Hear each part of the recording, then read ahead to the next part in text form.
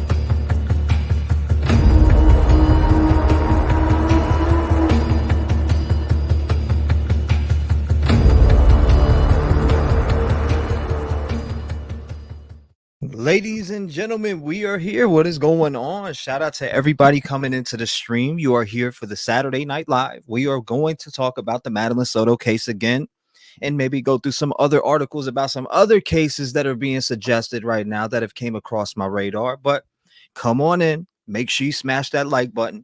Make sure you turn on the notification bell. And if you're new to the channel, you know what to do. Let's get it going. I'm going to open up the lines immediately. But before I open up those lines immediately, I'm going to say what's up to a few people in chat. And I want you guys to hear something over here first. I'm going to play a little part of this clip from JLR this morning on an update from a post that was put out. And I want you guys to hear that. So what's going on, Great Dane Mom? Nice to see you, by the way. Everybody that's coming in, I appreciate the live stream yesterday was very legendary. I want to say I appreciate everybody who was a part of that live and calling in, telling their stories and sharing everything with me like they did yesterday. I mean, yesterday's live was one of my top 3 favorites. So, and what's going on? Welcome to the stream. Thanks, everyone. Nice to be here. Nice to meet you all. It's nice to see you too. Thank you, Ann, for coming by tonight. We appreciate that. Anna, nice to see you. So ready, huh?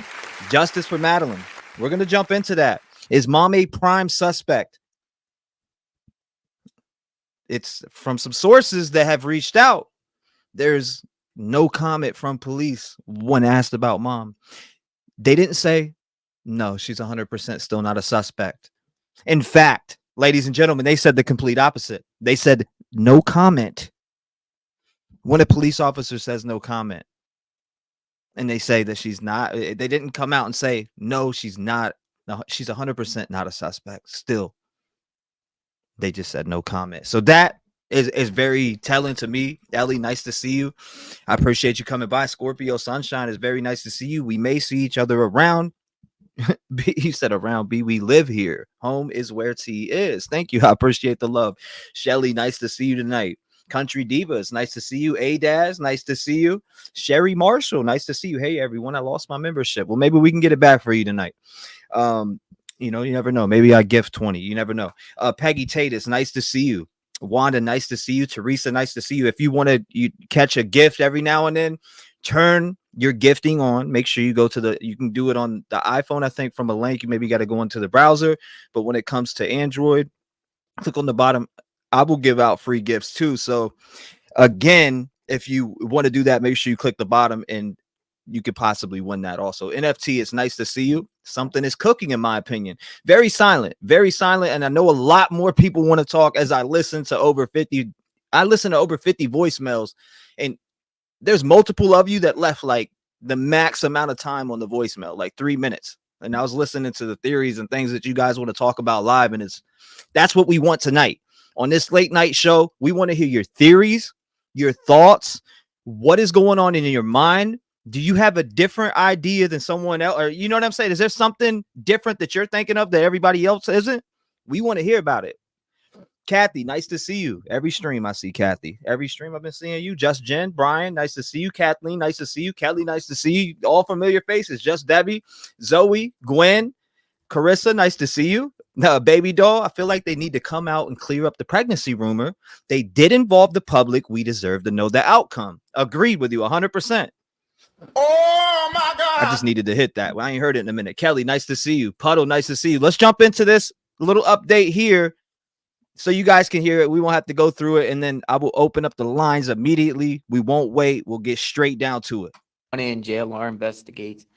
We have to talk, give you a little update on the Madeline Soto case. And guess what, folks? As we travel on JLR investigates, sometimes we eat breakfast. What's going on, Steve? Breakfast time, folks, because I will say, I titled.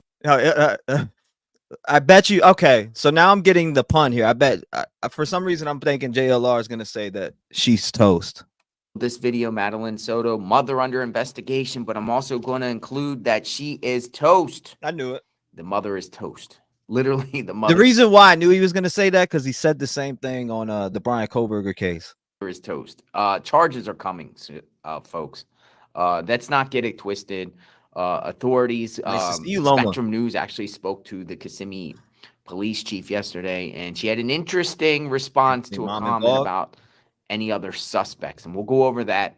Also, I want to share a little bit.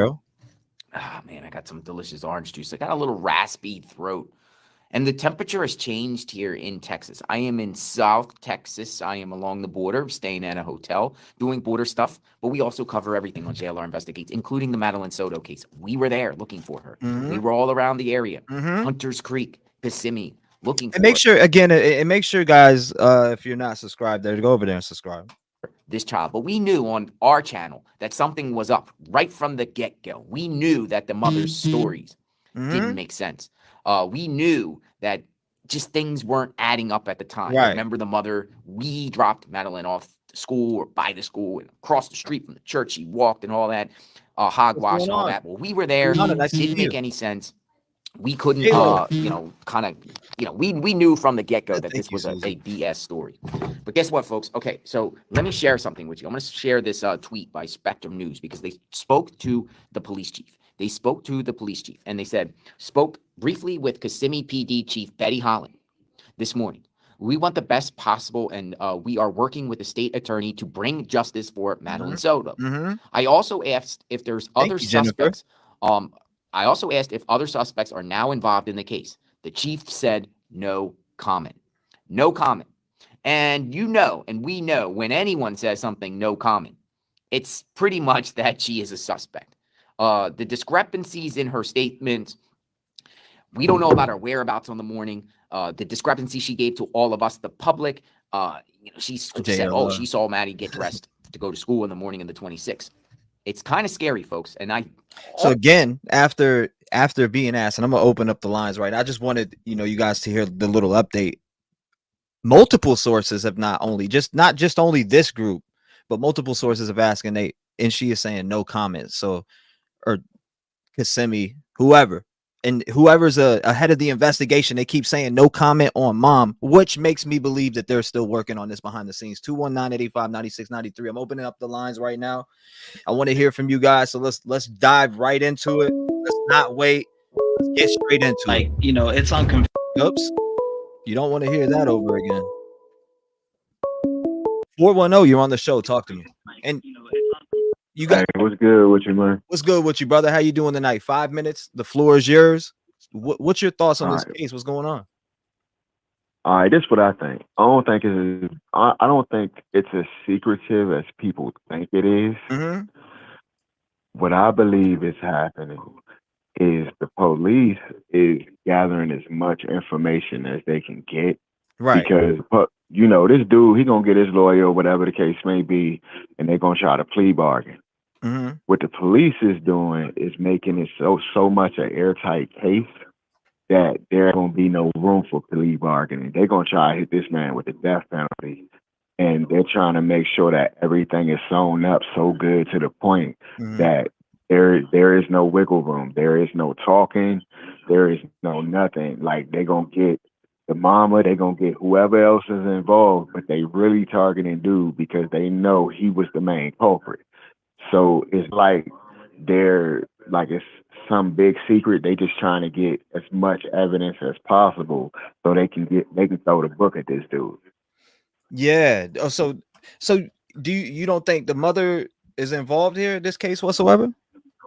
Oh, she is. She's definitely involved. It's not like I don't think she necessarily had something to do with the actions, but she knew it was happening. She allowed it to happen. Yeah, and they're gonna get her, but he getting the death penalty. He's definitely gonna get the death penalty, guaranteed.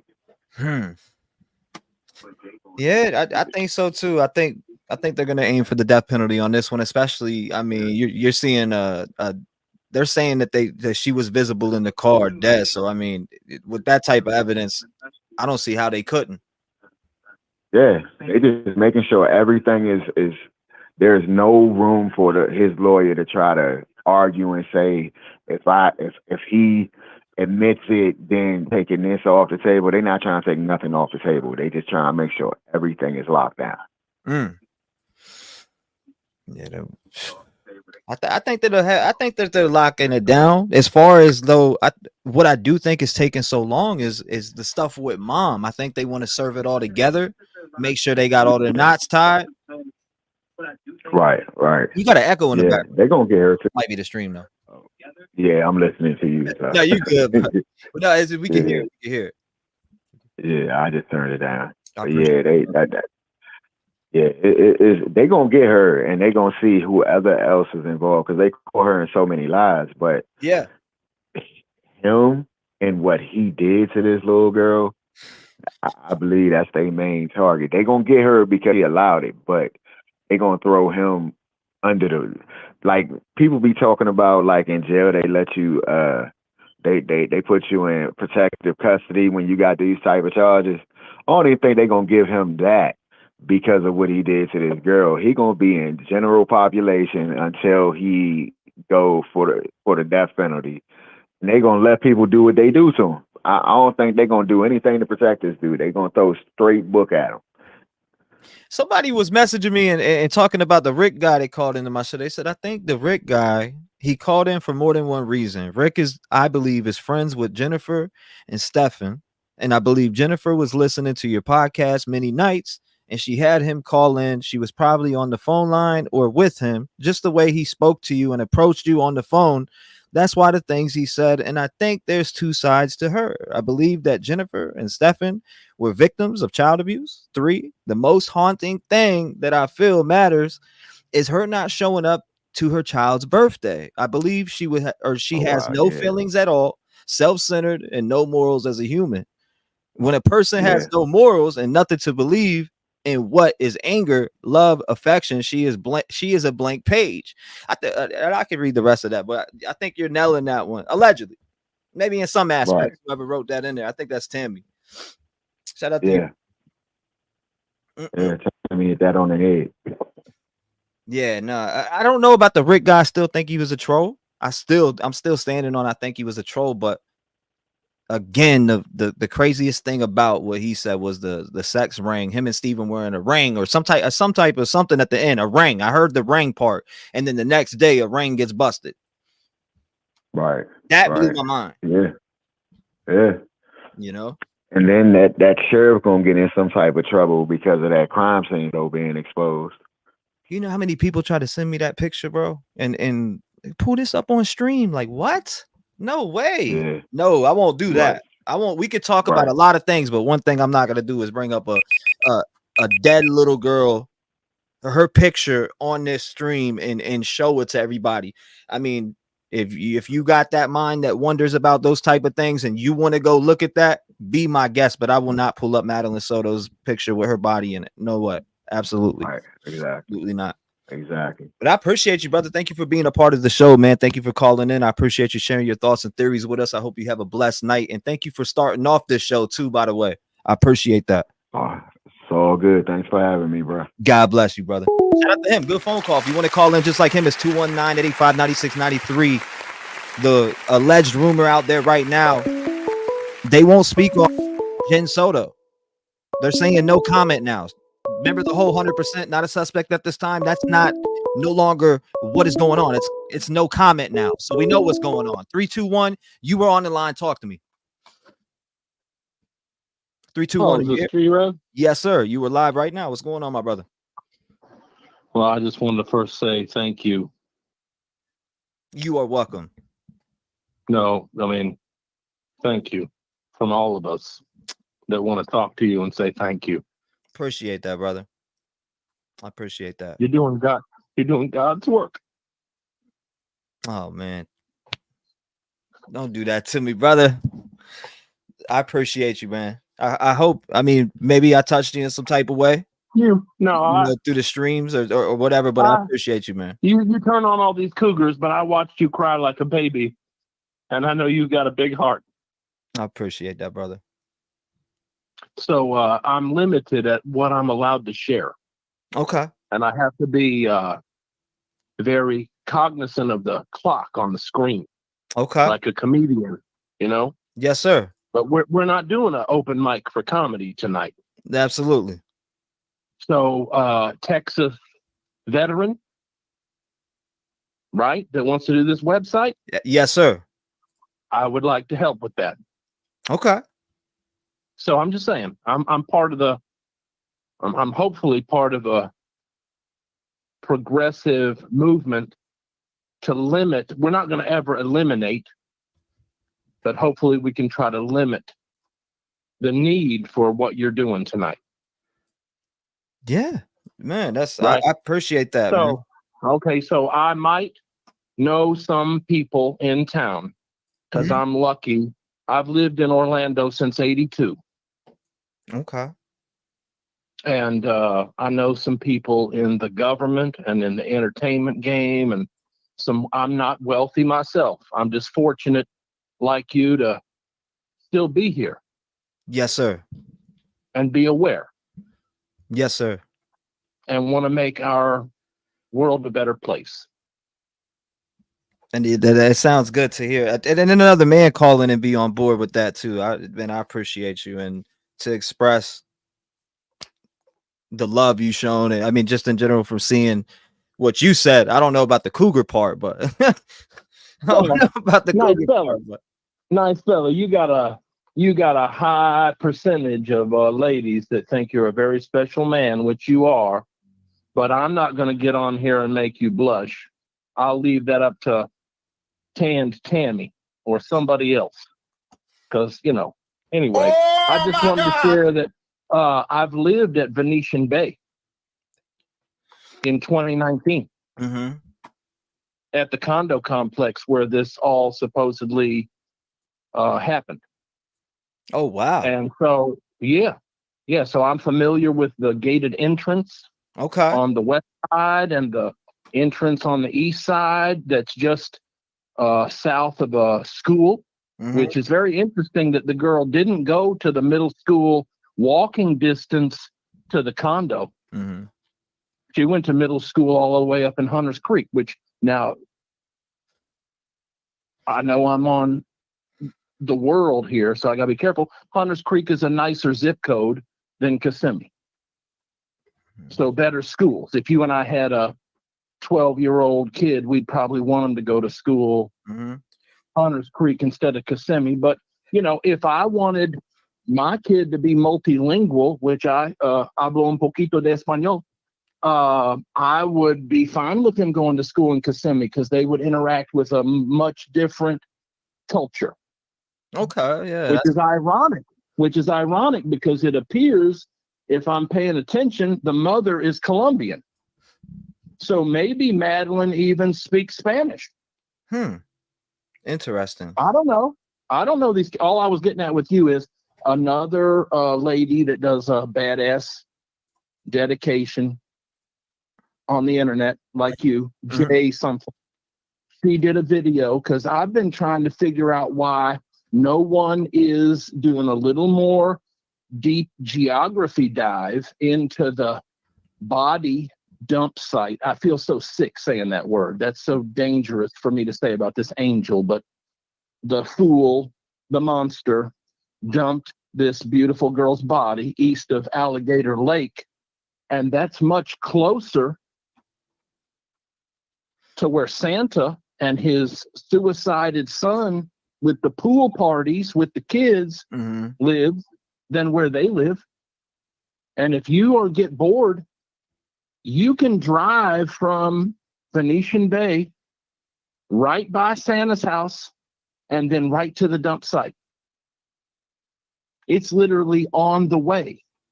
Like I was doing a 2 for Uber Eats. Yeah. And I pick up 2. Like I'm picking up one order and then something like that. So I'm watching the time. I'm done. Hey, you're aces, sir. And I just want to say I got more to say, which is I talked to somebody at local news, and if you in your free time or anybody else wants to reach out to Channel 2 or Channel 9 or Fox 35, they will eventually speak to you in the newsroom. And what I'm learning is they know about what you're showing right here, that he guaranteed worked at Disney. That's one thing the fella was willing to confirm with me, that Disney said the fella didn't work there. But I think Disney's going to escape out of it by saying he's not a current employee. Yeah, that's how they do it too, I feel like. But now, I mean, as a Disney stockholder, I'm trying to make money just like you. I'm not. And anyway, hopefully you got some Bitcoin and a Patreon and all that other stuff. I've only watched your stuff for about a week. No Patreon. And I really appreciate your effort, and I want to get off of here. So appreciate you, brother. Thank you for all the cougars are pissed. I guess I might have woken up you got to let those people be quiet, huh? Love you, man. Keep up the good work. Appreciate you, brother. God bless you. Shout out to him. We appreciate him. 219-885-9693. My man. Son material. 17 miles. Money.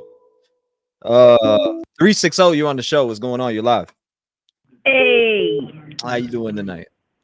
Yeah, I'm doing good. So, I've been trying to get a hold of you for a couple of days. I was reading some stuff about, why hasn't there been the M case brought up on him right now?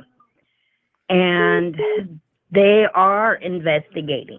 They are investigating enough to where it will stick. So with his current charges that he has for the other stuff that he has, that's enough to hold him without bail. So he wasn't going to get bail anyway.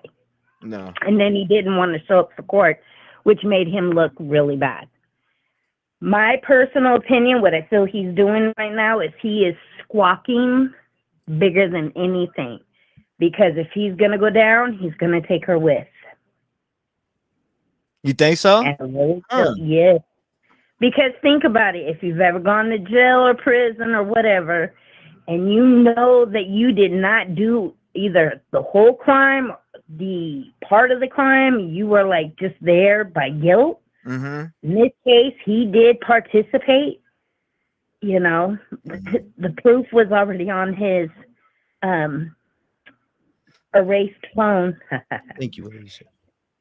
So he's probably in there squawking and letting them know everything and how she has participated, just so that way, he doesn't take the whole brunt of the fall. Because he's probably already realized, and when you think about it, when he was doing those TV interviews, you could see where he was battling his own guilt, his own demon.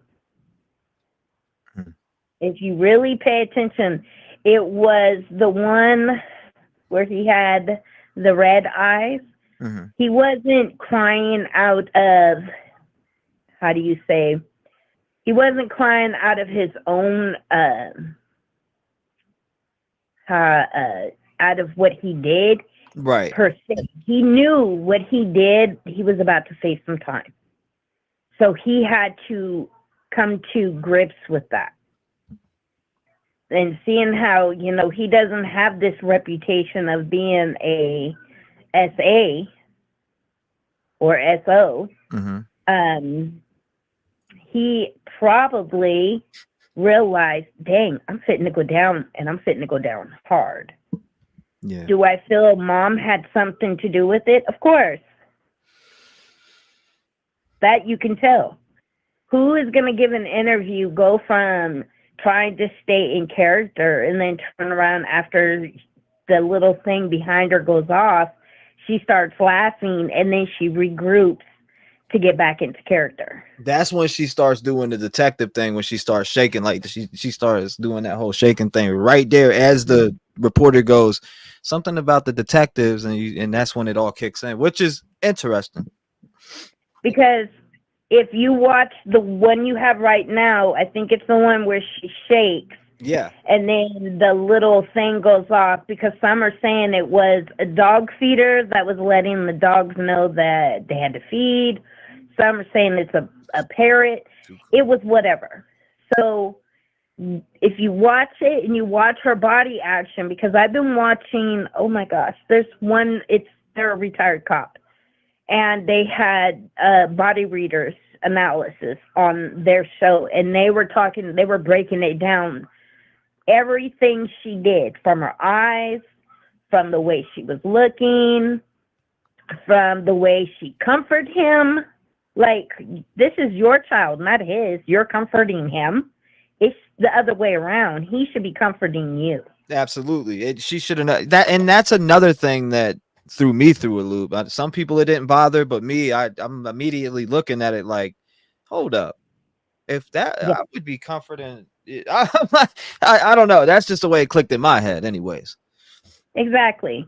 And then the other part they were breaking down, because they were taking every part of their interview and breaking it down to everything. Now, this allegation that this little girl was pregnant, nobody knows. They're putting false things out there. There's no idea if she was pregnant. And they're not going to put that out there. That'll come out in court. That's not going to come out for the public. So before I move on to the next caller, what's your final thoughts with what is being reported as today is police are saying now no comment when they ask about mom being a suspect. It went from 100% not a suspect at this time to no comment. T-REV, you ever go to jail? Yeah, absolutely. Okay, so you know why I'm going to say what I'm going to say. Only those that have gone to jail know what I'm going to say. They're not going to say anything right now because they don't want her to run. Only once in my whole entire, once in my adult life. Once. So once. if multiple if times you as were a to juvenile, find once in out- my adult life. That's it. But yes, I know what it is. I know what it feels like to be away. Yes.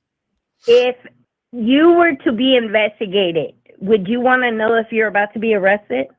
Absolutely, 100%. 100%. And what would Especially you do? Would you run? If you didn't do something and you did do something and you knew in the back of your head it was wrong and you could be facing time for life, would you run? No, because they're watching me already. That's They're watching me already. I'm not. I mean, you could try to, but if they are looking at you for a murder, you best believe they're going to be seeing if you're about to skip town. But in my opinion, like they're probably posted outside the crib. I think they're not going to put out too much information because they don't know if she's going to run. Oh, she could try to run. And if she did try to run, I guarantee that they're sitting right there. Guarantee it. They may just be sitting right there, right now, waiting to grab something. They could be waiting for anything. But I appreciate you calling in. Thank you for being a part of the show. I always value everybody's opinions, thoughts, and theories. So I want to commend you for calling in and being a voice in the community. And obviously, I want you to stay vigilant, lock your doors, and watch out for these weirdos in public. And T-REV, I want to say one thing off topic. Thank you for sharing your story. You had me in tears yesterday. Thank you. Because I understand what it's like to not be believed. And then when you have one person that believes, it really hurts, because when the truth needs to come out, It doesn't. No one wants to believe you. Absolutely, 100%. Agreed. Thank All you right. so much Be for that. I blessed. appreciate the kind words. Again, like I said, though, stay vigilant, lock your doors. I appreciate those kind words. Always will appreciate those kind words, but do me a favor by staying vigilant and locking those doors. God bless you, man. Shout out to her. I appreciate her. 219-885-9693. What is your thoughts and opinions on now? It's kind of being confirmed. When they say no comment, it's like, yeah, she's a suspect. 702, you are live right now. What's going on? What's your thoughts on this case? Fill us in. Hey T, it's Michelle Mouse. Michelle Mouse in the building. What's going on, Michelle Mouse? Long It's time. so weird to have you. I have you on my big TV right now. All the Cougars were calling in on a Saturday night. I wasn't sure where I was calling right now. Yeah, right. I know. I'm But hearing that, so it's like I definitely don't want to make light of the situation. But Mhm. after the last caller was complimenting you, I guess you would say, and just explaining how anointed you are and praising you, if you will, Mhm. for sharing your story. It's hard to not be choked up for all of us. I hope you know that, and that knot in my throat has been consistent for the last week.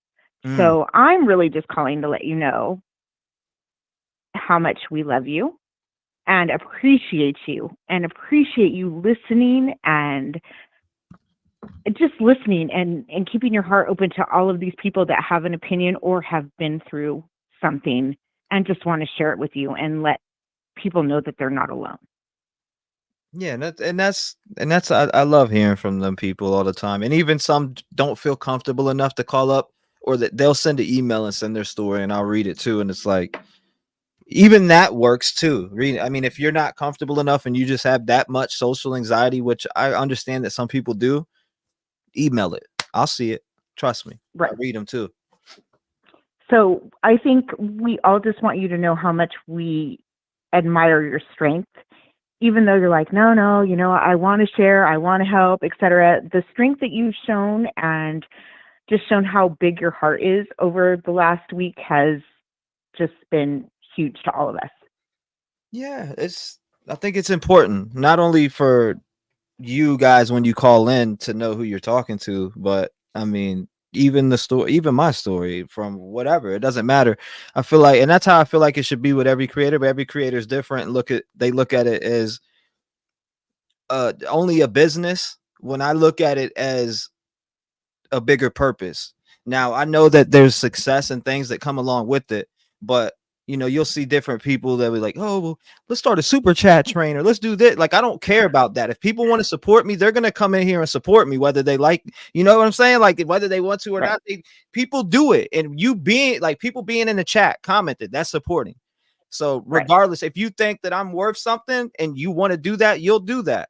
And people do that. And I don't ask to do that. I don't want people to just come here and think that this is the place for that. This is the place for real topics. This is the place where I'm trying to stick to the conversation that we're having at hand. And if somebody does get up on here and tell their story, then we listen to that too. So it's like people want to be heard. And not only that, you want to know who you're telling your story to. You don't want to just get up on this phone and tell me your story, but not know an inkling about anything that I've been through either, because some people relate more, especially if somebody understands them. You get what I'm saying? When they hear that you understand them, it's like, whoa, I can come out and get this shit off my chest and have better days ahead. And some people see it that way. Right. You know? I think you just sharing that they're not alone as well, and then they can give a little insight to what is going on, or what they view as grooming, maybe, etc. I hope that makes sense. Like, just when they see Maddie's mom, like the boyfriend, whatever, they have maybe been through that or recognize it, so they might be able to give a little bit of just their opinion, and it's valued. Yeah, a lot of people were checking on me too. Like I don't know if they thought that I was like in some bad mind state yesterday, or it was more of a sense just, we're all human and we're gonna break down and we're gonna cry and we're gonna hear things that trigger us. But at the end of the day, I want change in this world, not only for children, but just for the United States of America. I'm not a president. I'm not pretending to run for president, but I'm saying for these laws, the pedophiles, the the senseless crimes that are going on, we need to stop with the slaps on the wrist, like I continue to say, especially for somebody who beats the shit out of a kid or, does what to a kid. They don't deserve a slap on the wrist and a few days in jail and get back out and continue to hurt families. They deserve to be put away forever somewhere where they can't continue to hurt families. Right. And that I feel needs to change. I can't agree with everything else. I could say I respectfully disagree, but they definitely need to start doing that to pedophiles. Is one strike and that's it. Because it's way too much now. Right. Versus like violent crimes, etc. It's like got to be something related to children, etc. I agree with you.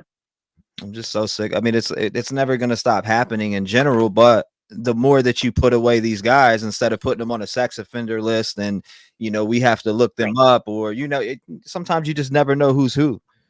Right. So, but I appreciate you, Madeline. Thank you so much for calling in. Words of wisdom and love that you've shown. I appreciate that. I'll talk to you soon. Thank you so much for your continued support. About what, 14, 15, 16 months? Last time I seen 14. Thank you so much. I think I just hit 14. I'm so excited. Thank you so much. I appreciate your support, your continued support. I see it. So thank you, Michelle Mouse. All right. I'll talk to you God soon. bless Bye. you. Stay vigilant. Lock your doors. Shout out to Michelle Mouse. We appreciate it. If you want to call in, it's 219-885-9693. We are talking about the Madeline Soto case again. Jenn Soto. Police are now saying no comment when it's talked about her being a suspect. So, prime suspect, Jenn Soto, allegedly. 501, what's going on? You're live with us. T-REV. Yes, ma'am. Oh my gosh, I wasn't sure the phone was connected or not. Hold on, let me turn this down so there's not a delay. Anyways, it's so good to see you. I hope you're doing well. You know how I feel about you, Scorpio. Shout out to you, Scorpio in the building. Listen, I do have an opinion about mom. Mm-hmm. I honestly don't see how she could not be charged. She's already lied, like several times. And I don't understand how somebody, that's not going to work. The TV's on. You're good. Go ahead. Okay. So, yeah, I don't know how mom could say what she said and charges not be pressed. I don't see how that's possible. Yes, she may be under distress. That may be it. If they can prove that she's not involved in any way, then maybe they won't press charges. But with what she said in almost every interview, she's lied. It's perjury. I don't see how they cannot make an example out of this. Now, is it because they haven't? I don't know. Is it because they're gathering evidence, or they're waiting for pending toxicology or autopsy reports? Like what is it that could be holding them back? And that's what I think of, because you got to imagine when they're investigating, they're going through CCTV footage, they're going through digital records, they're going through, they got to definitely check her body or anything around that was around her body for evidence. They're going to be checking to see if she was communicating with Steven Stearns during this time. There's tons of different things that are going on behind the door right now in this investigation, and that's what we don't know, and that's why we are here tonight, because again, it's day 8 right now, no arrest, and now police are officially saying not 100% not a suspect, but they're saying no comment, and that shows me right now that she is under the microscope and they are watching her like a hawk. Definitely. I think with everything that you just said, you're exactly right. They are gathering evidence. Look, as much as we want charges to happen for this little girl, we also want them to get it right. To me, that is paramount. That comes first. They've got to get it right. We don't want them to make a mistake. If anybody, even outside of mom and Stefan, or if anybody else needs to be charged, we want charges, but we want them to get it right. That's the most important thing, right?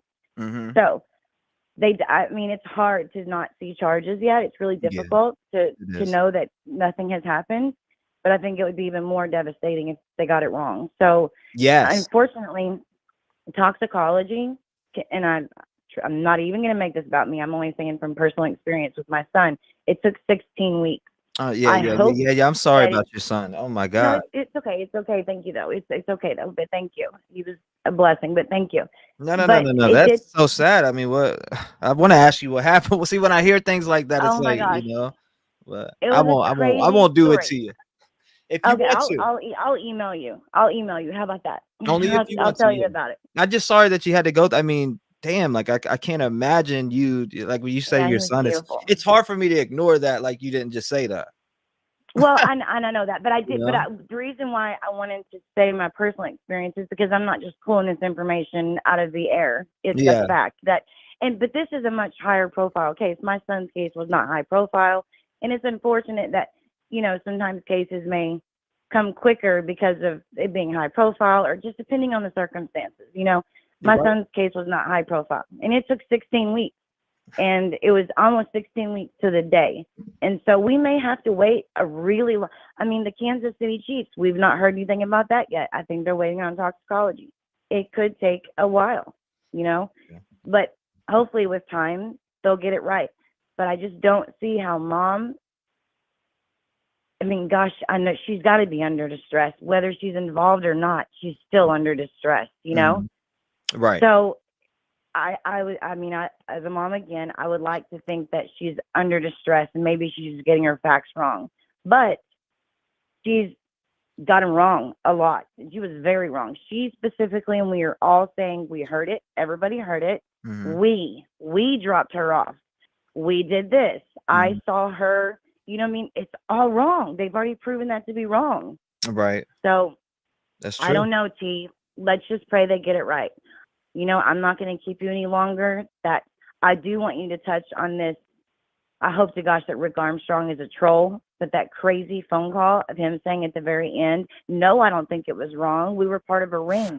And then all of a sudden, 4 days after Stefan is arrested, this Santa is arrested, even though he was being investigated from November. Day after the call, 200-man Was rang. that not crazy? Crazy. Crazy. I get the chills. Like, oh my gosh. I hope that little Maddie's case, I can only hope that it would take down a total empire of these weirdos. I Yeah. just want something amazing to come of this horrific tragedy, So I'm just glad we're all here. I'm glad you're a voice for her. I'm glad everyone's here and has been a voice for her and all of these other kids. It's happening way too often. T, you know how I feel about you.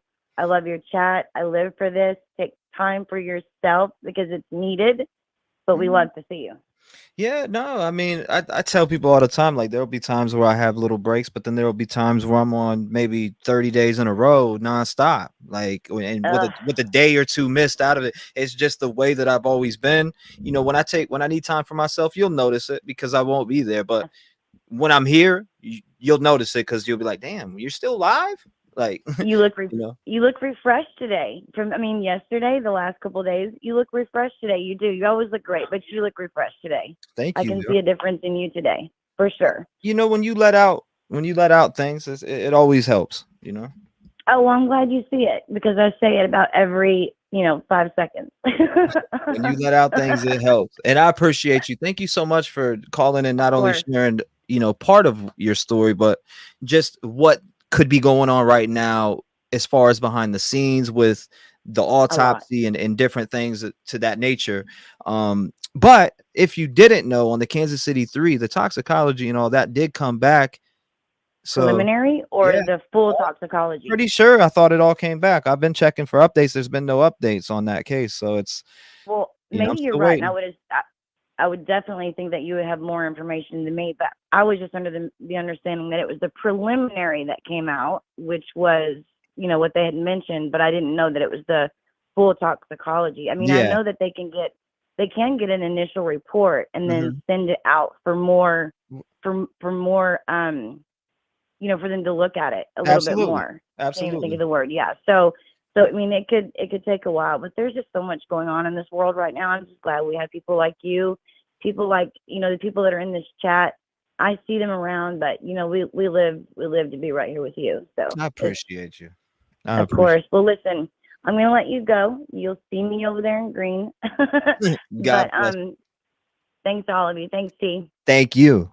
Shout out to her, love and light. And I want to bring up something real quick, just for some of the viewers that are in here. I'm going to open the lines right back up, but I do want to start touching on a little bit, on a couple things like this. For instance, I did want to talk about a young 15-year-old boy that is missing right now by the name of Sebastian Rogers. And, I just want to take a few moments every now and then to let you guys know about a case that maybe it caught my interest or people are talking about.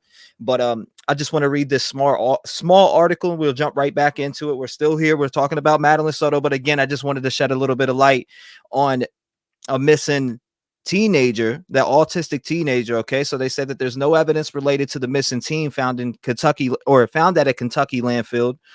It says, Hendersonville, Tennessee, the search for evidence related to the disappearance of Sebastian Rogers at a Kentucky landfill on Thursday yielded negative results, according to the Sumner County Sheriff's Office. While in the search for Rogers continues, the search at the Hopkins County, Kentucky landfill is over after exhaustive efforts to find any evidence that would help the missing 15-year-old with autism, the sheriff's office said in a media release.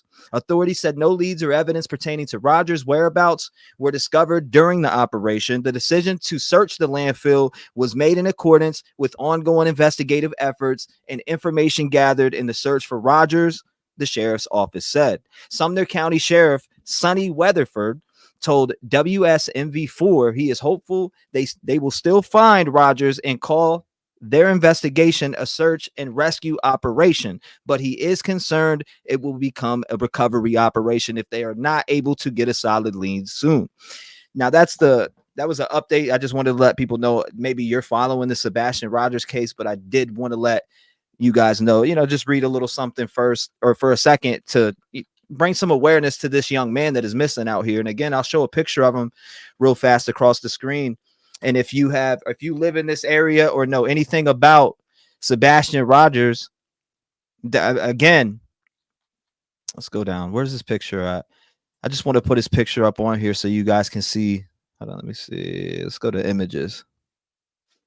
This is what he looks like.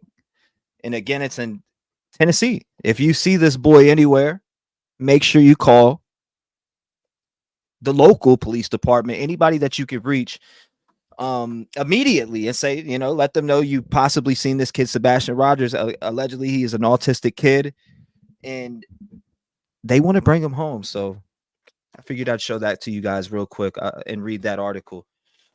I think that's very important that we shed light on other missing children, or, missing people in general. I'm opening the lines back up. So again, call in at 219-885-9693.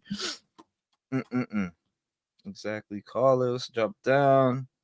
You said another Amber Alert in Tennessee.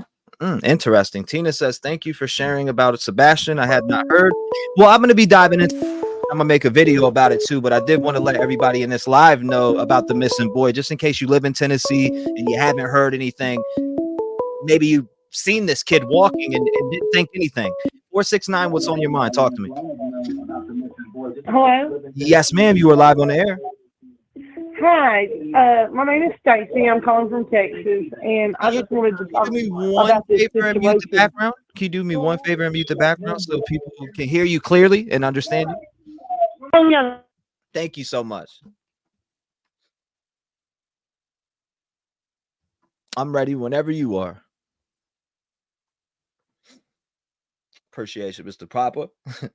Yet another case that's causing me concern with the situation. Are you there? You may be muted. Can you hear me? Yes, ma'am. I hear you loud and clear. You were live. Okay. I wanted to talk to you about the situation with Madeline Soto. Absolutely.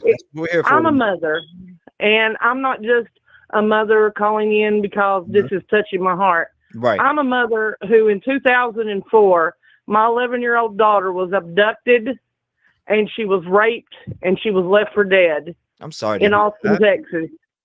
And I shot the person who did it, was a neighbor. And I went to prison for 8 years for aggravated assault and aggravated kidnapping. And he went to prison because they found his DNA in my child. And she had to have a hysterectomy at 11 years old. And I want to tell you, where we need to start is we need to start by taking these people off the street, these pedophiles, because I did every day of my 8 years in prison, and the man who got out before me is the man, he got out before me. Like, he literally was released, and he raped an 11-year-old and ruined her life. What the okay? fuck? Wow. So And keep going. It just bothers me so much because I was vigilant. I never had men at my house. Mm-hmm. If I dated, they met me at my place of business where I owned a bar in Austin, or we met somewhere at a place to have dinner. I never had men at my house. I was vigilant because I was a child who grew up in the foster system, and I went through horrible ordeals. And I said my children wouldn't do that. And so I did kind of freak out and go a little crazy when that happened. And I did what I did. And I'm going to be honest with you. I do not regret it, because more mothers should be vigilant over their children. And it just makes me so sick to think that this woman had a man in her house, and for 2 years he was molesting her child, and she didn't have enough common sense to, if she's innocent and she didn't have nothing to do with it, she sure was not diligent in being a good mother and watching her child, asking her child questions, wanting to know what was going on in her child's life. And for that, that's ridiculous. Okay? And I just hate seeing cases like this where these mothers, when I was in prison, I'm going to tell you something. I was in prison with so many mothers who had neglected their children and left them with men while they were at work and all this. And here I was sitting with these women who literally let people do something to their child, and I was doing 8 years, day for day, no parole. He got out before you? My 11-year-old child. He got out before you? Is that what in the state of Texas, you can take a sex offender course if you're a sex offender, and it's 18 months long, and after 18 months, they put you in a halfway house for 6 months, then you're free. And he actually got out and reoffended before I ever got out. You know, this makes me want to go in front of wherever we fucking need to go and stand together as one with signs, and fucking, they need to change this shit. I am sick of it. Hearing your story just made me absolutely sick to my whole entire stomach. Stop the cap. Oops, let me turn that off. I hit the wrong button. No bullshit. It is that makes me sick to my stomach that you did that. But you got out. And that's not even the worst of it. The worst of it is now my daughter is 31 years old. She's mentally ill. She was put in foster care while I was in prison. Foster care put her and my two older daughters that were 13 and 14 at the time in a foster care placement with their caseworker's male cousin, where he raped my middle daughter and went to prison for that. He beat her so badly she had to have her face redone. Okay. My children went through hell, through pure hell. Okay. When I got out, they were adults. My child is an adult now, and she is addicted to drugs. She's schizophrenic. She can't live anywhere because she can't deal with life. Right now, she's missing. I haven't saw her. I put her in a drug rehab in 2019. She walked out after 18 hours later, and they let her. No one called me, and I haven't saw her since. And she's on every missing thing that you can be on. Her name is Heaven Lee Jones. Okay. What's and I'm just going to tell you, Heaven Lee Jones. And she's beautiful. Heaven Lee Jones. Lee Jones. Yeah, you can look her up, like literally. And I'm telling you, she's beautiful. And she could have had a wonderful life because her other two sisters have made it through everything and they're having good lives. But he took that from her. And literally, when you take something like that from a child, there's no going back for her. She'll never be normal. She's 31 now. It's not going to just pop up all of a sudden she's going to be okay. And he's sitting right now in Maynard, Texas, in a house, okay, living his best life, okay, probably molesting kids right now. He can't walk, okay, because I shot him. But let me tell you something. I don't regret it. I don't regret it at all. And if the tables were turned and I had the chance to do it again, I'd have done it again, because that was my baby. And if a woman has a child and she don't take care of her child, there's something wrong with her deep in her mind. And I don't care what no one says, oh, there's a better way to deal with stuff. There isn't when your child is being brutalized and hurt. There's not, okay? And for her to sit there on TV and she's not the least bit upset, I'm upset for her baby. I'm upset that that little girl was found dead and that monster's sitting in jail, and he'll probably get out. He'll find a way, because they always do. And I just think that it's horrible that she may not even have to pay for anything that she did.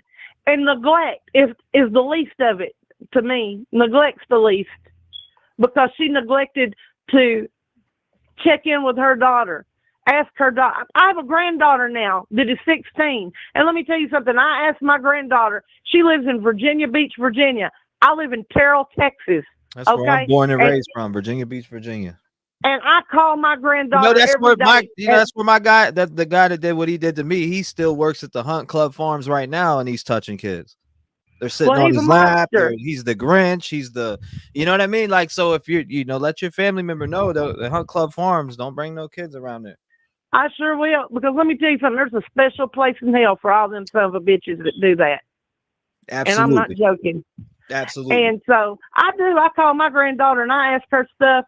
Are you all right? Because her mama's single. She has different men than her men friends. And I ask her, I tell her, you tell Meemaw anything, because Meemaw's coming. I'm going to get in my Tahoe and I'm driving all the way to Virginia Beach, honey, because that's my child. She's my grandchild, but that's my child of my blood. And I will never let none of my female or male children in my family be molested, hurt, beat by any kind of animal. Because these men that do this, they're nothing but cowards. They're afraid to deal with a real woman. And that woman on TV is not a real woman. Because if she was, she'd be in jail right next to him for beating the shit out of him, for shooting him, for something. She wouldn't be sitting around or hiding hugging him, because hugging him or anything. She's done something like hugging him and shit like that, right? Like arm over him. That made me sick when I saw that. He was sitting up there crying. She's hugging him.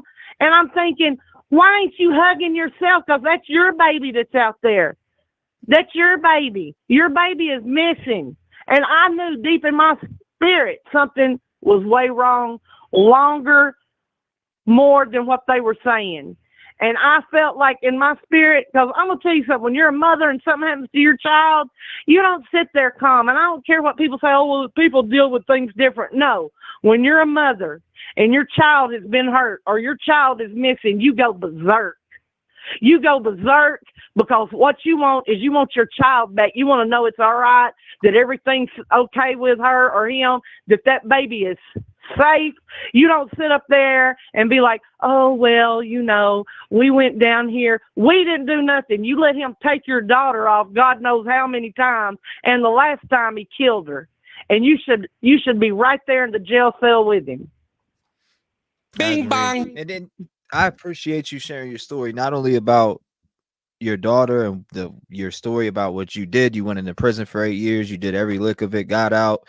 You said you don't regret it and that we need change and that this person got out before you. Not only that, and then you just touched up on at the end. I appreciate you not only getting up here, having the courage to share your story, your daughters, but I do want to tell you in chat, please put some prayers down in here for this woman. She needs prayers for her daughter. Her daughter's out there in the streets right now. She says she doesn't even know where her daughter is. First of all, drop some prayers and love and light down in the chat for her, and hopefully, prayer through prayer or whatever you believe in out there. This doesn't have to be a God thing, but I'm saying for us people who believe in God or whoever you believe in, pray for this woman and hopefully her daughter can be found. And thank you for sharing your thoughts, not only on that. That's why I let you go over the time a little bit, because you started to dive into what you thought about this case too. So I want to thank you for sharing that also, ma'am. And I want to thank you for having this open for people to talk and for you to actually be on here and bring this to people that maybe don't even understand what's going on out there. Yes, ma'am.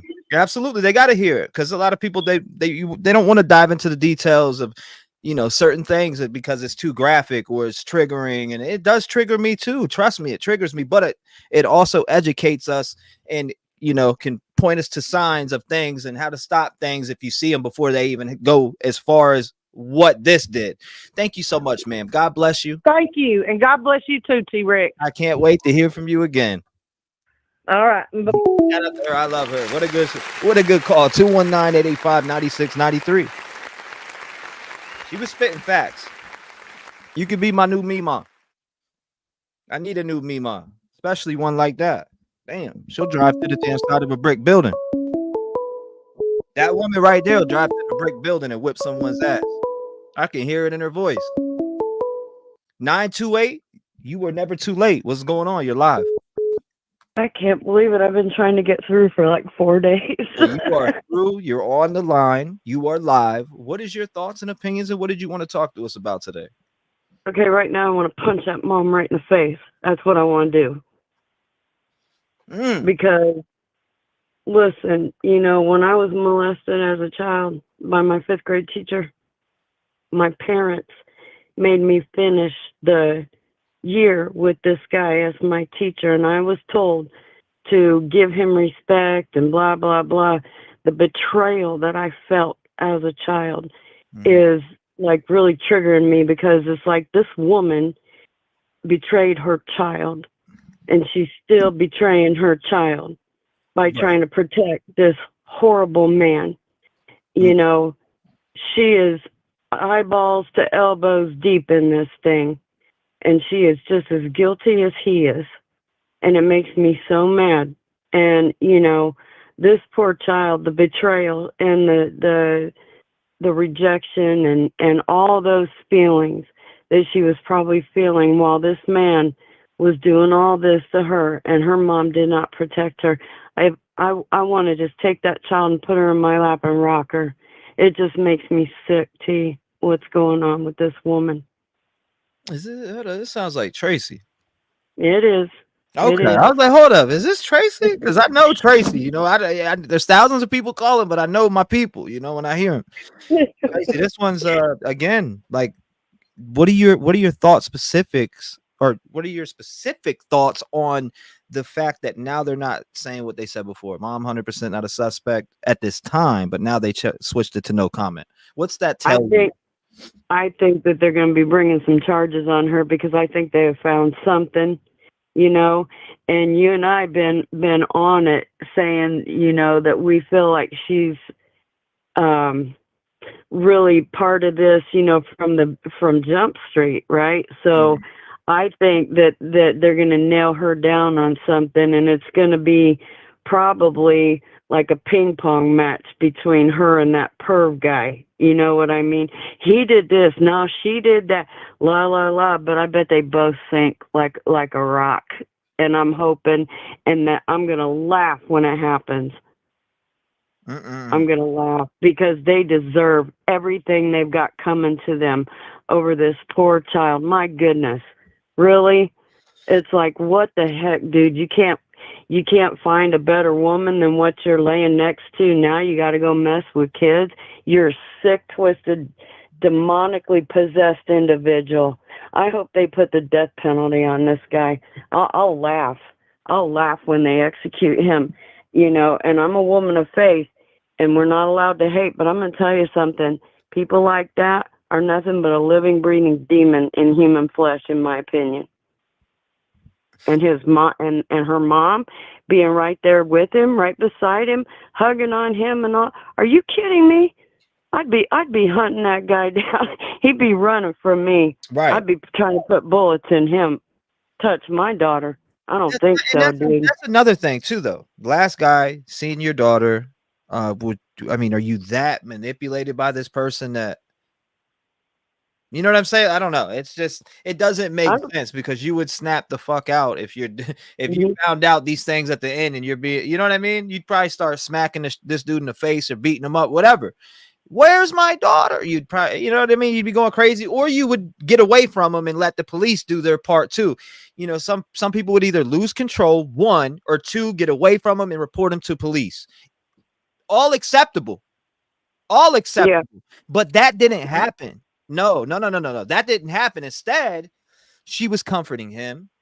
While he had, I don't even want to say the word, but I'm gonna say S videos and S photos of what his sick ass was doing to her. And remember, she's hugging him. And that's the part. And maybe and we could say, oh, well, what if she didn't know that? I mean, come on, there had to be a sign. It's been happening for over 2 years. You know what? I ain't buying none of it. I ain't buying that she was groomed. I ain't buying that she was manipulated.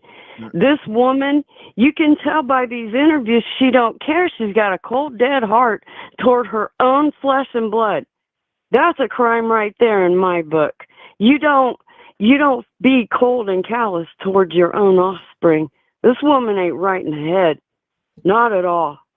Makes me sick. That's what I think. So I see I'm running out of time. But you know what, T, God bless you. And, you know, since I lost my son, I've kind of adopted you as my son, you know, and you've been such a comfort to me during this couple months.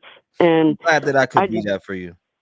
I just love you. And we're still going to take a look at your son's case too, by the way. I hope you don't forget about that or think that I forgot about that. In fact, I was going to make a whole entire video on it as an upload and to put some of that out. And maybe we could get together off camera and maybe, you know, you can come on here and I can interview you, you tell a little bit and I can go through and do my thing on my part and we put your story out. I don't mind ever helping anybody out there like that needs, if you have a son or daughter that died or somebody that's missing or somebody and you do need that help, and you do reach out to me and I see it, I will put something out. I don't care whether it's a community post. I don't care whether it doesn't matter what it is.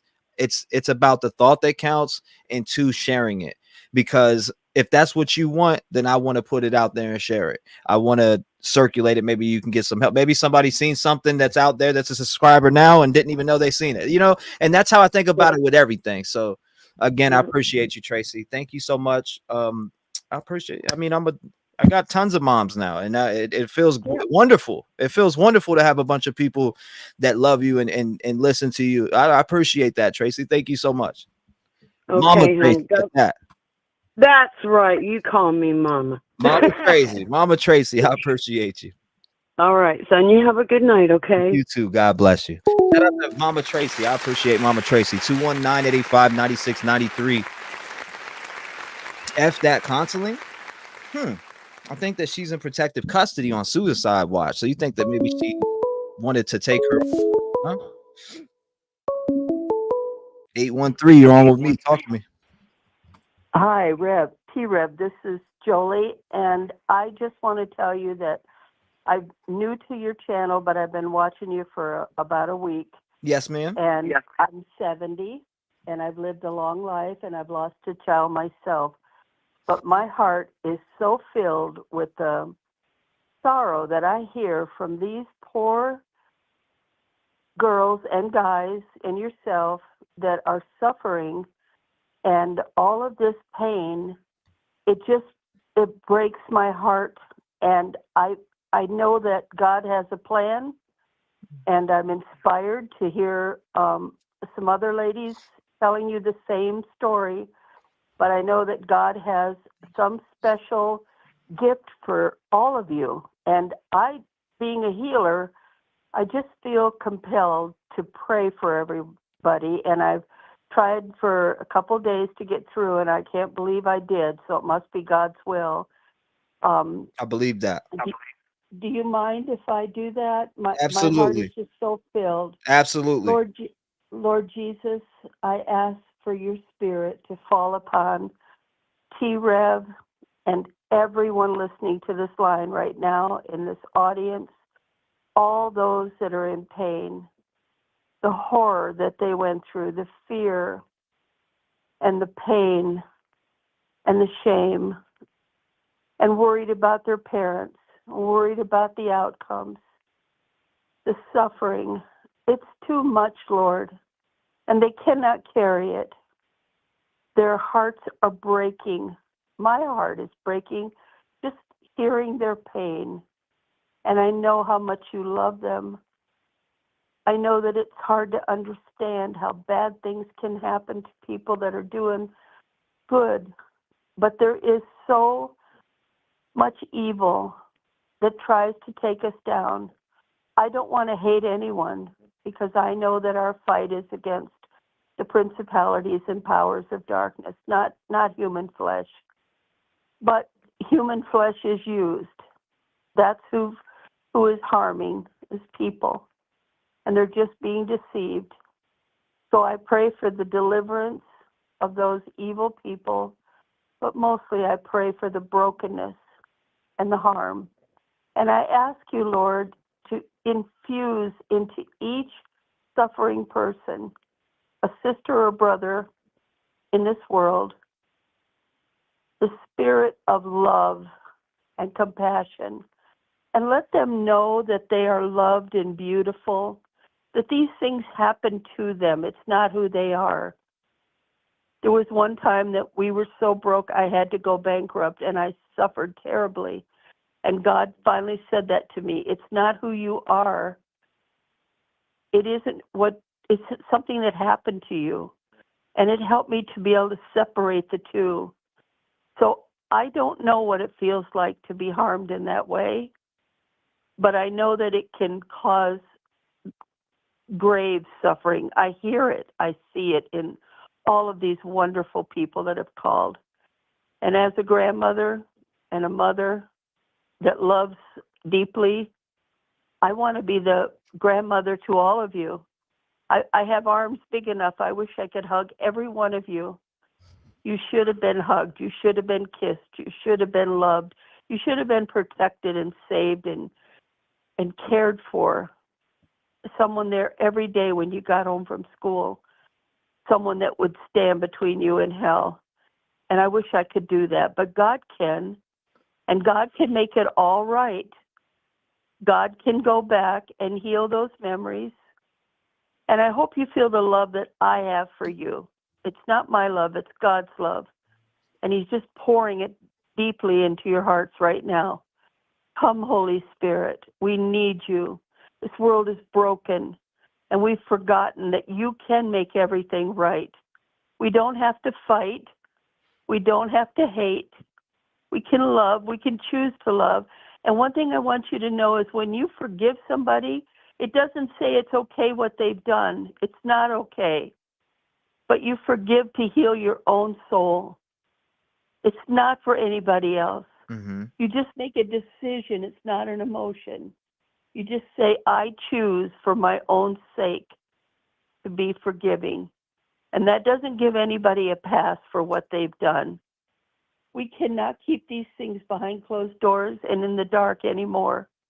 We have to know that there is a world better than this one, and it's coming for all who have suffered.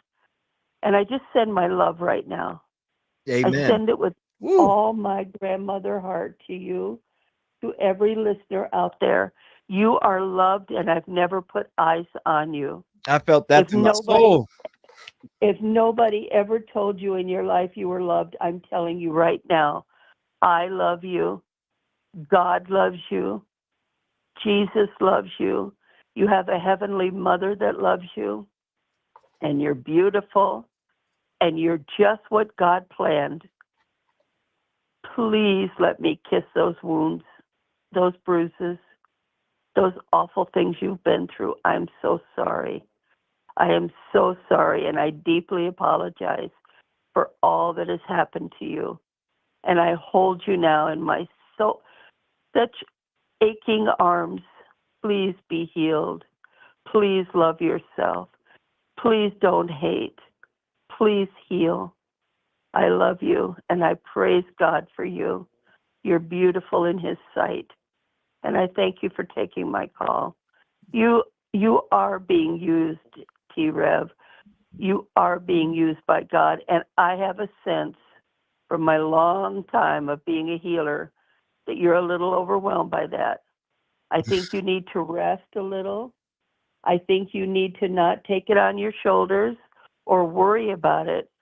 I think you just need to continue to be authentic and love but you can't give out more love than you have. You have to be able to be refreshed. So right now I'm praying. I've got my hand on the phone, and I'm praying that God, and my husband's praying with me. My husband of 50 years, the love of my life, is praying with me. And we're praying for you and everyone in this listening audience, that God will fill you to overflowing with more peace, love, joy, hope, love for your own self, love for your neighbor, that holy love that is beyond understanding, and that all your wounds will be not even a memory in the future. They will be beautiful love marks because you won't suffer. You let God come into your soul, and I am praying so deeply. You can't conquer the world. You can't make everything right, but you can choose. Mother Teresa used to say, if you can't find a good person, just be that good person. And I'm an old lady now that's lived a long, long time, but I can tell you that you don't have to be in pain anymore. People learn to love each other, and the world cannot harm you or touch you anymore. Jesus, send your Spirit upon these listeners and deliver us from evil. Show us the guiding light that is your precious, loving heart, and let us be free of all past memories, all past hurts, and let us love, love, love, love. Thank you, Jesus. Amen. Thank you. Woo. Amen. Thank you so much for taking my call. Thank you so much for spreading your love and your light. Honestly, as I was bowing my head, there was tears in me. I could feel what you were saying through my soul. And the fact that you pointed something out, and you pointed something out certain to me that is proof that I've allowed God in my life. So and you pointed that certain thing out with such conviction, and I don't even question it. Thank you so much for You're welcome. your light. I really You're appreciate welcome. you. God bless you, ma'am. God bless you and your husband of 50 years. Thank you so much for spreading that light here on the show. I really do appreciate it. And I will call you Grandma from now on. Thank you, Grandma. You bet you, Grandma Jolie. And I'm just kissing and hugging everyone there. Please feel that love and know that nothing, nothing, nothing can harm you. And T-REV, please rest, dear. Do not be overwhelmed by this job, okay? Let God rest and minister to you in between. It can be too much, okay? Yes, God ma'am. bless Absolutely. everyone there, and may Jesus be with you forever. I Thank you. can't wait to Good hear night. from you again, Julie. Good night to you too. Shout out to her. Oh my God. Wow. 219-885-9693.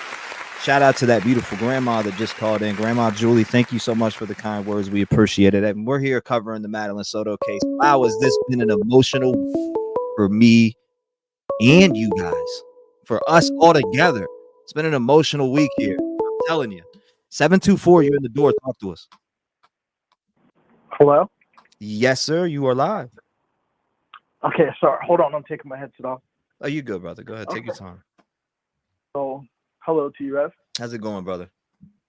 I'm good. My name is Sean. I've been watching you since the Idaho 4, and I've watched other cases you've covered, like Danilo, and now I've been watching this one with Madeline Soto. Yes, sir.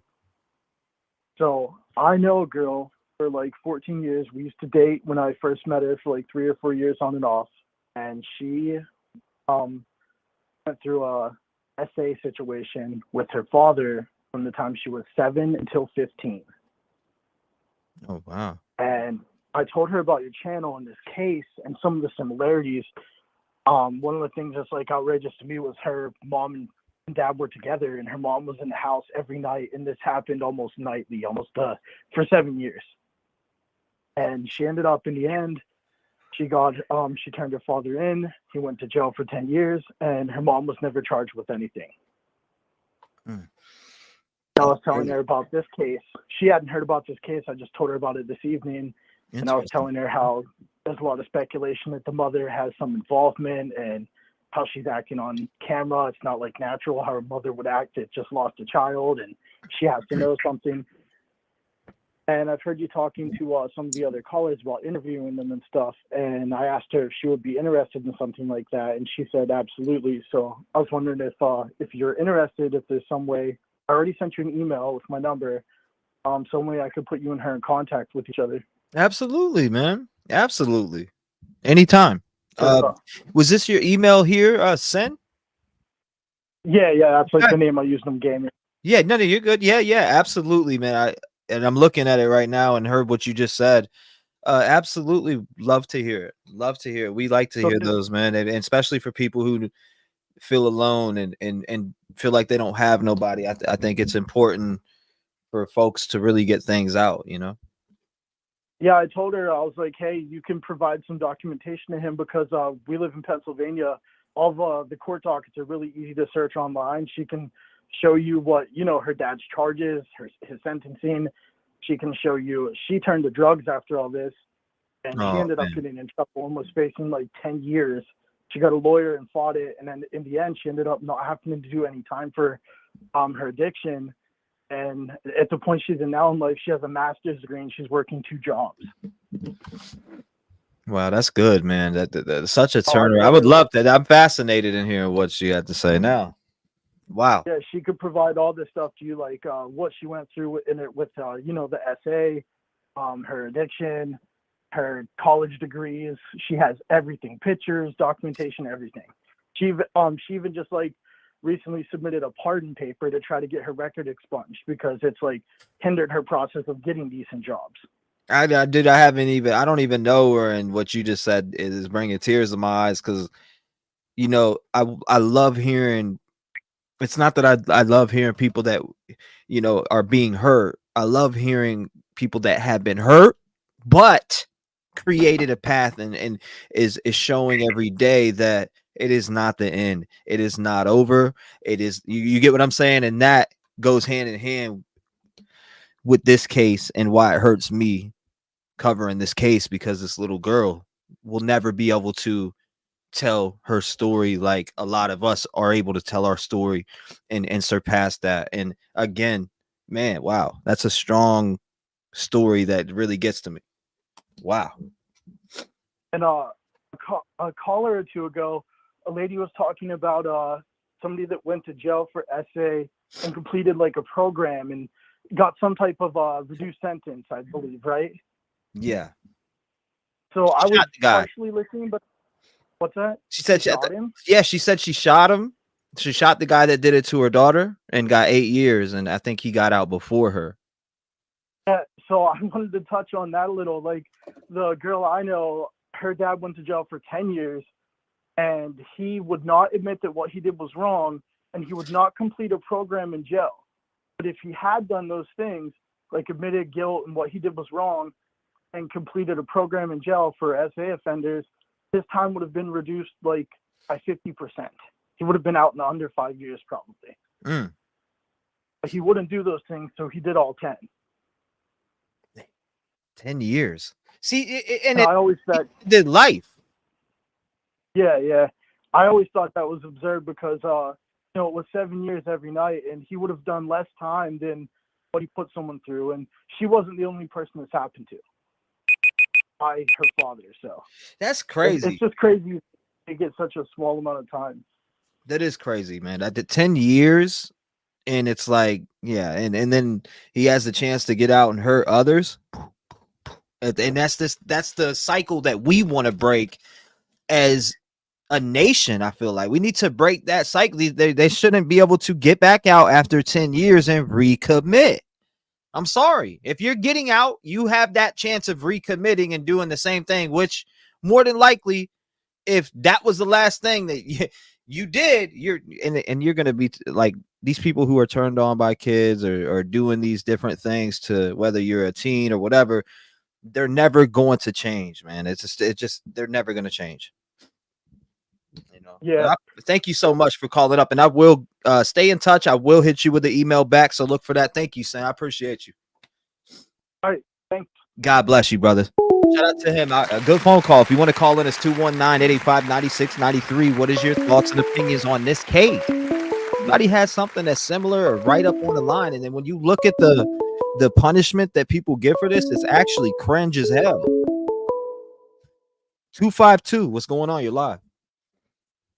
North Carolina in the building. Can you hear me? 201. What's going on? You're live. Hello, T-Rev. How you doing? God bless you. I'm hanging on there. How are you doing tonight? I'm good. I'm new actually in your channel. God bless you. God bless everyone here. Wow. I've been a wreck ever since I've been in your channel. You have been a blessing. Thank you. I want to tell you that you are not alone, that God loves you, that you have a family, that you have people praying over you. Thank you. I feel it. You know when you just feel it. You feel it when I don't know what it is, but the woman said it the best. That caught up that she prayed and she mentioned something about me specifically that was right on the money. So I knew she was on point. Yeah, when she was talking to you, I saw you as a child. Mm-hmm. Interesting. Yeah, I saw you as a child. I was like, wow. You know, God is wonderful. And I'm going to say, you know, I know exactly how it feels. I was, you know, sexually abused by many people when I was a child. And I suffered a lot. But one thing that I would tell you is that God has been really good. The healing process. I believe it was yesterday or the day before yesterday when you were they were talking about how you do a dumping, you know, dumping everything, right? Yeah. The way I did mine was that I wrote down, I did like a 3-column, and I put what happened with my family, my mother, my father, anybody that caused pain in my life.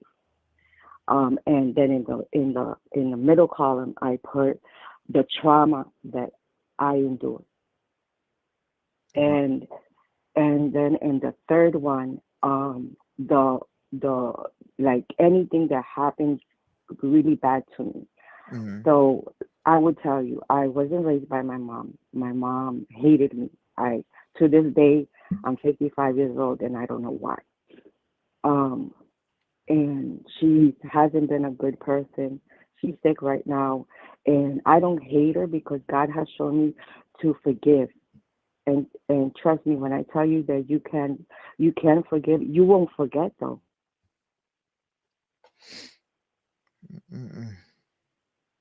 This is well.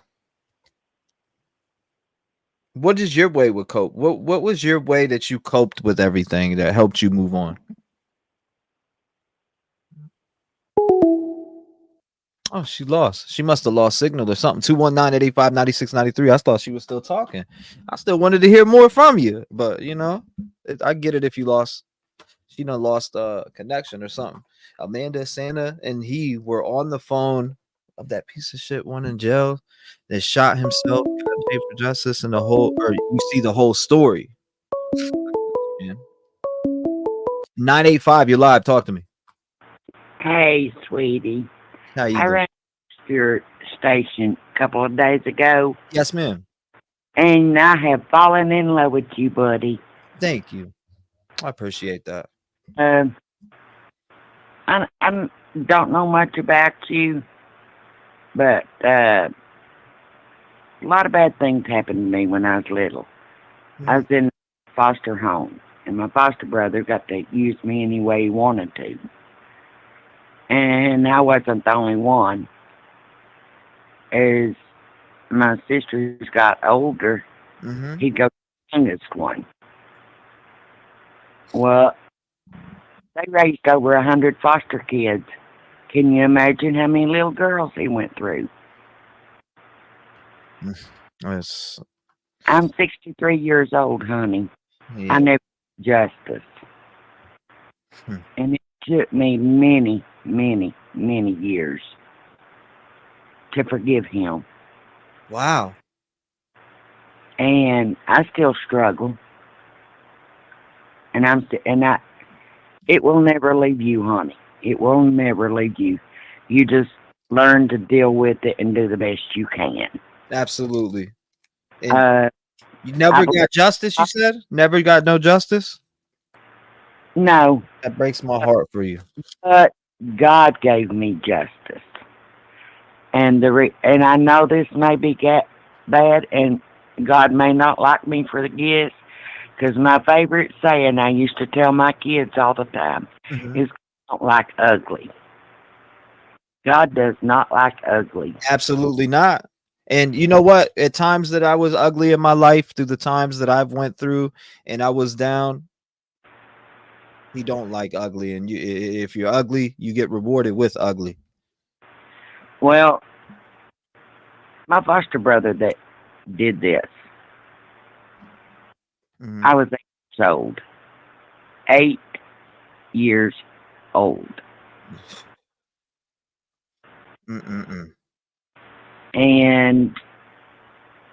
But God gave me justice, because he started having liver trouble. Very painful from what my understanding was. Very painful. And he suffered for almost a year in excruciating pain with this. The only thing is, and this is the part I think that I'm ugly in, I just wish I was there to see him. And I hate thinking that way. I hate thinking that way, because I know God don't like ugly. But like I actually wanted to kill him. Yeah, I can only imagine. I mean, somebody that violated you in this manner. Yeah. And you know what his mom told me? I was the worst foster child she ever had. That was the word spoken to me. Out of all the years that she raised me, never once did I ever get a hug. Never once did I ever get a "I love you." Me and my brother were just garbage to them. Well, I tell you what, I love you. God loves you. Everybody in this chat loves you. It was just a check. That's it. And my brother was born with diabetes. He was a brittle diabetic. He stayed sick most of his life. I lost him at the age of 29. He died in my arms. I'm sorry to hear that. God. But they told me that he wouldn't live past 14 because his diabetes was that bad. So he made it far for what they said. Wow. Yeah. And the doctors even said it was because of me. Wow. I took care of him. After he graduated high school, I was going to kick him out on the streets just like they did me. Yeah. And he called me, and I went that night and got him. And I took care of him the best I could. But my foster brother, I went to see my foster mom one, and I took my 3 girls with me. He asked me if he could take my oldest one, which was 9 at the time, little girl, if he could take her down to the Dairy Dirt and get her an ice cream. I said, no, you cannot. Like, I can let one of my little girls go anywhere with him. No, that would not happen. I said, no, she ain't going nowhere with you. And I went to visit Mom when she was on her deathbed. And I went downstairs to smoke a cigarette. Well, I'm sorry, but that bastard come outside. I brought it up. And he says, well, I thought you wanted it. I said, Bobby, I was 8 years old. you're sick. I said, you raped me. That's... He said, no. He said, you wanted it. He is one sick man. Well, I am sorry that you went through that, and thank you so much for calling up and sharing your story. But don't hold yourself in your mind as a prisoner, and don't don't do that. You don't want to hurt yourself and continue to. You said you were able to forgive, and I don't know how you did that. You got more strength than me. Now, what I did was just made that all disappear in my mind. Got out the darkness and stepped into that light, and I'm not looking behind me. Now, I may let people know, hey, this person's working here. This is who did that to me when I was this age. This is who did, they did. I mean, did they get in trouble? I don't even know what they got in trouble with, but in general, we gotta do better than hurting ourselves. We need to just bring awareness, and again, it all touches back into this story where this little girl didn't even get to make it to 2 days. She was 13 years old. That's it. So it's tragic. And thank you so much for sharing your story. I appreciate you. Her mama is just as guilty. They both need put in jail, under the jail. What's your thoughts on mama? What's your thoughts on mama? She's guilty as hell. People, and I'm getting sick of people using, well, she got bipolar. Let me tell you something. I had my ex-husband's cousin's wife had bipolar. Ain't no excuse for that stuff. Ain't no excuse. She did very well. She raised 2 kids, and she was bipolar. So they ain't they can want to use that excuse if they want to. I do not buy it. You don't buy it at all. Yeah, Sue had problems. Yes, she did. But she raised 2 kids and got through it with medicine. Right. But that's an excuse. That's just a cop-out. That's a bailout. Yeah. No. She needs to be under the jail just like he does. Bing bang. Yeah, we'll see. I mean, they're not saying that she's 100% not a suspect no more, so we know what that means when they say no comment. Just saying, But I appreciate you calling in. Thank you for being a voice in the community, ma'am, and also thank you for sharing your story with a long list of other people that have did that. I'm so proud of every single person who has done that. Thank you so much. God bless you. Lock your doors. Sweetheart, and I love you. I'm glad I have found you. You are such a sweetheart. Thank you so much for your kind words. I really appreciate it, and it touched my soul. I hope you have a great night. Lock your doors before you go to bed, and I can't wait to hear from you again. Honey, I'm an old woman. My doors stay locked. We'll keep them locked because we need you here. Oh, bye. God bless you. Shout out to her. Hold up. Now let's jump into this. Let me see something for a second. All right, we already seen this. Orange County Public Schools considers change after the death of 13-year-old Madeline Soto. This is about the time. Officials with Orange County Public, what does that say? Officials with Orange County Public Schools confirmed that they are considering changes in their student absence notification system after the death of 13-year-old Madeline Soto. A spokesperson with OCPS told News 16 that the district is looking into changes to the notification system. Hold on, let's play this real quick. Stephen Stearns is behind bars in Osceola County, accused of having something to do with Madeline Soto's disappearance. The young girl went missing last Monday, and her body was found off Hickory Tree Road in Osceola County Friday afternoon. Stearns was arrested on sexual assault and child porn charges. Law enforcement says that, along with other reasons, makes him the prime suspect in Soto's death. 717, what's going on? You're live. Hello, how you doing? Yes, ma'am. How are you doing? I'm fine, and you? I just wanted to speak on the situation with she's a baby, 13 years old. That's a baby. Absolutely.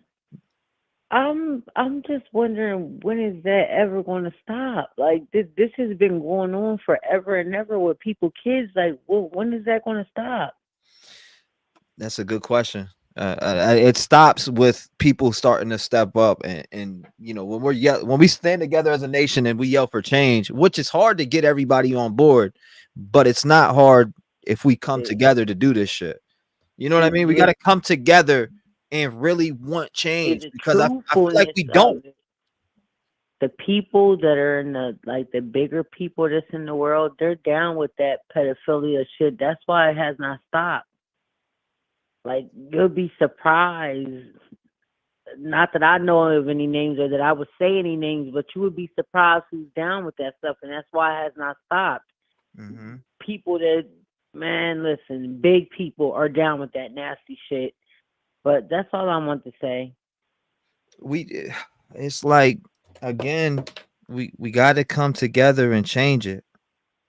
But this is the thing about it. They don't understand. They're doing it to get off on themselves, not realizing that you're hurting somebody. You are literally hurting somebody that you're going to hurt for the rest of their life. Which that's why people be figuring sometimes, why are people on drugs? Because of the shit that they've been through as a kid. Right. They didn't even get a chance to be a kid. People don't understand that they are hurting people. But that's it. Thank you. Well, I appreciate you. God bless you. Thank you for calling in. Thank you for having an opinion. We appreciate that. You have a beautiful night. Lock your door. Shout out to her. Hold up. Let me play this too. I didn't see this all the way. Pull this bad boy up real quick. There it is. That morning, and is there any evidence of him being anywhere near the school that day? Well, first of all, Vinny, thanks for having me on. If you look I just want to see this part real quick. closely at that map, first of all, something I want to say about that neighborhood is, if you notice right there on Town Loop Boulevard, the church and the school are separated by State Road 417, which is a elevated toll road. So to say that they're really near the school, you can't see the school from the church. So there's that. So you can't see the school from the church. 870, you're on the show. Talk to me. Yeah, you sound great. 818, never too late. What's going on? Hey, not much. How you doing? Hanging in there, brother. How you doing? Doing good. I'm out here in Los Angeles, California, and I'm trying to follow, everything that happened to that poor girl. Yeah, Madeline Soto. My heart goes, yes, Madeline Soto. But the reason why I called is I was listening to, I don't know if it was Court TV or Law and Crime, but in Florida, they passed a law that the dude's looking at a death penalty. It's a rap for him. That's why they charged him with what they charged him with, because he's looking at the death penalty already for what they charged him with. Do you know about that?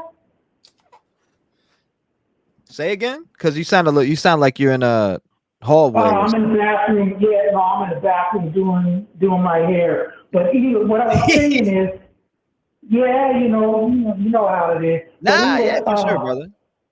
Okay, but anyway, Florida passed a law.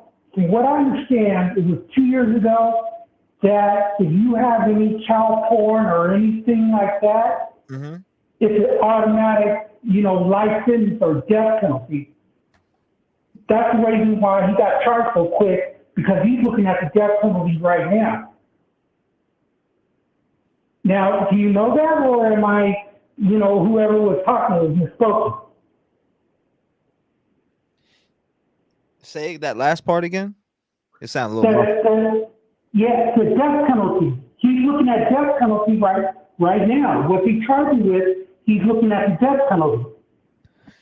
Okay, I got you. So you're saying what they charged with. I heard the first part. So that last part, you're saying what he's charged with, they could hit him with the death penalty with that. Yes. Gotcha. And that's why they charged him so quick, because the guy earlier said, I don't know his name, but he was saying how they're trying to get enough evidence. They already got enough evidence. He's through. So that's the reason why I called, because, I don't want to take up the time, because I know I'm in the bathroom and it's all muffled or whatever, but I just want to let you know the guy is done. It's a wrap. Yeah. And for that lady who just spoke, my mother told me, God don't like ugly, but he ain't too keen on pretty either. And I live by those words.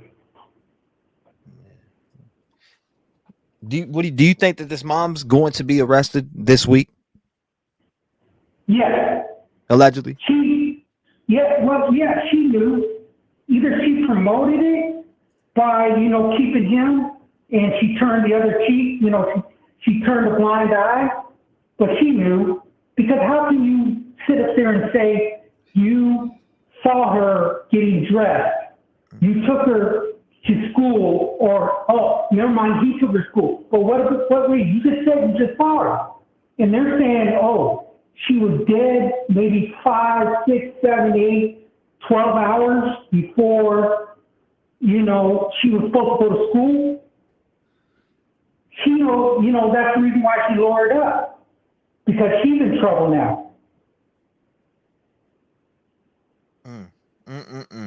And that's what we've been hearing, is that she did lawyer up. That's what I've heard from a few sources that reported on Twitter anyways. Now, also, again, they went from 100% not being a suspect at this time to no comment. So again, I don't know where Jenn Soto is or where she's at or what's going on, but we do know that she is under that microscope, at least maybe even a prime suspect in this case, allegedly. Yeah, and I hope I just walked outside, so I hope I sound better now. But for some girl that's, she's barely 13, to say she wants to live in the woods. Thank you, Liz. Yeah, that's the part that got to me, because why would she be trying to move away, right? For one, what is she trying to run away for? Well, I can pretty much guess it for you why she wanted to run away. The photos, the videos, the things that this man was doing to her to make her uncomfortable, I would want to fucking move away too. Excuse my language, but let's get serious here, brother. Like, she was being tortured by this dude, and not only that, think of yourself being a young teen and you being tortured, and your mother is around but doesn't notice a damn thing, or allegedly is a part of it. Allegedly, I don't know that to be a fact.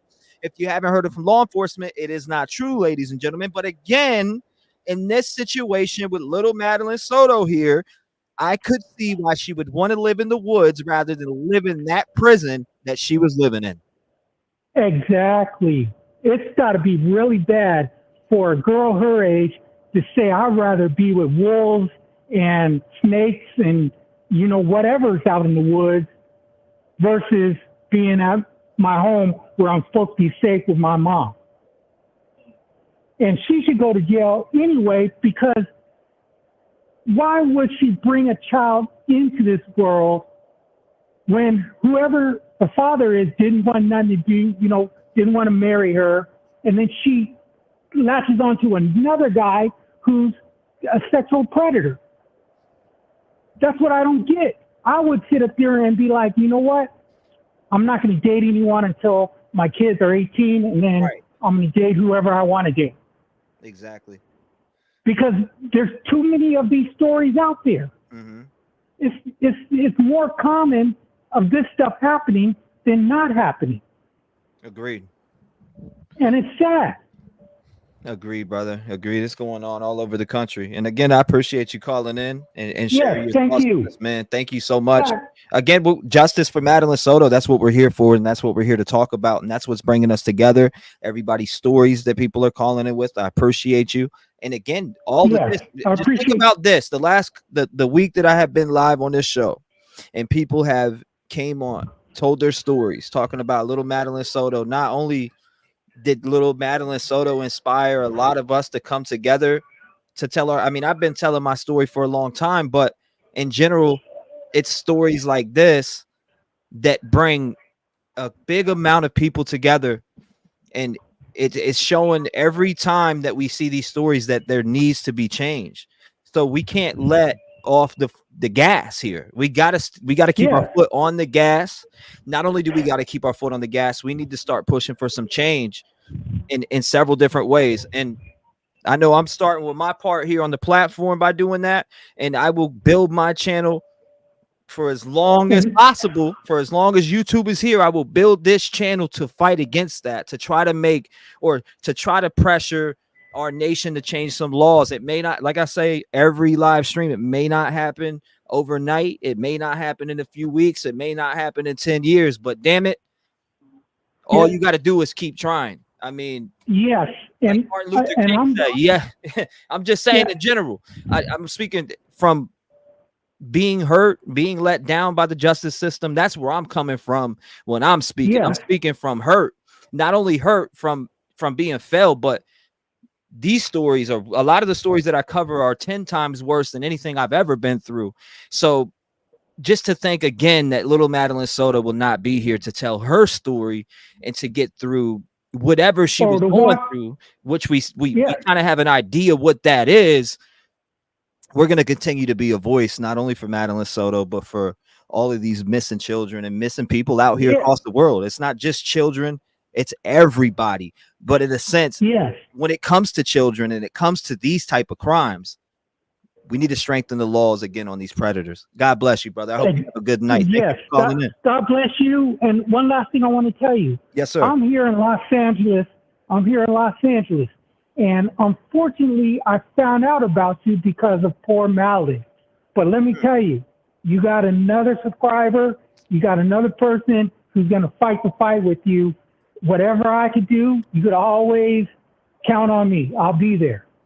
I appreciate that, brother. God bless you. Hey, God bless. God bless you. Lock your doors. Stay vigilant. I can't wait to hear from you again, brother. Shout out to him. Good phone call. 219-885-9693. We are here tonight to talk about Madeline Soto and what is going on in this case. What are your thoughts and theories and speculations when it comes to Madeline Soto? Again, do you have a different perspective? Should we lay off mom here a little bit? What are your thoughts? We want to know those thoughts. That is why we are here. You may be hearing people's stories from time to time, but I tell you what, people telling their story can help save the next little girl, the next little boy, and multiple families. You never know. We may already did that. 606, you're in the mix. Talk to me. What's your thoughts on the Madeline Soto case? Hey, so I'm a clinical psych student, so I've been following this case, pretty closely. And my personal opinions are that the mother knew something was going on, even if she wasn't completely involved in her murder at the time. For 2 years, she had to have seen grades drop, certain behaviors, acting out, weirdness around him, because she was only a 13-year-old little girl. Mm-hmm. So I definitely think she saw things, if she chose to overlook those things, or if she was a part of those things, allegedly. She saw something and she knew something was going on. When her eyes got as wide as they did on her interview, usually that's what people do when they're surprised or they are completely terrified or just completely manic or crazy. So what I saw when she was hugging him and stuff like that, trying to, console him, I think her biggest fears that she had about him came true, but she was not 100% sure yet. So I think she was kind of like mortified, like, what if she's gone? What if he done something and killed her? Or, so I don't personally think she was hands-on, but I definitely think she was scared that he took it too far or she let it go too far, and now, the worst has happened. Yeah, that it definitely, I don't know. It's just like the signs. Were there signs? I mean, a sign is definitely her wanting to move out. That's definitely a sign. I look at that as a big sign. Absolutely. Now, I can't say what else, because there's, maybe in her phone, there will be a trail of messages to a friend. Who knows if she told a friend anything, or, you know what I mean? Because when you're that age, you do have friends, especially if you have a cell phone, you're going to text back and forth with people at school, or, did she share details with anybody about anything that was going on? I'm sure she felt uncomfortable. I'm almost positive she felt uncomfortable. I mean, a grown man was doing the things to the magnitude that she done to her, definitely feeling uncomfortable. So again, grandma, no signs. Mom, no signs. What? I mean, come on, talk to us. You know, Little girls at that age share everything. They share what color they're painting their nails, what, if they're going to try shaving for the first time, they share everything. And I know one of her friends probably, allegedly, knew something was going on, or she at least expressed to somebody that, she was going to have a sleepover, like, hey, I don't want to have it at my house, some way she was creeped out by him as an individual, and I'm sure other parents probably, because these types of people, they usually look at kids a little too long when they're in public places. You just get a vibe, a feeling off of somebody that they kind of give you the heebie-jeebies. And I definitely think other parents probably got that. But I can't imagine what this little girl has been through mentally. I think she knew something was going to happen to her.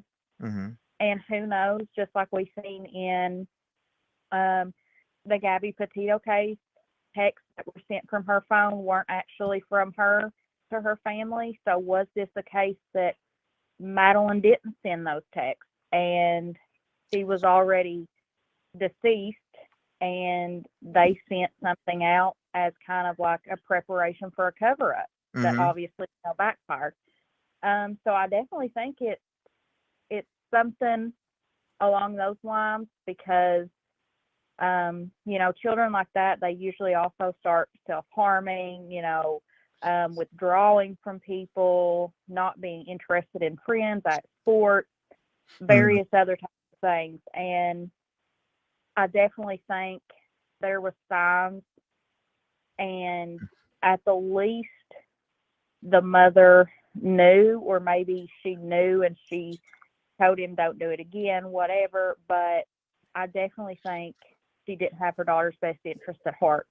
And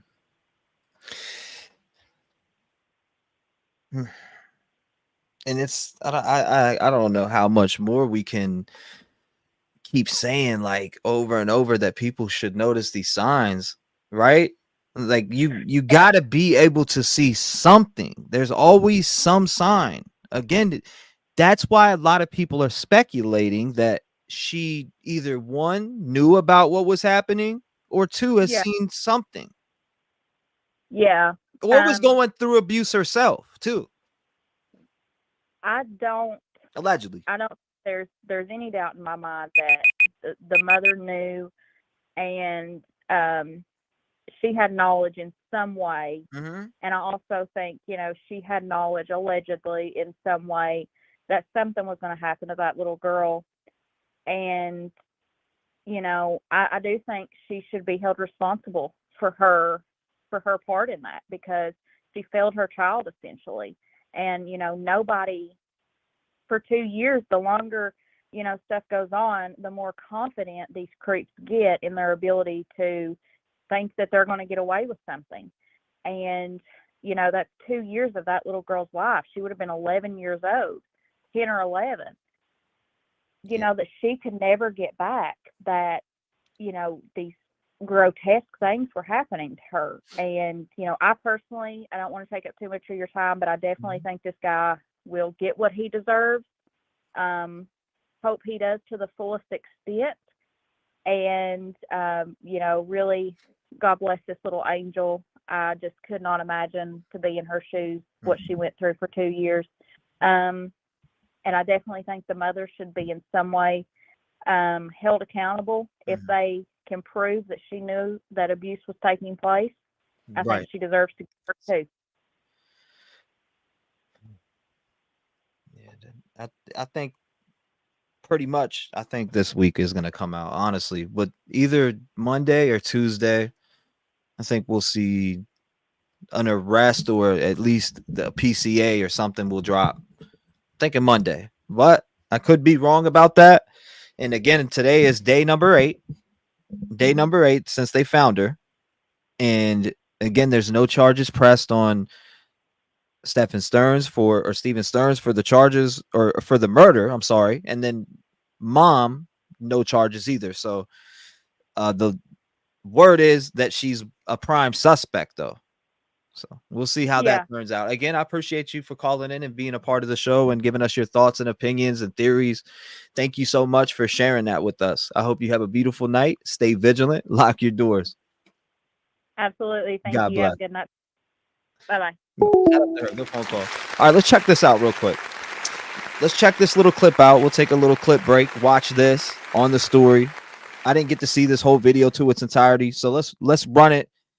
Get some more details back fresh in our mind on this, and then I'll open the lines right back up. So get your phones ready. Let's go. Let's check it out. Party, but her mother, Jenn. February 25th should have been a great day for Madeline Soto. Let's watch her this, 13th birthday, celebrating a new phase in her life, becoming a teenager. There was a party. Right there. Okay, for instance, ladies and gentlemen, this is the part that a lot of people are talking about. And again, we're just taking a small break. The lines are going to be back open. I just want to take a clip break and watch this and fill our mind back up with, some details in this story again. Now, right here to the right, who is this guy right here? And I see other people here and here.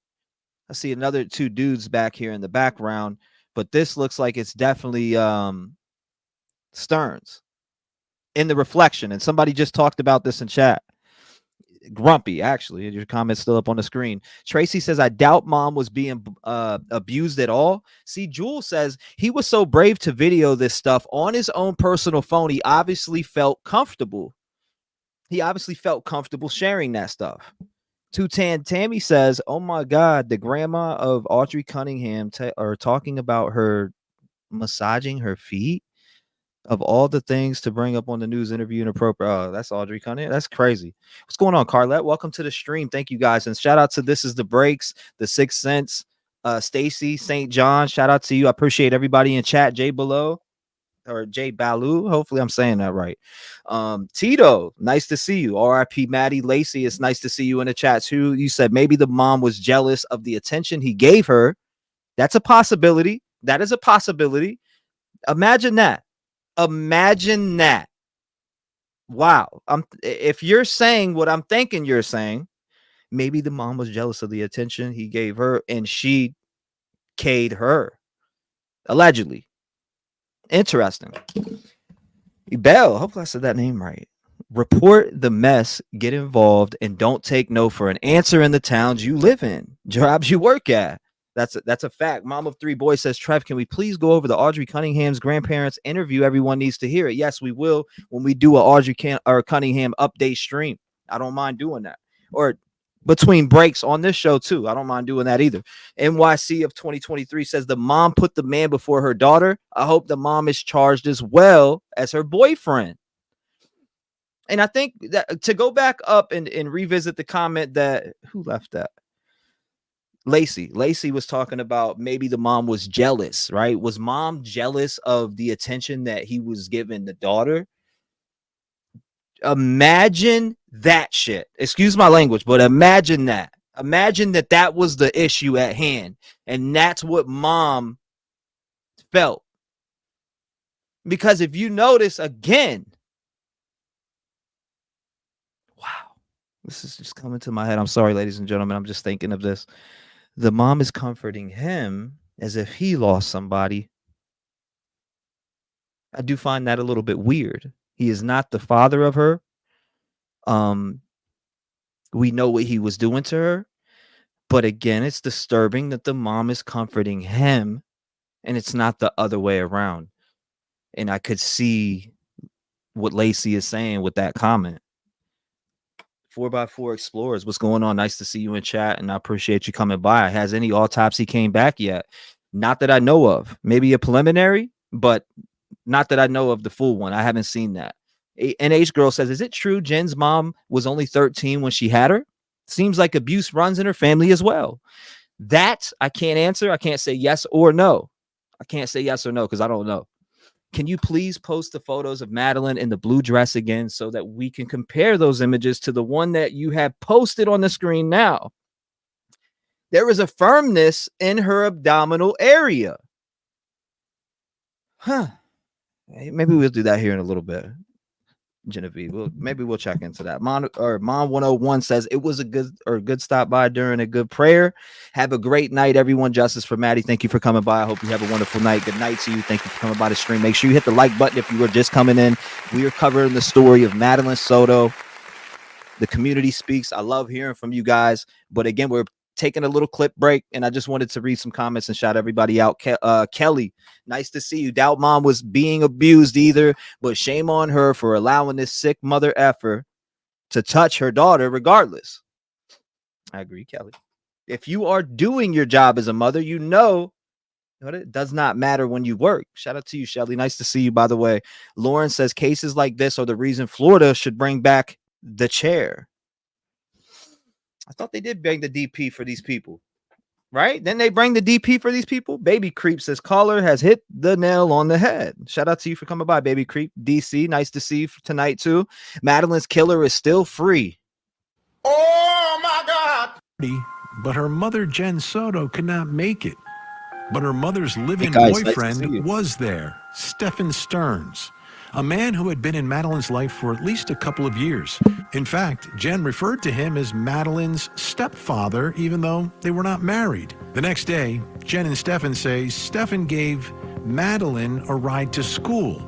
They also say Madeline was embarrassed and did not want to get dropped off in front of the school, so she was dropped off at a church parking lot less than half a mile away.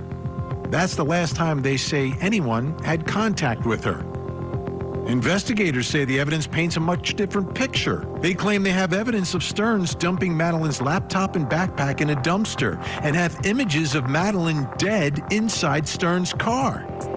Madeline never made it to school and was found 4 days later in some brush 17 miles from their home in Kissimmee, Florida. Stearns was arrested after images of Madeline being sexually assaulted were allegedly found on his phone, some dating back to when Madeline was just 11.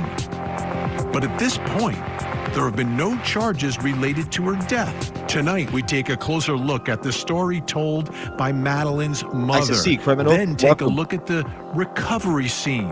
What will this autopsy reveal? All this as we investigate the tragic life and death of Madeline Soto. I'm Vinnie Politan. Thank you for joining us tonight. It's just not fair. It's not fair what happened to this little girl. You're right, Vinnie. It's not. It's beyond outrageous. Tough life. She's being tortured. She was being tortured. Strange business. The allegations are that this was going on for years, this sexual abuse in this home, and it's not stopping. You know, why didn't it stop? Nice to see you, Elizabeth. Why didn't someone step in? Why didn't anyone know? A lot of questions tonight, but the bottom line to all of this, she only lived to her 13th birthday, and it's not fair what happened to her. Absolutely not. Now, let's talk about Mr. Accidental Factory Reset, Stearns over here. Son of a bitch. I mean, this is the guy. He's in. Stearns needs this. Finish him. Send him to the chamber. Send him to the chamber. I promise you, if you guys can't do it, I mean, there's a lot of us out here that can. I mean, screw the chamber. You know what? Firing squad. If they got enough evidence and you did this to a kid, you go through a jury trial, you should be taken right after. Screw your last meal. Screw all that shit. I could smoke them and go to bed and sleep very good. Knowing what you did to a child, I'm sorry, I could. I really could. And I know the way they do the firing squad is what do they do? Blindfold them or whatever, and they shoot because of PTSD, etc. I'm sorry, I could conquer a demon and go to bed. It may sound wrong to some people, but I'm just being honest. I could conquer a demon like this that did the specific things that this guy did and have a great night of sleep, knowing that multiple more families aren't going to be harmed anymore. Custody now because of what was on his phone.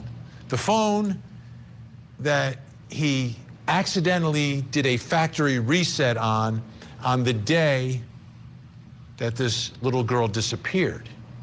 Like, come on. Does he really think everyone is that stupid? Like, you can't put two and two together? And by the way, how do you accidentally reset your phone? How do you do that? Explain it to me, please. I'd like to understand how that can be done accidentally. But I don't believe in coincidences. I just don't. Most of the time, they do not bear out. You can put pieces together.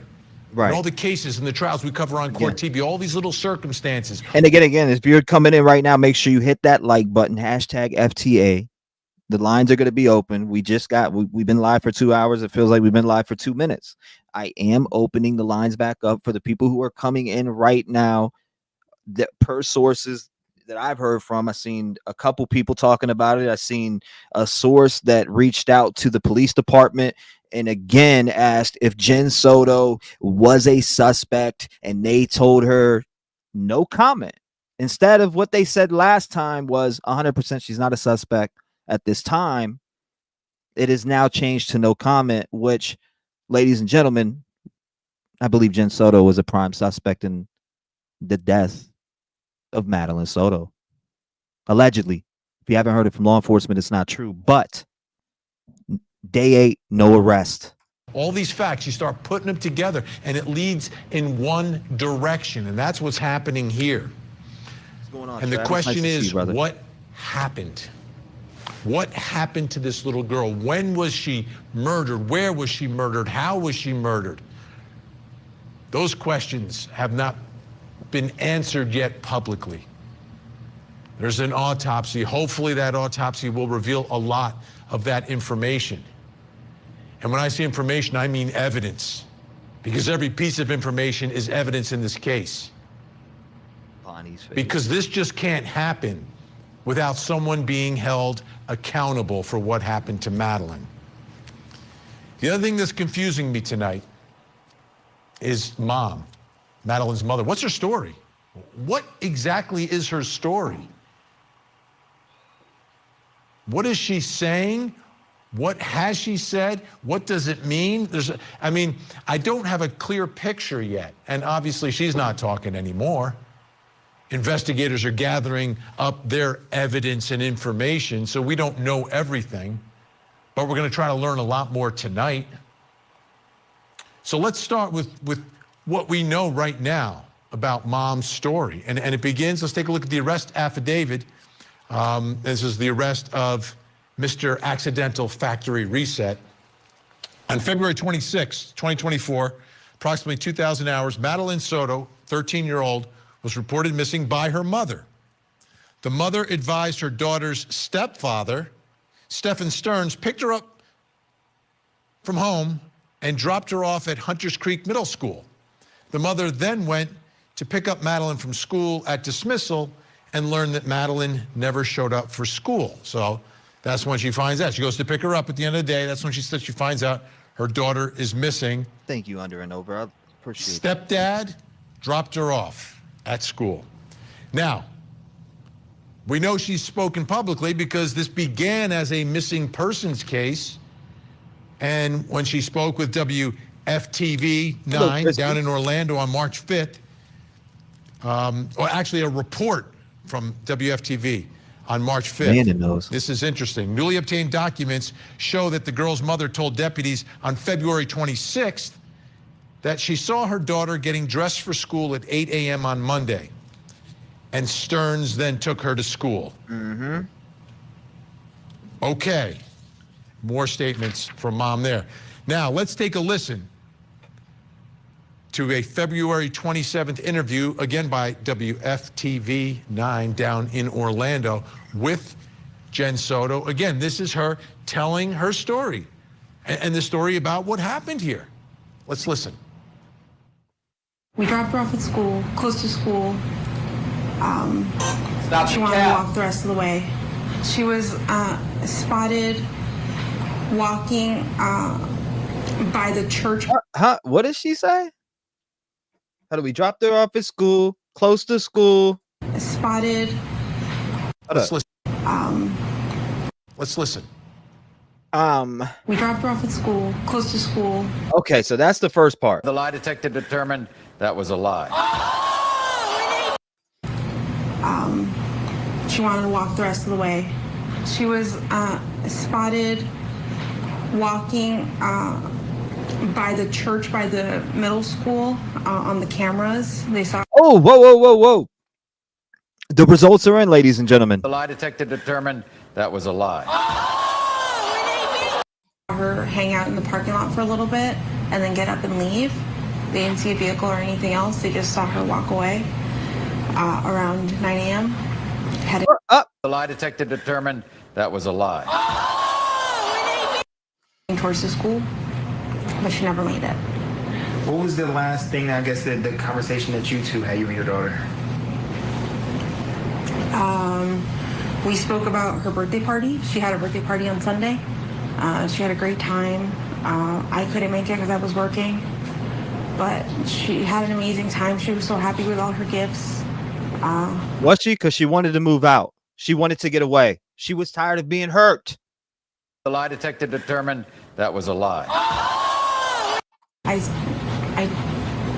told her good night, and yeah, that was it. I wasn't the one who took her to school in the morning. That was my partner. What did you say again? The lie detector determined that was a lie. But yeah, in my heart, I feel like somebody took her. This isn't like her to just pick. Okay, so hold up. Is that deflection one-on-one? I really feel like in my heart somebody took her. That somebody is right by you right now, allegedly. The lie detector determined that was a lie. Up and run away, or just not go to school.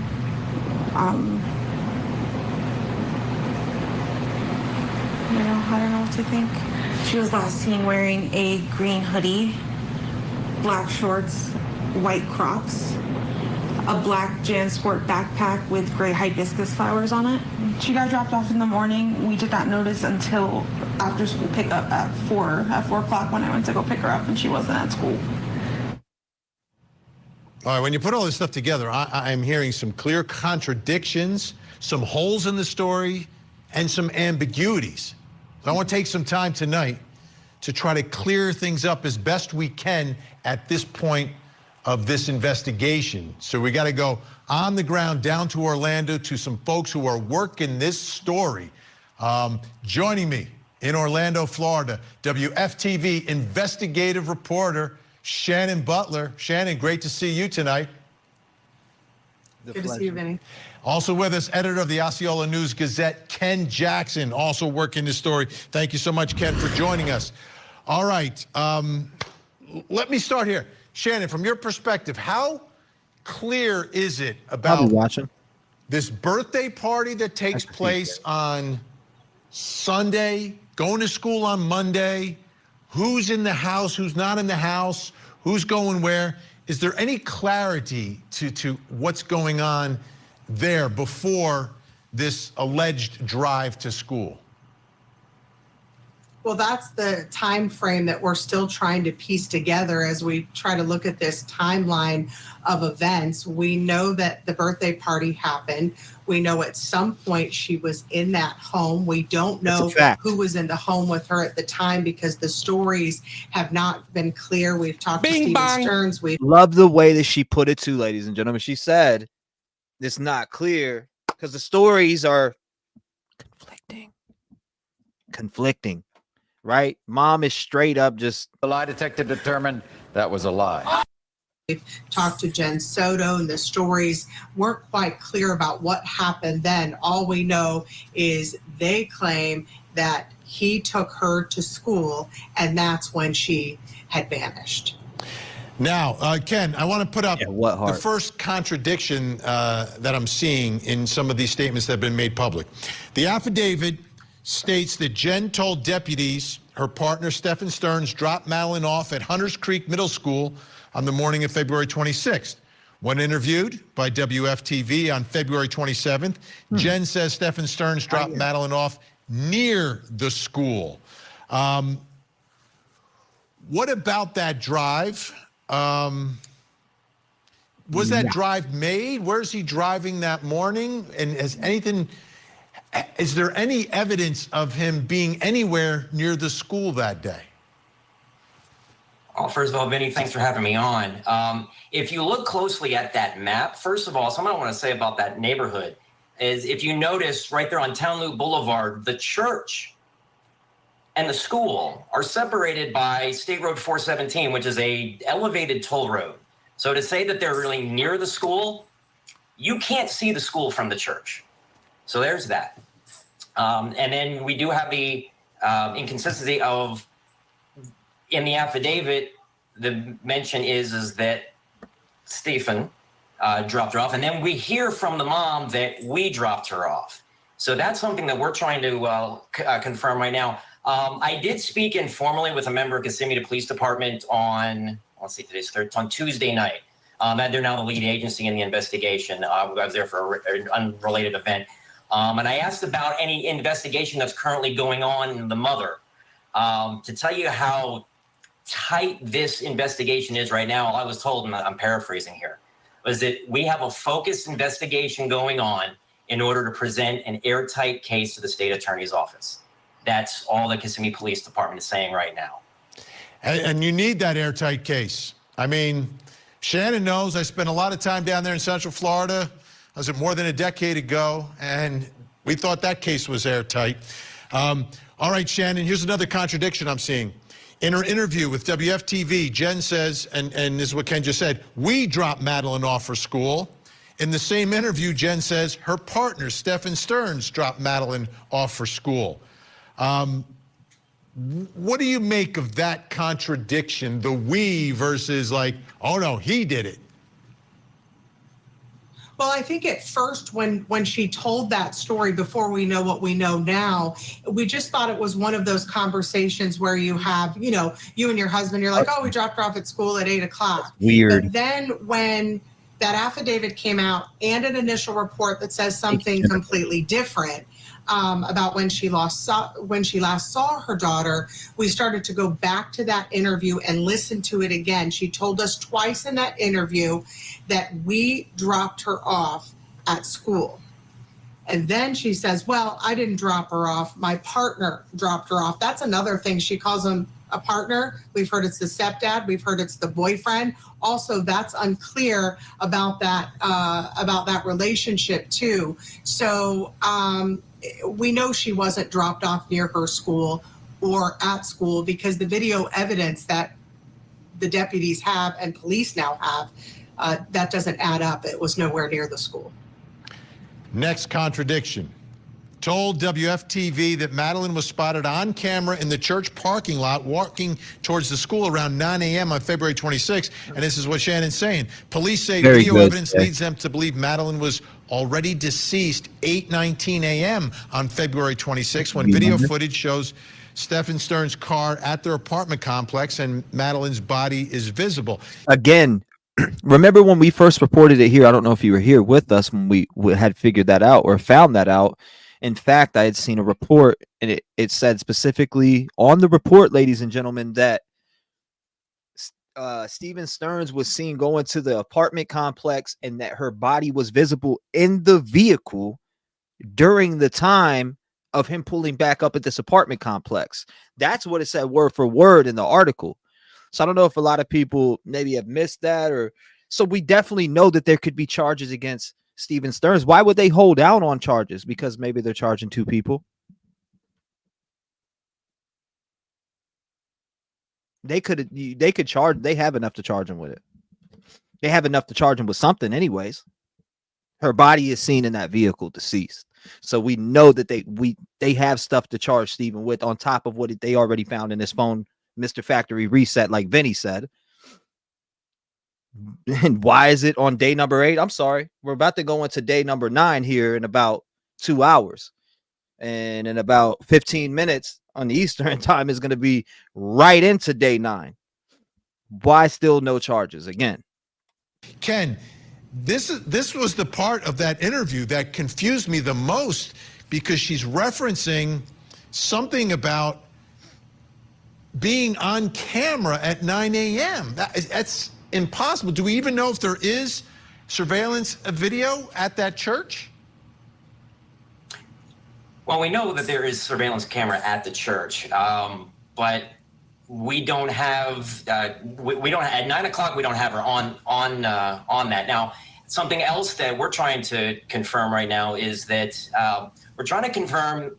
Part of the affidavit was that they have it on camera that Stefan dumped some of Madeline's items, the backpack and the laptop, in a dumpster. What we're trying to confirm now is if they were found in the apartment complex where Stern's address is listed on one of the charging affidavits. Now, that's on the west, about the northwest side of Kissimmee.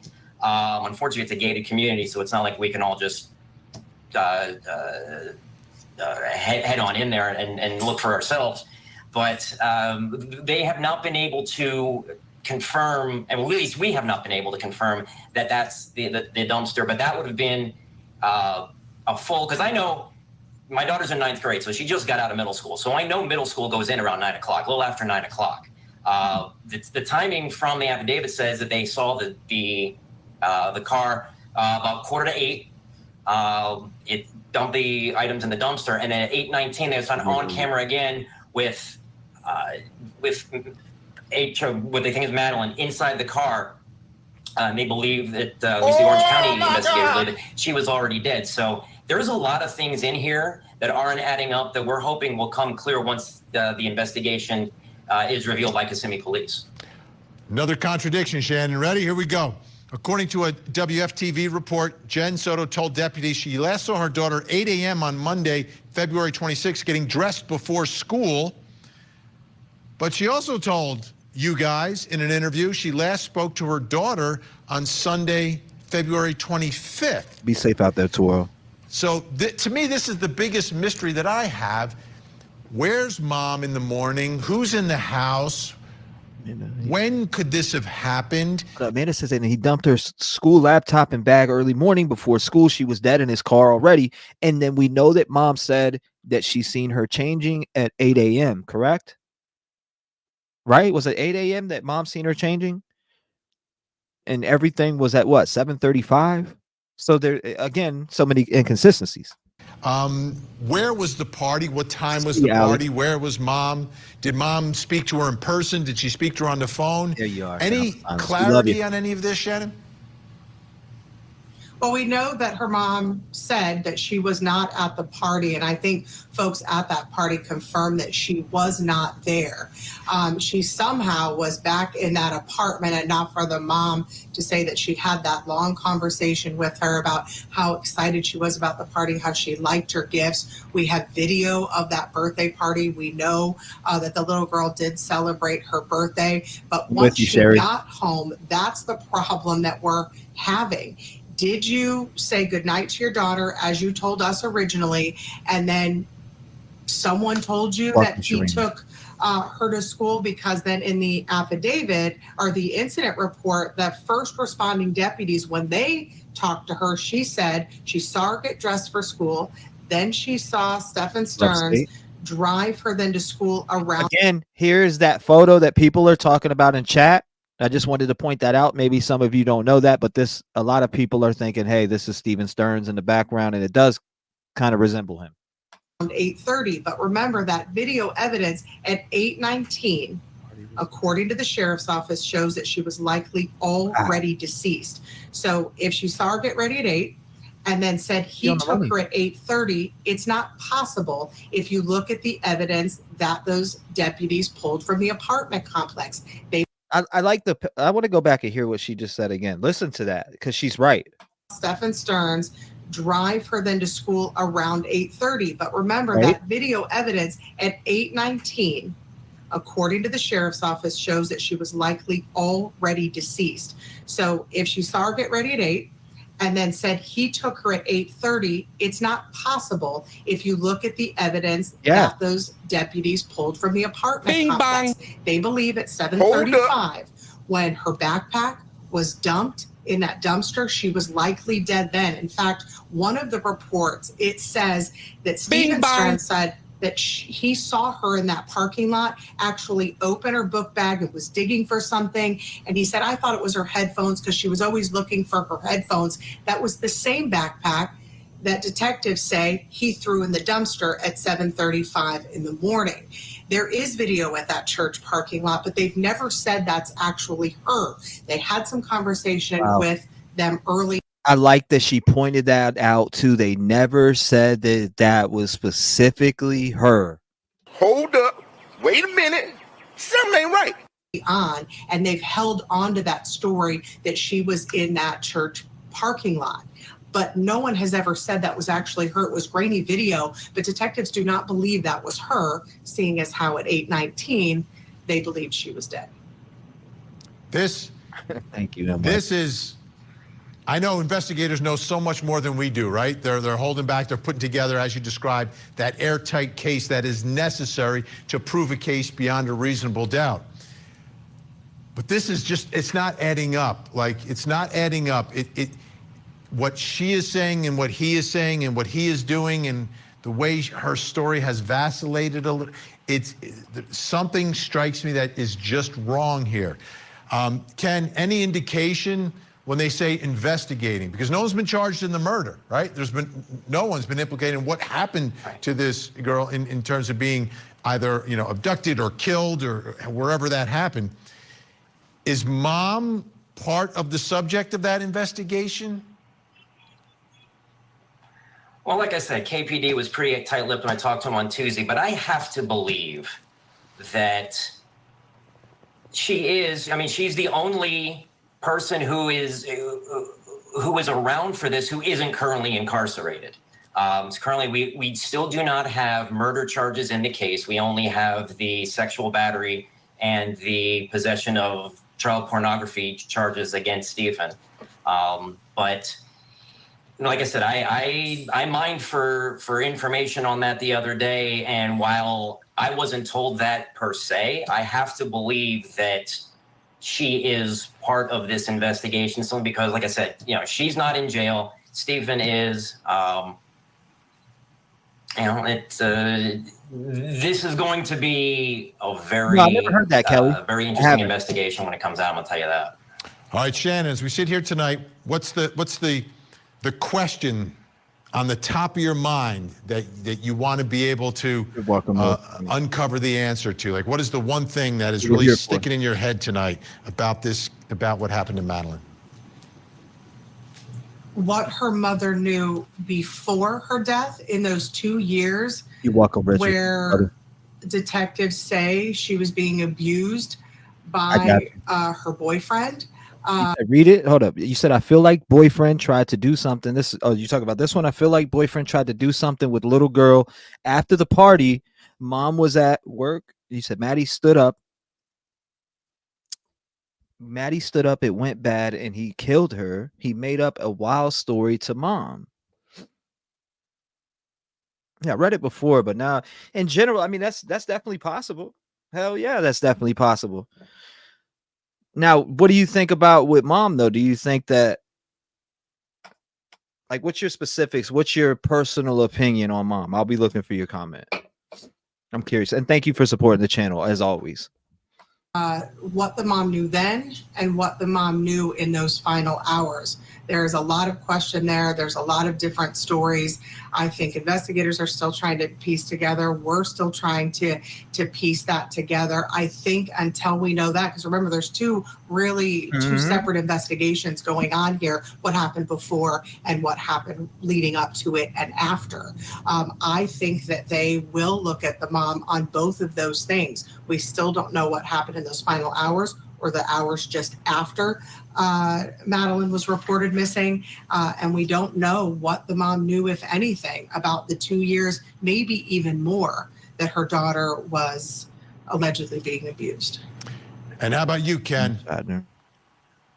Well, what I want to know is, so the investigation includes that the sexual abuse that was on Stephen's phone occurred in 2022, when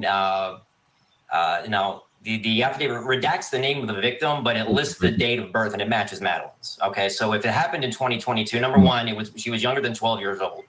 And can we say for sure that it occurred consistently ever since 2022? So for the last 2 years.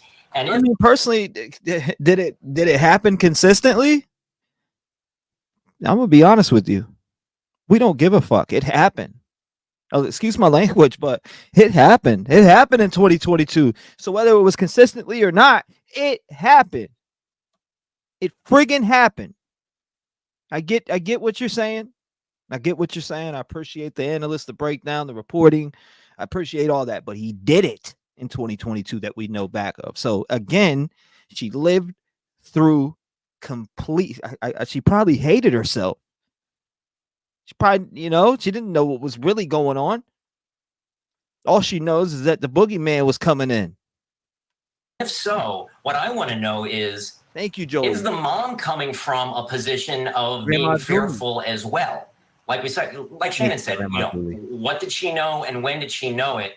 Was she covering? Thank you so much for Stephen. I mean, these are things that, as a parent of a 15-year-old myself, I really want us to get to the bottom of. Absolutely. Well, both of you are doing incredible work down there. Shannon Butler with again, that's the end of the video. That's the end of the video right there. And we're gonna get right back into these phone calls because I want to hear from you guys. I wanted to do a little refresher, play this clip, and really get everything back into our mind. And again, what is your thoughts, opinions, and theories here? Are you thinking something else than what a lot of us are thinking? 219-885-9693. We want to hear from the people. What's your thoughts and opinions? Let's get it. 859. What's on your mind? Talk to me. Hi, how are you? I can't believe I got through. I am doing great. Yeah, you got right through. Yes. Well, I wanted to say that I really appreciate what you're doing. Thank you. And I love true crime, and this is my first time ever watching you. Thank you. So I definitely will be coming back. But I wanted to say that as parents, it is so important that we speak to our children about personal space, stranger danger. That might sound old-fashioned. I'm a grandma, but we talk about things, and we can't be embarrassed or shy, even with our kids. We have to take the time to be adamant about that you can come to me about anything. We can talk about anything. You never have to be afraid to come and tell me what's going on. Right. You're going to be loved no matter what. Mm-hmm. And I do believe the mother knew, and I do believe that it went on a lot longer because I think, how can you not know? I mean, you're in the home. If you're a mother and you're talking with your child and you're seeing your child on a daily, how can you not know that something like this is happening? And I want to know this. Why would you leave your child with this man when your child, I mean, they said that she could not sleep by herself. Mm-hmm. If mom was working nights, where was this child sleeping? Who was with this child if she had issues where she was afraid to sleep alone? There's just too much that points to her knowing. I don't believe that you can have a child in your home that you're taking care of and not know that something like that's going on, not see something. And I mean, as a grandmother, I saw an interview that they done with the grandma. Mm-hmm. You know, why didn't she question things? When my grandkids come over, they have people that live with them that are not stepdads but live-in dads. Mm-hmm. And, you know, I ask questions. I tell them, you know, if anything is going on, I straight up say, you know, have you ever been touched by anybody inappropriately? You know that your private areas are something that is only for you. I mean, you've got to be courageous enough. I'm not saying get inappropriate, but our children need somebody that they can talk to. They need to feel comfortable talking to people that love them and know that if they need to come to you, it's going to be okay. It is not their fault. And I can't imagine. Maybe it was significant the 13 years old, because Madeline may have felt like, because, you know, she's 12, she's going through a lot of mature things. Things are happening to her that she can't control. Maybe she thought at 13, right, you know, that was significant, and she would be brave enough or bold enough and adult enough to get out of a situation. Maybe that's why she had made, you know, the comment that at 13 she likes to live in the woods, because she was feeling like that was a significant time, and she would have more power to change her situation. And I think maybe that's why that age was so significant. Maybe she made comments to him, you know, I'm going to be 13 soon, and I'm going to be grown up, and I'm going to tell people what you've been doing to me. And it's a great possibility that mom came in, she saw something, she had suspected things, but how do we know that mom didn't go off, and maybe she's more involved with actually what happened to Madeline? I've thought of that. It's a possibility, you know, because maybe she went off. Maybe she came in and caught something. The birthday was going on the night before. She was at work. You know, she couldn't have seen her daughter. According to what they said, the child was already dead. So she's covering for him. Maybe he's covering for her too, you know. But that's all I gotta say. You remind me of my son. You're adorable. By the way, you look so much like him. Thank you. I appreciate it. Going to keep praying for everybody involved, regardless. They need Jesus. And I'm going to continue to do that. And that's what we all need to do. That's what's wrong. There was a caller earlier that said, you know, why is this happening? We need more Jesus in our life. That's why this is happening. The world is full of evil, and it's taken over. Yeah, and we have to start protecting our babies. It is. And you know what? When I get off here, I continue working on this case more than anybody could think, right? And everything that I juggle when I'm doing that, the sacrifices that I'm doing it just to do what I love doing, I could never stop doing this. It's like I don't know, with this case again, what Cavalcante did it to me, Idaho 4 did it to me, Elijah View's case too. I mean, all the cases I've covered, Kansas City 3, each case again has its own fingerprint. But now that I, you know, create docu-series along with taking phone calls with you guys on the line, I'd say this one that I'm working on now with Madeline Soto is probably gonna be my best to date. And I got the full timeline fully finished. I finally finished my whole entire script to this docu-series, which is what I got on the screen, and it could be used as a timeline too, because I went through and made sure I got all the accurate details to everything that is going on up to today in the case. So it's like, I can't wait to drop this piece with you guys and continue to see if any arrests are going to be made, which it's day 9 right now on the East Coast. We just hit day 9 that there's been no arrest, no announcement of anything besides the arrest of Stephen Stearns for the child, you know what. So I think there's a lot of evidence that they're collecting, and I think that's why they've been so quiet. I think they're waiting to get the autopsy report back. I think there's a lot going on behind the scenes that we're not being told, but I expect you to have all the info that we need when that comes about. But keep letting God use you. Keep doing what you're doing. Absolutely. There's a little boy named Sebastian. I don't know if you've heard about that.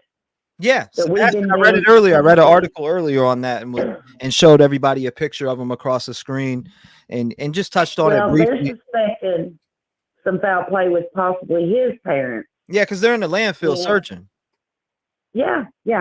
And there's just something shady. There's something shady going on there, because they had some dogs come in, and the child was supposed to go missing in the morning. They did not pick up the scent. Somebody packed that kid out of that house. I'm sorry that they did. And if you want to check that out, but we need to be praying for him. He's been gone 10 days. 15-year-old autistic boy. Thank you, Jessica. Yes. Beautiful child. He didn't leave. He didn't leave on his own free will. So But I want to thank you so much. I'm so glad. I feel like I won something. No. I actually got through. And anytime you're having trouble getting through, a lot of people don't know that if you type in chat !email. Now I know there's a lot of people that'll email me their number immediately and I'll see a long list of them, but I will do callbacks. Just email, title the subject, callback, please, whatever. Call, you can just put callback and with the number, and I'll take it and call some of you back who can't get through, that want to get through, to talk and speak on this story and share your thoughts and opinions on it, just like you did. And thank you for calling in and having the courage to do so with thousands watching. Thank you so much, ma'am. God bless you. Well, thank you. My name is Bridget. I'm from Kentucky, in case we talk again, so you don't forget me. Bridget, thank you so much. I appreciate you. Thank Now you, I honey. have another mom. Yes. Thank you, sweetheart. You have a great night. You too. God bless you. Shout out to her. Good phone call. I appreciate her calling in. 219-885-9693. Again, ! lowercase email. And that's where you can send it for a call back. That's where you can send for a call. 1-3, you're on with me. Talk to me. Yes, T-REV, what's good? What is going on? Hash Hendrix? Hey, yes, it's Hash Hendrix. What's going on? Okay, so look, I just want to say shout out to you because everything you've been saying the last few days have been like wild, and I just want to give you a big hug. So thank you. There's that. Thank you. I appreciate you, Hash. Yeah. I just feel like we're not in medieval times, and like we shouldn't hang this mom. I don't know. Like I feel Like as far as she- hang the mom, like what do you mean? Like what do you see from Okay. mom when you're looking? Okay. We want to hear your perspective. What do you see out of mom? I want to give it a different perspective. Like imagine you're a mom and you're doing your best and you're like, and especially in Orlando, and that area, I lived in that area. Like that lady looks like she's on Xanax. And so I just feel like, I don't know, I just feel like she, I'm sorry, it's gonna make me cry. I just feel like she failed. Yes, she failed her daughter, but I don't think she knew that the guy was doing it to the kid. And I see a lot of people saying that, and it's making me sick. You know? Like a lot of people in the chat are saying like she knew it. Like sometimes kids don't tell their parents everything, you know? Like my ex-fiance didn't tell his mom until he was 33 that he was molested, and she to this day she looked me in the face and told me that I was that like that he was lying because the doors were open and stuff like that. So yeah, I don't know. So you just don't think that this mom knew that her daughter was dead or seen any signs of anything happening here? No, I think that the mom is just lost. And yeah, again, I don't know what her mental health background is or anything like that, but there was odd statements in that interview though. Yeah. You know what I mean? Discrepancies, that stuff that we got to hold people accountable for that. Yeah, you have to be accountable. For sure. I mean, like we got to hold them accountable. It's like if you openly tell a lie, people are going to question that and they're going to see that. So people, that's why there's like 90%. How would you feel if your kid was abducted and then like 1,000 cameras are in your face and then all of a sudden like you have to like talk, like I don't know. Well, I mean, I didn't see in the interview Madeline, I love you, baby. Come He home. seemed Just like come home.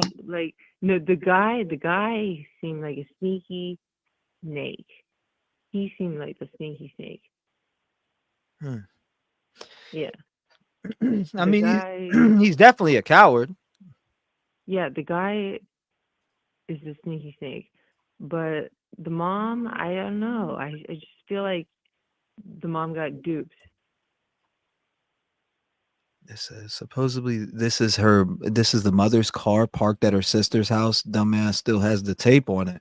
What? Let's go ahead and pull that up.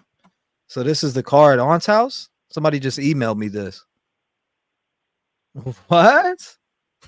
Hold on, let me download this other picture too. Still has the dumbass still has the tape on it. Let's see.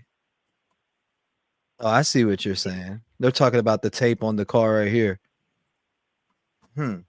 Interesting. Yeah.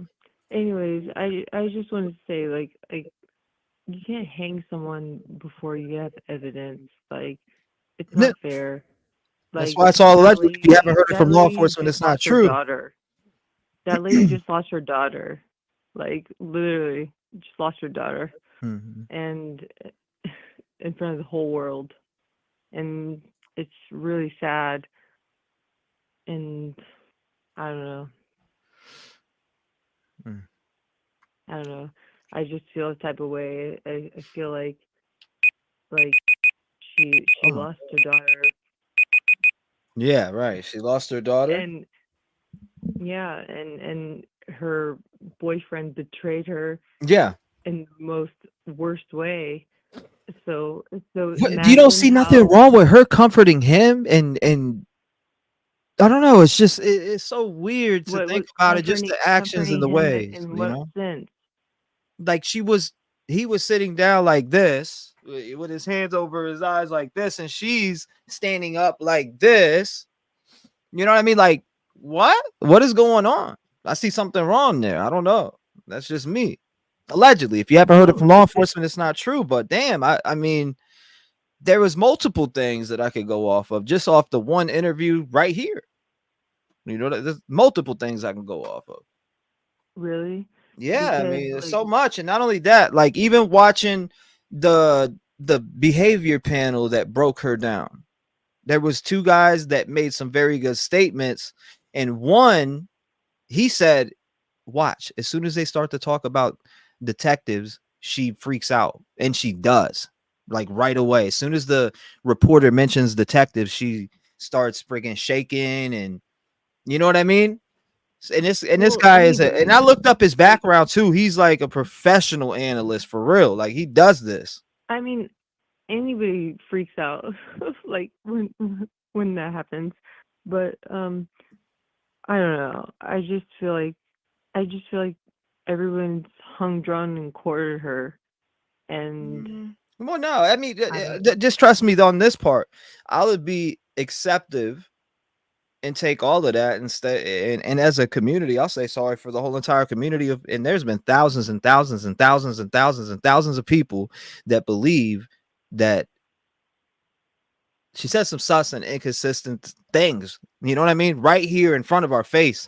So if it does come out at the investigation that she had no involvement and we find out otherwise, we could move on from there. But at this point, we want to know. her phone. They already have his phone.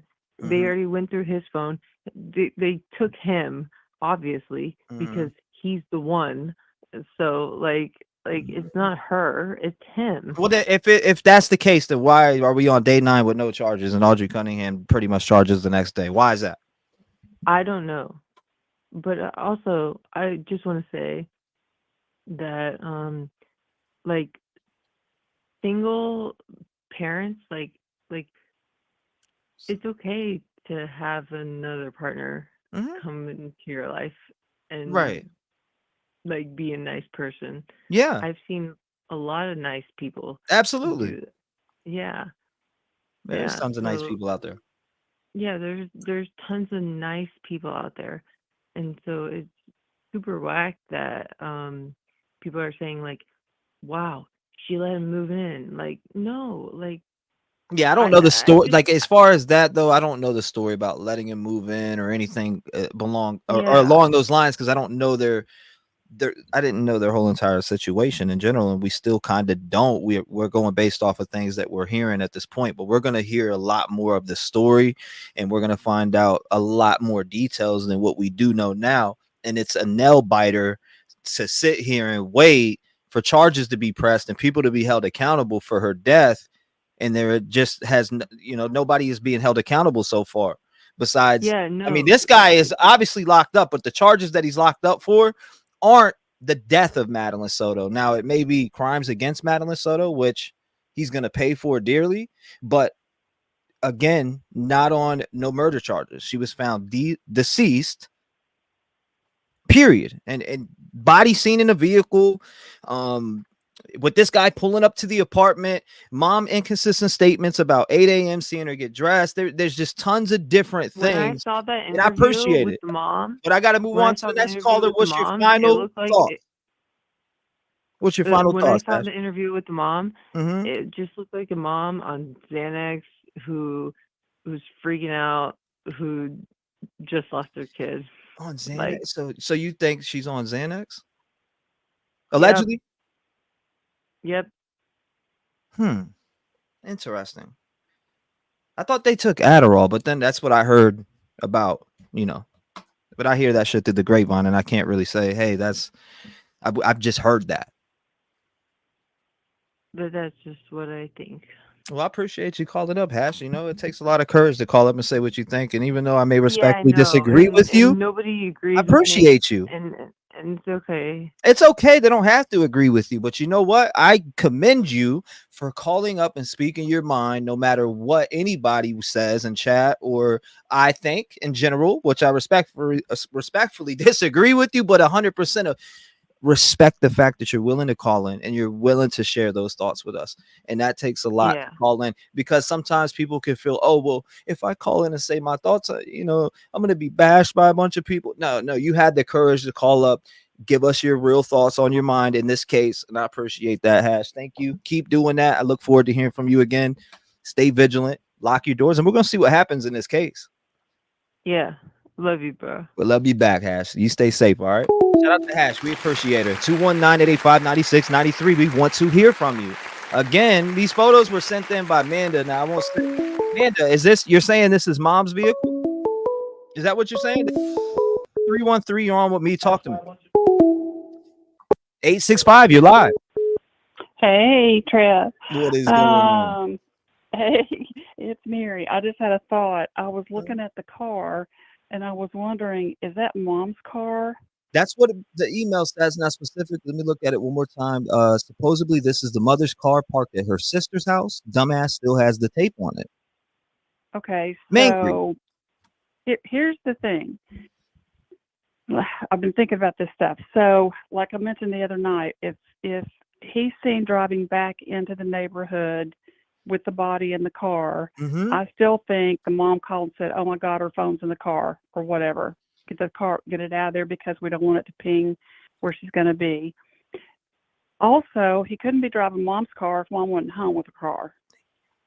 So how did he get her car if mom wasn't home already? Interesting. Yeah. Right? Yeah. So he obviously took this car, so mom had to be in from work. People who work night shift usually work 7 to 7 or 12 to 6 or 7 or whatever, but somehow he had mom's car, so mom had to be home. And then the way she's lying in the interview, I think the police we just had this happen in Tennessee in a court case this week where the mom lied and they caught her dead to rights. They caught her in all kinds of lies, and they got her with interfering with an investigation, because when she said we, and this part keeps getting dropped out of the interview, she said we took her to school and I watched her walk off. And that little clip keeps being deleted, and I'm going, but she said I or we watched her walk off. So that's impeding a crime. That's getting, impeding them getting evidence. It's wasting their time on trying to find her. and on Xanax or not, she lied. And so I still think, even at a minimum, they'll go down. Thank you, Emily. She'll go down for interfering with the case and lying to the police and, you know, what have you. This mother in Tennessee, that just happened to too, because she lied about stuff and they And caught her in you're the lies. one who called in and said you think that she's given a deal, correct? Yeah, I do. Yeah, I remember that. I remember you.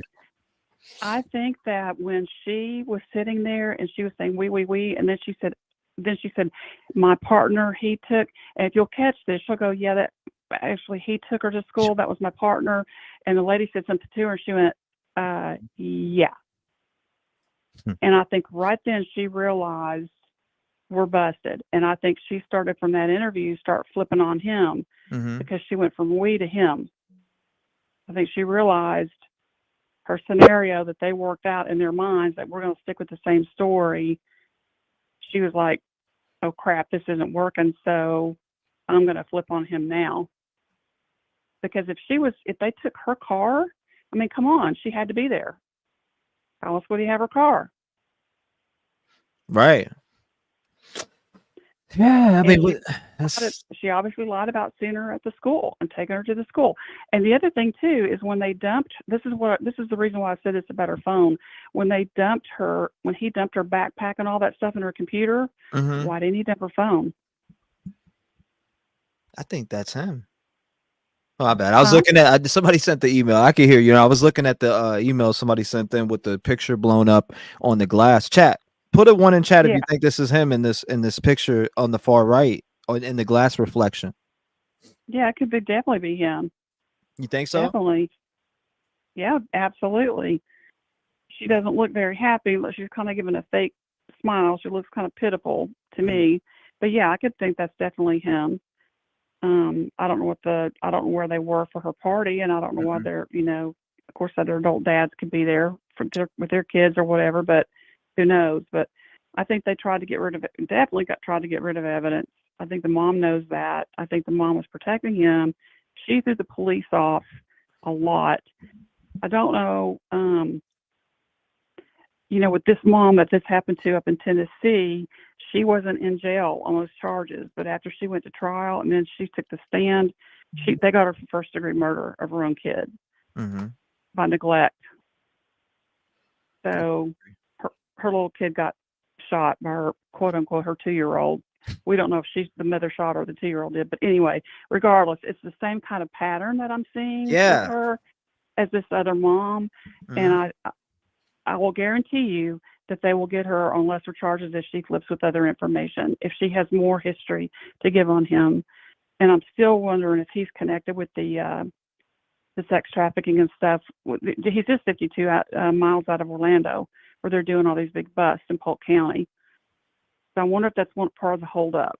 Yeah, I was trying to there's a lot of stuff right after that phone call with that troll or whoever the hell, again, Rick Armstrong that calls in the whole ring thing. He said that literally a night before, like 50 or not even 15 hours before, that they ran up in a house. Again, I don't know if that person literally just trolled and guessed some weird shit, but at the end of that, he said, and by the way, me and Steven were in a sex or a trafficking ring or something to that, like a something ring. I don't know.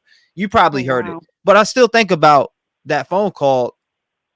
And now I don't know if it was a troll or not, but again, it's just very odd how he mentioned him and Steven being in a ring, and then the next day a bus goes down.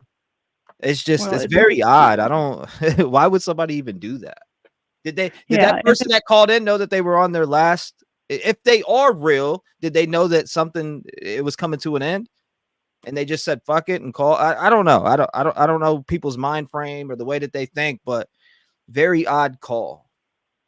Yeah. Well, and I think if he's involved and he's a real person that's involved in this and his name is involved, they're probably pumping the fund to give names or whatever. Who knows what deal? They may be taking the death penalty off the plate if he's going to turn and help with some of these busts. I don't know. It's just a thought. I may be totally wrong. It may just be him and a pervert and that's it. But I definitely think that mom has just really got something going on. And every time I hear that little bird thing in the background during that interview, I keep thinking of you hitting the button saying, "Get the F out of here." So, because I think that's what most people would have said. It's like, "Get the F thing to shut up." You know, you'd been so torn up. It's just weird. She's just very disconnected. I'd have continued talking over that. I don't interview or not. I'd have talked right over that. I mean, yeah, or just like, get it out of here, you know, something. I do think some of your callers had mentioned before that they think Stefan triggered that thing, and I think he did too. Yeah, that call was. I think he did too to distract her. Yeah. Ricky, Ricky can't call no more. Jessica, he's in jail. Say what? He might be. You know, I don't know. Well, he may be. If you're out there, call in. I mean, if you're out there, call in. Tell us about what happened at the ring the next 10 to 15 hours after your phone call. How about that? And multiple of us reported that shit. So it's just very odd. Like I said, the 200 that 200 child P bust that they did. Wow. Yeah. I appreciate you calling in too. Thank you for being a voice in the community and sharing your thoughts and opinions with us. I appreciate you as always. God bless you, ma'am. I hope you have a beautiful night. You know what I'm going to say. Stay vigilant and lock your doors. Thank you. And if you can investigate a little bit more on the car situation, like if that was mom's car. Yeah, I don't. That's what I'm. Mangry. Okay, so I know you say Mangry at the end of the email. Where did you see that vehicle? For one, and two, you drop me a little bit more details on that vehicle that we did pull up, because I don't know. I don't know. I want to see. I want to hear more details about it. I seen what you said in the email, but it was short. I appreciate you again. Thank you for calling in. Thank you for being a voice in the community. And again, lock your doors before you go to sleep and stay vigilant. We appreciate her. 219-885-9693. Madeline Soto's mother, Jenn Soto, is she up to bat? Is she cooked? Are we just saying that she's guilty? I think we're just going to all ends. 470, you're on the show. Talk to me. Hey, T-REV, how are you? I'm doing fine. How about yourself, ma'am? I'm doing great. This is Crack a Cold Case, and I just want to set some people straight. First of all, the evidence shows that he dropped her book bag in the dumpster at 7:35, I think it said, somewhere around that time. Okay? The evidence shows that they see her body in the car at 18 minutes after. Absolutely. I think back at the place. Yes. So the mother said that she saw her getting dressed at 8 o'clock. That's not possible. The mother said, first she said I, then she said we, then she said I took her to the bus stop. So she's been lying from the get-go, and that's disgusting. So I'm come from a family of SA also. My father is died in prison, spent 40 years in prison for R-ing my sisters. He didn't ever mess with me because I was his. But it is rampant where I come from. I don't know one person that's not been SA'd, not one child growing up. So my mom knew the whole time. When I was 8 years old, I was standing at the top of the stairs, and she threw her wedding rings at my sister and said, "You be his fucking mistress now." And at 8 years old, I didn't understand that. But when I got older and he went to trial and they brought that up, I was like, oh, she did say that to him. So she knew the whole time that he was doing that to my sisters. Wow. And they manipulate you, especially when they're all you got. That's crazy. So, I mean, she could have been scared. I want to know who the hell was holding the camera for all these videos they have. Yeah, well, yeah. Did he have a camera, or did he have like a stand for the camera, or was somebody holding that camera? I think it's awful odd. If you Google pedophile arrests in the last 2 weeks, it's off the chain. So I think that's why he hasn't been charged. I think he's rolling, and I think it's more important for them to get these scumbags than it is for them to get him on murder right now. But I could be completely wrong. It's allegedly, speculatively. Don't feed the beast. But I think it's awfully odd that all these pedos are going down. In the last 2 weeks, Google it when y'all get a chance. Google pedos arrested and put in the tools and make it the last 2 weeks and see how many people have been busted. Pretty insane. Yeah. Insane. Again, I wonder if it's connected. Because it's mighty crazy that he had specific things in his phone, tried to factory reset it. Obviously, that's showing that you're hiding something. Was he in some type of child ring? Allegedly, I'm just speculating on that, but was he in some type of child ring? connected with other people. I mean, that's a lot of people to arrest on sexual child material. Yep. I'm just saying. Trafficking. The 228 were on trafficking, but there's a lot of people getting picked up right now. I mean, all over the United States. Like I said, just Google it. Google pedo arrest, and you'll see them come up the last 2 weeks. Hold up. And is it the summer yet? Says that is Jen's car parked in front of our sister's house. Hold up. What do you mean ours? Somebody in chat, is it summer yet? Says that is Jen's car parked in front of our sister's house. Oh, so somebody in the family's in chat. Okay. Is that what you're saying? I don't know if that's what they're saying. If they're part of the family, they say our, like our sisters. So they're saying that this car is her vehicle. Okay. Coach in Miami got arrested last week. I mean, there's people are going down everywhere right now.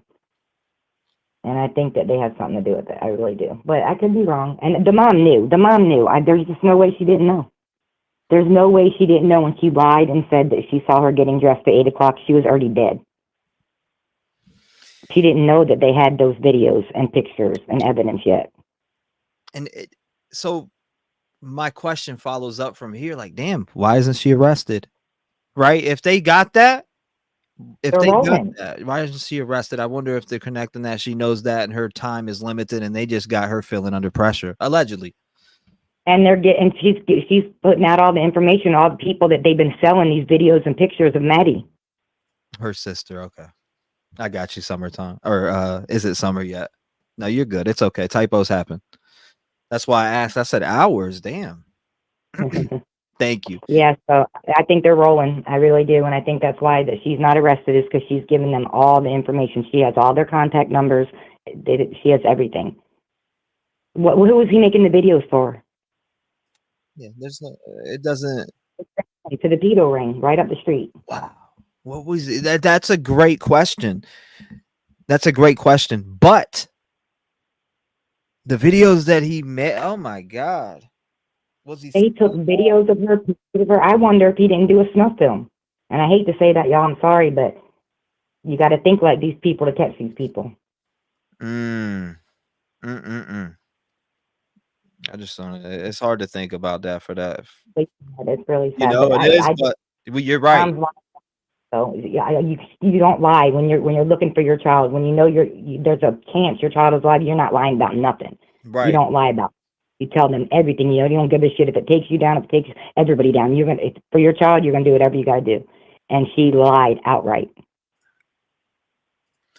Getting her cell phone out the backpack before tossing it makes sense to me. You know, I appreciate you calling in. Thank you for being a voice in the community. This is, again, I'm waiting to shape up to see what happens here.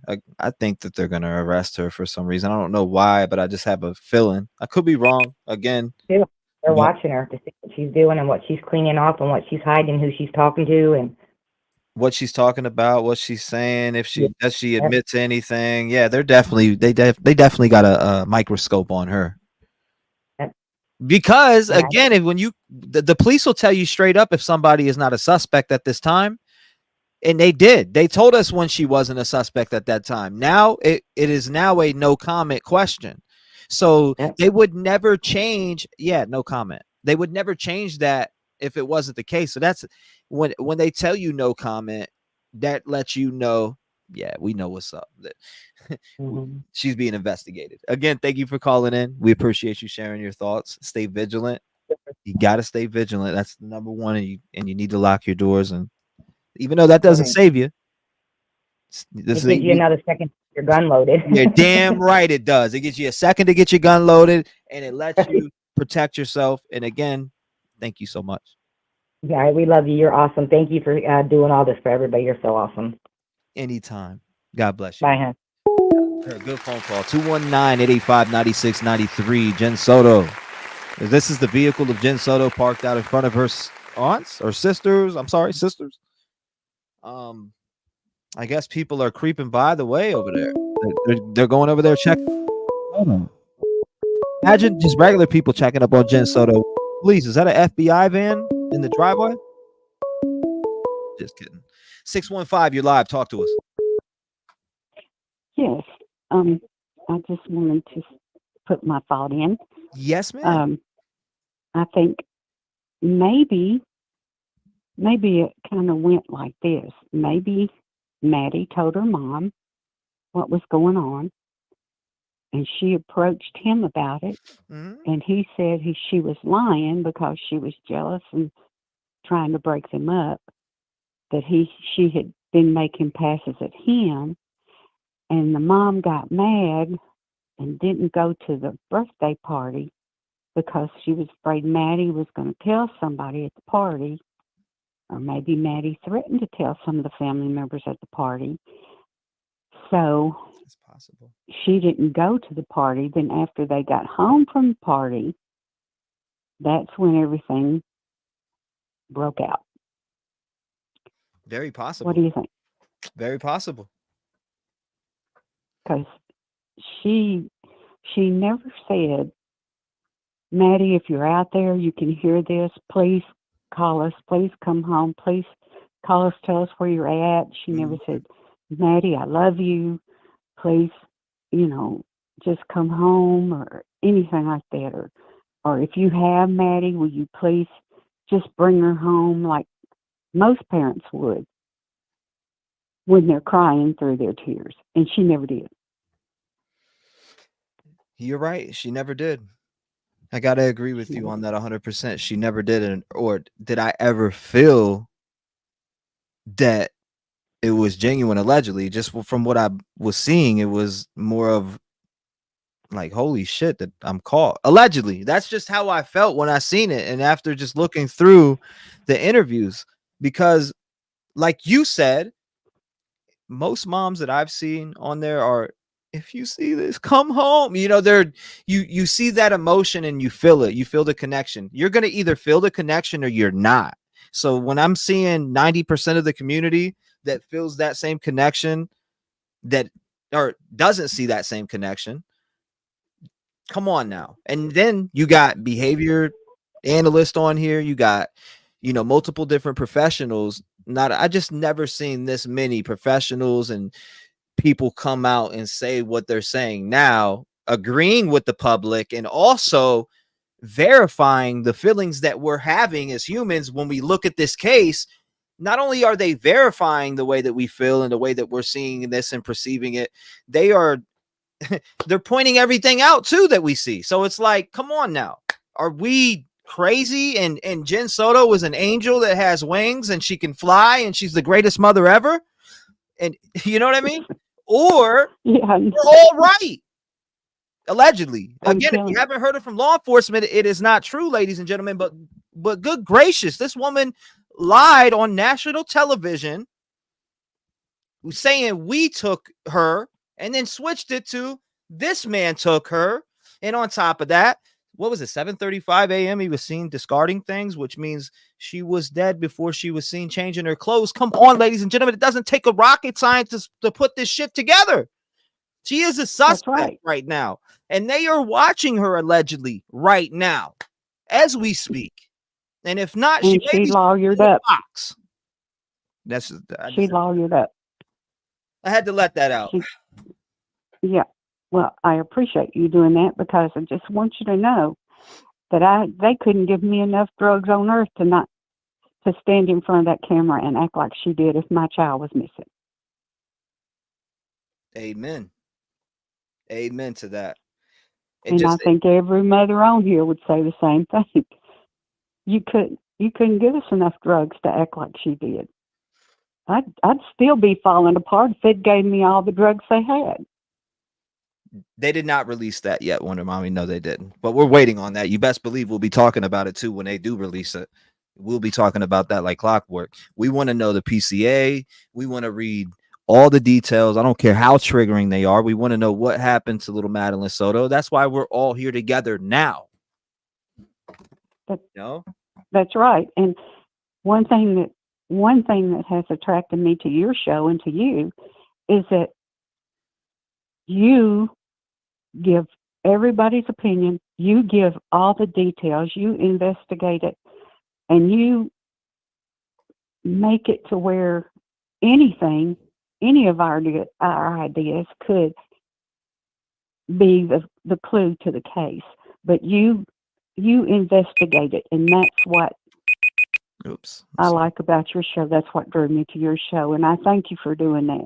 You're awesome. And you're welcome. You're welcome. And I appreciate you being here and being a part of the show and the Rev Gang family, obviously, and the fight for justice, not only for Madeline Soto, but for changing the country, especially when it comes to these laws that we have. Right. Again, all those pedophiles that they locked up, the 200, they're all probably going to be getting back out, right? And what are they going to do? Those 200 and something people, imagine how many of them are ruining families. Now they may get 5-10 years, right? But just think about this in your mind. Those pedophiles that got caught in this so-called ring, they get 5 to 10 years. They're going to come right back out and destroy multiple families in the next 5 to 10 years. And somebody in here may be a target of that and don't even know. I'm just saying in general, like, that's why we got to stand up to this shit. This is a major problem in America right now. A major problem. I can't say it enough every day. And there's so many of them out there. There's so many of them that they release from jail. There's so many of them that they have charges brought up against. They couldn't possibly keep up with all of them. They can't possibly keep up with all of them. So quit arresting them. Quit letting them go. Put them in a prison somewhere all by themselves and let them go at each other. But just, there's no way they could keep up with every one of them. There's so many. There's so many. There is. And it's a sick world. It is a very sick world. We live in a sick world, and bad things happen to good people all the time.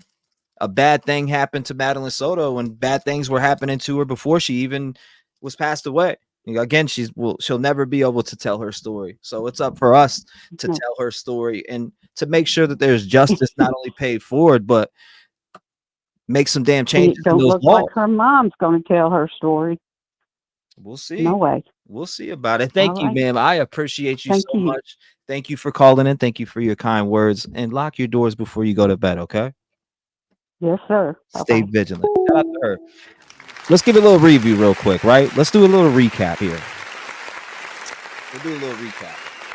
So,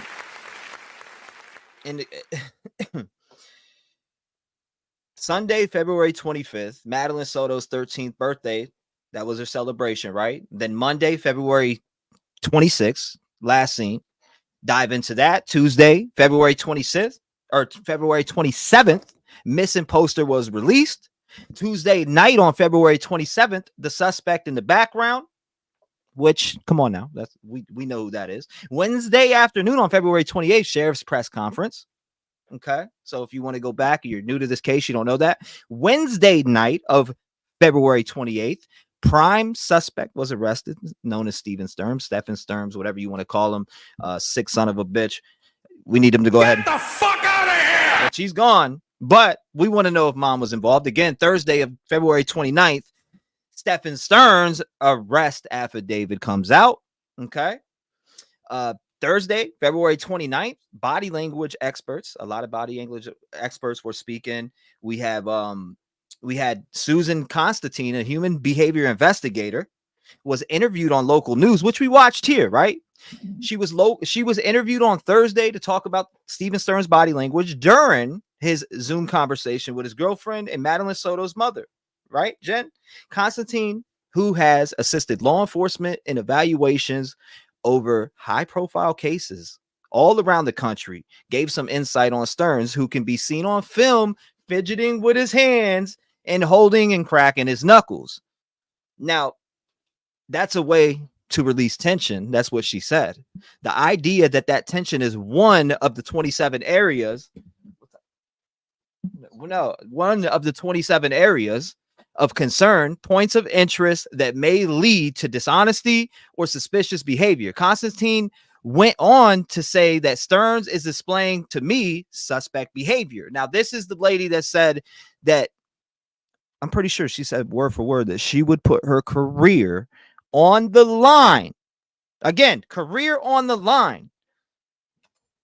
Word for word. Career on the line that this woman is involved. Does that mean she is? Absolutely not. But I do take those statements very serious. I just wanted to give you guys a quick little background, a quick little rundown. 219-885-9693. The lines are open. If you were just coming in, I just wanted to fill you in just in case you don't know this story. Friday morning, March 1st, Stearns transfers to Osceola County. Friday afternoon, March 1st, officials confident about Soto's death. Friday afternoon, March 1st, search operation for body. We know that. Friday afternoon, March 1st, body discovered after the search. Well, during the search. Saturday morning of March 2nd, Stearns' first appearance in court. And then after that, we see social media reports and several different things. But lock your doors, most definitely. You got to lock your doors. That's important. That is important.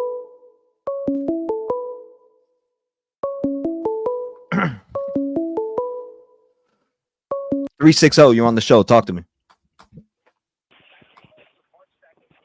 Hello?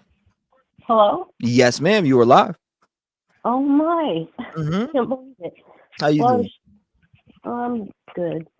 I just want to say I have 3 sons, and I would be so proud if I had a 4th son like you. You should be so proud of yourself. Thank you for the compliment. I appreciate that. Okay, so my call is going to be very brief. Okay. I didn't know you had the second channel until you had said something about it, and I think you're the only one out there that is not charging for what's that word they use? I think it's with a P. You know, where you get something special if you pay. It's on the tip of my tongue, but everyone charges that. Every other channel. So anyway, I was watching the Spirit Box with Maddie, and so That was crazy last night. Matter of fact, that blew my mind. I didn't actually catch it last night. It must have been really late. Oh, that was crazy last night. I'll just say that it was a wild session last night. Wild. Yeah, I watched the first one today. There's 2.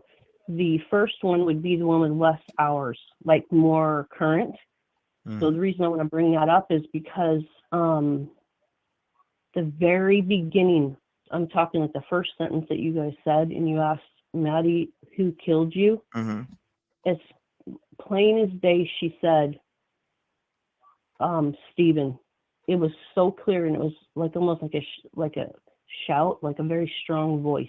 She's like, Stephen. So you might want to check that, like the very, very beginning of the first one that you did. And then the other thing on that same one, you were saying to Smoke, human. She kept saying, like she said, human, you couldn't figure it out. And then it occurred to me, because it was a question of, did her mom have anything to do with this? And she was like, she said, human, I didn't hear that. You heard that. And so I started thinking, you know what? They were probably human trafficking her. That's hard to think about. Yeah, but you know, it is. And I mean, if that is what it is, it's going to come out. If they were trafficking her, I hope so. I've been thinking about how there'd be a paper trail to it. You know what I mean? There'd be some type of digital trail to that, whether it be phone calls or they connected one of the rings that just got busted, the Santa Claus that everybody is talking about. I've went and read the articles. I don't know if it's connected or not, but it'd be interesting to see if it is connected, because he did have the same type of material in his, possession.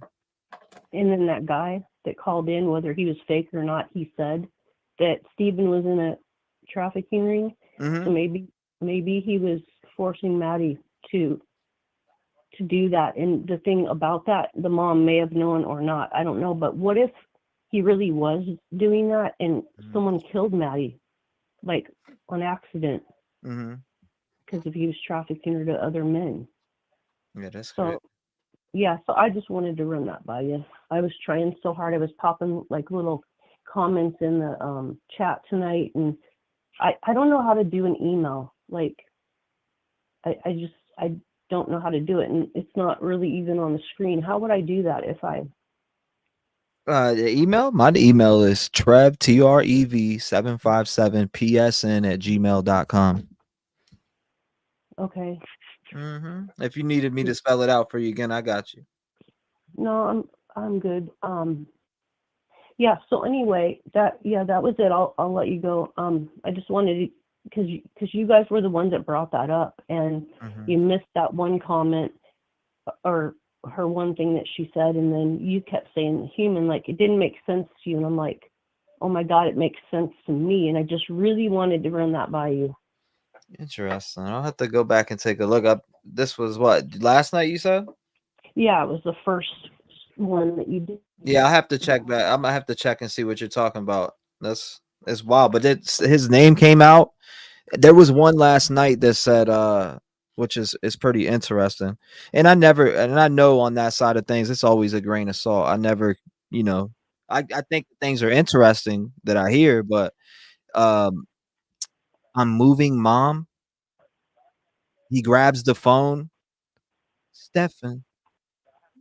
Like Madeline was your mother, and like there was some crazy things. I'll be dropping the little clip on TikTok like I usually do. I did with the Kansas City 3, and that one's got like 40,000 plus views. It went crazy on TikTok because the responses were insane from the Kansas City 3 that I did, the reading I did on that.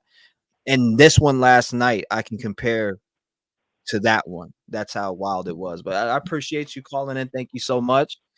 Yeah, I didn't watch the second one yet, but I'm going to. They were side by side. I think the second one was like a day or two sooner. Okay. But it was the last one that you did. It was like on there. It said like 15, 17 hours ago, and within the first minute to 2 minutes, when you guys started that, and he said, "Who killed you?" She said, "Steven." And neither one of you responded, so I don't think you heard. And Interesting. I have to go back and hear it. I have to go back and hear it too. Yeah. Okay. Well, thank you so much. I mean, if you find the timestamp, let me know or email it to me because they always drop the email in chat. And if you ask the mods in chat, I meant to say that because I always tell people type !email, but really mods are doing that. So if you guys ever need an email, you just drop it. Email in chat and the mods will definitely drop it in there for you guys. Oh, okay. Well, thank you. You're doing a great job. Keep doing what you're doing. Thank you for calling in. Thank you for having the courage to call in and sharing your thoughts with us. I appreciate you. God bless you, man. Stay vigilant and lock your doors. One thing real quick, because it just occurred to me, and then I'll let you go. Go ahead. With my 3 sons, I would never let them stay the night at friends' houses because I'd always worry about stuff. You worry about stuff happening? Yeah, and they were boys, but I just protected them the fullest way that I could possibly do it. I mean, they're still mad at me today because I would never let them have a normal childhood and stay over at their friends. I'm like, no, they can stay here. But I think, everybody was like, how can most of this stuff be prevented and just stop this? It really has to do with, because it seems to be all girls, but the moms need to. I sat my boys down and I told them birds and the bees, and I told them what being molested means and things like that, and that they could tell me, and that a molester might say, "Oh, I'll kill your parents if you tell." Scare them where they won't tell. I'm like, it's just a lie. I would sit and tell them everything I could so they had all the options in their head, not to be afraid to say something that they're just lying. So it has to be more of a discussion. It's not that if these single women have a new boyfriend or not, people are getting really offended by that. It's about educating your child to the fullest extent. And she obviously did not talk to her daughter about anything that would help her, avoid this kind of torment. And that's what needs to go on. It's a parent thing. Parents need to do more. Talk to their kids. I think you're making a very, very, very, very, very valid point when it comes to, what you just said, because some people would think in their head, this is too much. this is too much to tell a little child. But then again, No, it matters. if something, It if really they matters. It started makes a getting difference. It touched, cut they down would a speak lot on up. this kind of stuff if parents would No, I'm saying talk if they're taught that tell. and they It start shouldn't getting be touched, they embarrassing. will speak up. You know what I'm saying? Like they will speak up.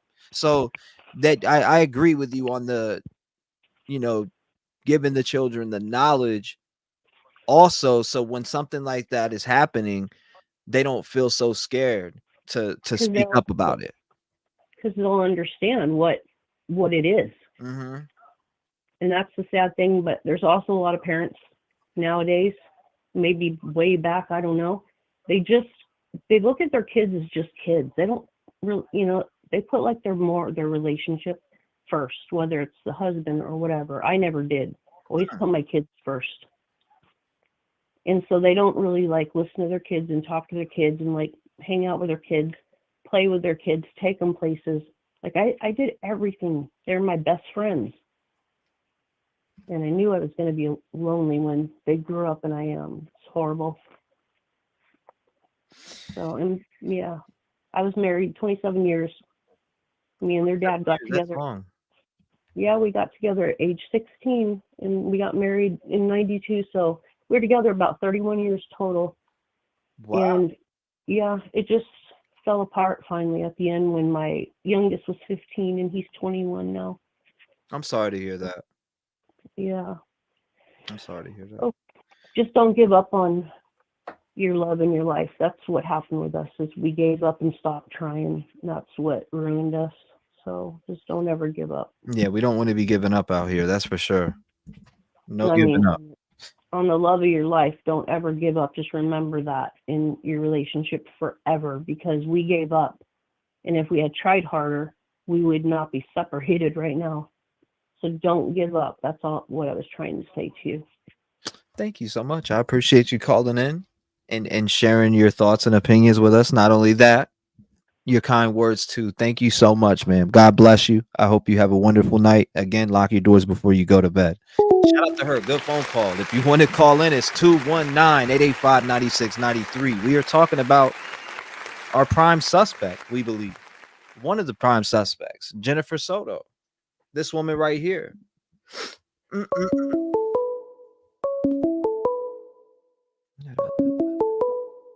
724, what's going on? You're live. Oh, hi. How are you? I'm hanging in there. How about yourself? Okay. My name is Brenda. I called before, but I just want to express my opinions. This lady is literally driving me crazy. Right now, it is March the 10th. 2 years ago, I lost my son due to unaliving himself because he was bullied in school. No, I did not know he was being bullied until after everything happened. My heart just breaks for that young lady that passed away. I don't know how her mom could sit on national TV with no expressions.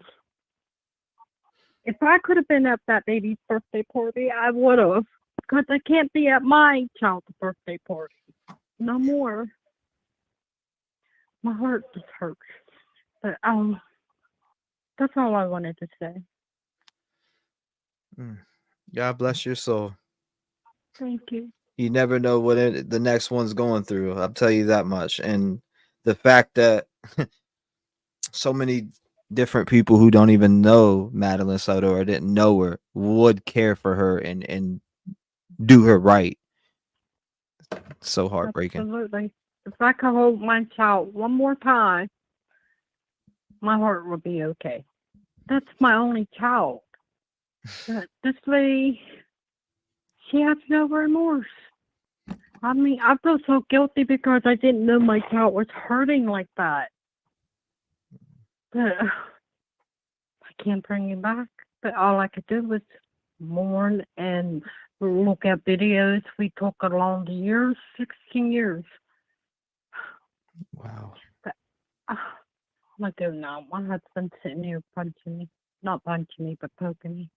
But yeah, because he did, he just doesn't want you to probably get upset and reopen wounds and things like that. I mean, I could get that too, but at the same time, it's therapy to speak out too. So I promote people to speak out about those type of things and share your story. And again, I'm so sorry for your loss, and I could never ever understand your pain. I mean, I could feel and hear that emotion through you, and I do get it, but I would never be able to understand what it feels like to lose a son. I can only imagine in my head, and even that hurts. So I could, you're probably so numb to all that, but I do want to commend you for speaking up, not only in the honor of Madeline Soto, but also you said your son, correct? My son, 2 years today, March the 10th. Well, you're a very strong woman for even picking up the phone and calling in to a live podcast and sharing that. Just know that about yourself, and just know that your boy, it will always watch over you, and you guys will be together. Again, don't forget that. Okay? And the worst part of the whole thing is, I'm not no more. I was a nurse. And the night that happened, I was working in our emergency room in Pennsylvania. Yes, ma'am. And when they said we have a DOA coming in, I had no idea it was my child. Man. Yes, I was working that night. Oh my goodness. That breaks my heart Unfortunately, for you. nurses and the doctors would not let me in that room. All I wanted to do was save my child, but it was too late. You were working right in the same spot. Oh Yes, my sir. goodness. God bless your soul. My God heart bless is your broken. soul. Okay, well, I'm gonna hang up now. Thank you so much, ma'am. We will You're all welcome. pray for you. Thank you. Don't forget that your boy is always with you. Yes, Always. always in my heart, my only child. Thank you for calling up and sharing that in the memory of Madeline Soto. We appreciate you, ma'am. God bless you and your husband.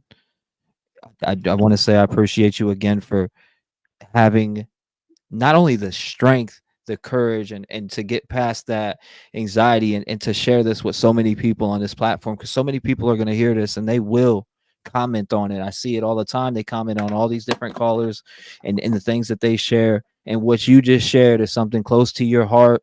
And not only did you share that, you said that you would wish that you could have been there for this little girl.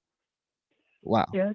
I mean, she had a mother that didn't even go to her birthday party. She was capable of doing that. And then you have this mother here that will never be able to go to her child's birthday party again in life. Mm.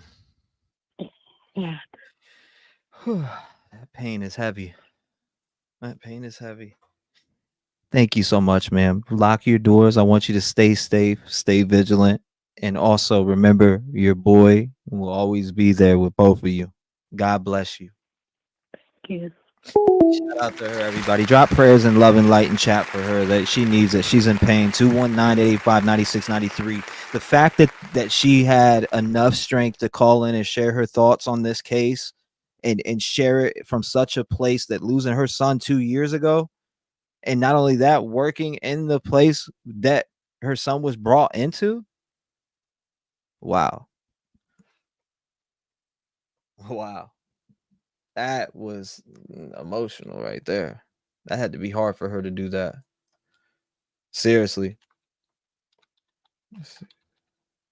That had to be hard for her to do that. Oh my goodness. That one got me right there. I almost want to pull this up too. Yeah. See, oh my God, I'm so sorry. Tears for her. My condolences for your loss, and praying you can keep living your best life. Your son would want that. Absolutely. Heavenly Father, comfort this woman. Embrace her in your loving arms.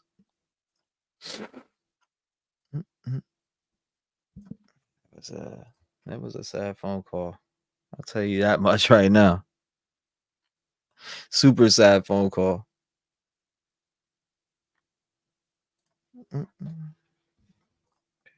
Oh no, this poor caller, horrible. I'm sending you hugs and prayers. Hold on, let me look at these emails too. Oh wow, Steven Stearns had quite the active Reddit account wherein he actually posted a photo of Madeline Soto, the 13-year-old girl who he is suspected of killing.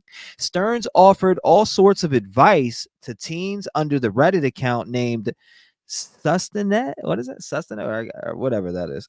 Sus something. Right. Only 22 days ago on Sunday of February 11th of 2024 at 4:04 p.m., a user wrote in the advice for teens community, "I'm pregnant and I don't know what to do." Dubbed the safe space for teenagers and young adults, created April 23rd of 2012.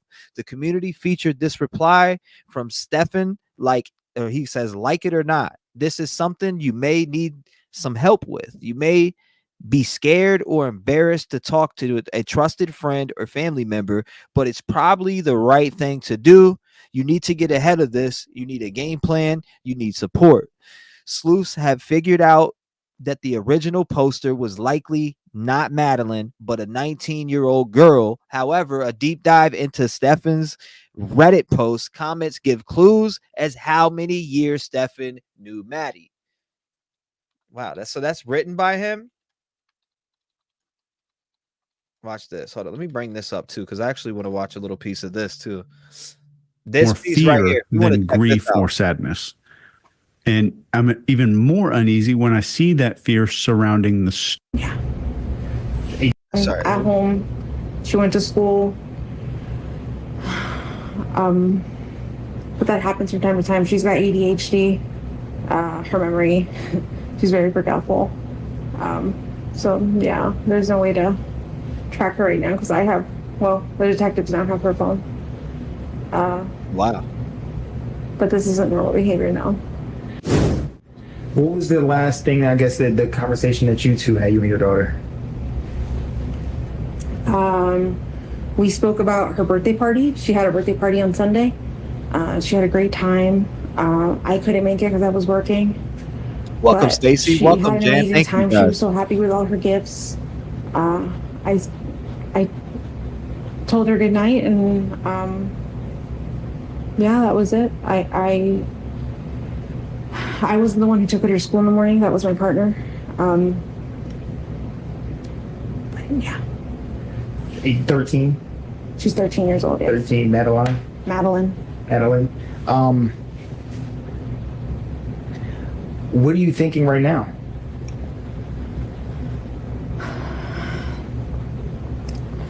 In my heart, I feel like if you're coming in, we're watching a little bit back on this behavior panelist. I want you guys to say, maybe you've already seen this, maybe some of you haven't, but I want to rewatch this again and for some of you to hear what they say about her. Like somebody took her. This isn't like her to just pick up and run away, or just not go to school. I don't know what to think. All right, Chase, what do you got? We're still seeing some bizarre behavior here. And keep in mind, as we're saying this, none of us are saying that she was involved directly. And that if someone does have guilty knowledge, they could be covering up that guilty knowledge out of self-preservation because they've been threatened, because something else has been threatened to be taken away. So we don't know that yet. And maybe y'all will comment on what we see. Maybe there's some threats going on, or it's just self-preservation. So we'll see. But this shaking still continuing. We see it during the things we see the shaking during the parts that are provable and most likely solid facts. We see the shaking go away anytime somebody's asking details about Madeline going missing. Exactly. I'm always uneasy personally when I see more fear than grief or sadness. And I'm even more uneasy when I see that fear surrounding the story of the disappearance of the child. And to add to this, when I see that a reporter has to remind somebody to mention the child's name and remind them also that they're supposed to talk about what they think happened and that they want the child to come back home. The reporter's having to kind of prod and prompt this. It's a lot more concerning. I developed a guide, if y'all remember this, for the media on how to ask questions and what questions to ask during these interviews like this. This guide has literally everything that you would need word for word and has prompts to get somebody like this to talk a lot more. Innocent people can be less talkative too, and it's helpful to get them to start talking as well. So I'll link that down there. If you guys are all right with that, I'll throw it in the video description. Scott, what do you got? All right. After the reporter says, what was the last conversation you two had? Again, this is fear. It's not the classic expression of fear, but I always say fear looks like a calm surprise because your eyes are open. Again, I just found out about these people through you wonderful people. You told me, check out this behavior panelist. Well, I did. I checked it out all the way. I thought it was very, very interesting what these gentlemen said about mom. I thought it was very interesting. Your mouth is open and your nostrils flare a little bit because you're waiting to see what's going to happen. You know, you've been shocked and then, what's happening? It's almost like a lengthened amount of shock and it just lasts for a little while. So, and I asked Melinda Ozell about this as well. She's a big micro expression specialist, and she said, yes, that's what she's seeing as well. We talked about some other things, details of it, but we both agreed that was fear. So yeah, Chase, that's spot on. So when she answers again, that leg goes jiggling and she starts bouncing around like she's on one of those old covered wagons in a Western movie or something. It's a lot there. So she's getting a lot of stress from that question. And then this is where the fading facts come in at the end of that second answer, when she starts talking as she's speaking. When we talk about fading facts, we're talking about someone who is giving you information that's supposed to be a correct answer or the answer. And as they get quieter toward the end, it's because their brain's saying, we shouldn't be doing this. In other words, we shouldn't be doing this, man. This is not true. Absolutely. Absolutely. You're welcome, Star Sorcerer. More fear. Good point. Thank you for sharing this panel. Yes, this panel was shared to me by you guys. I went over it. I watched it all. We watched a little bit of it on one of the streams, but I wanted to play again some more of this because they make great points when it comes to mom, and it's going to come up here on the suspicious behavior and conclusion. You'll hear that part.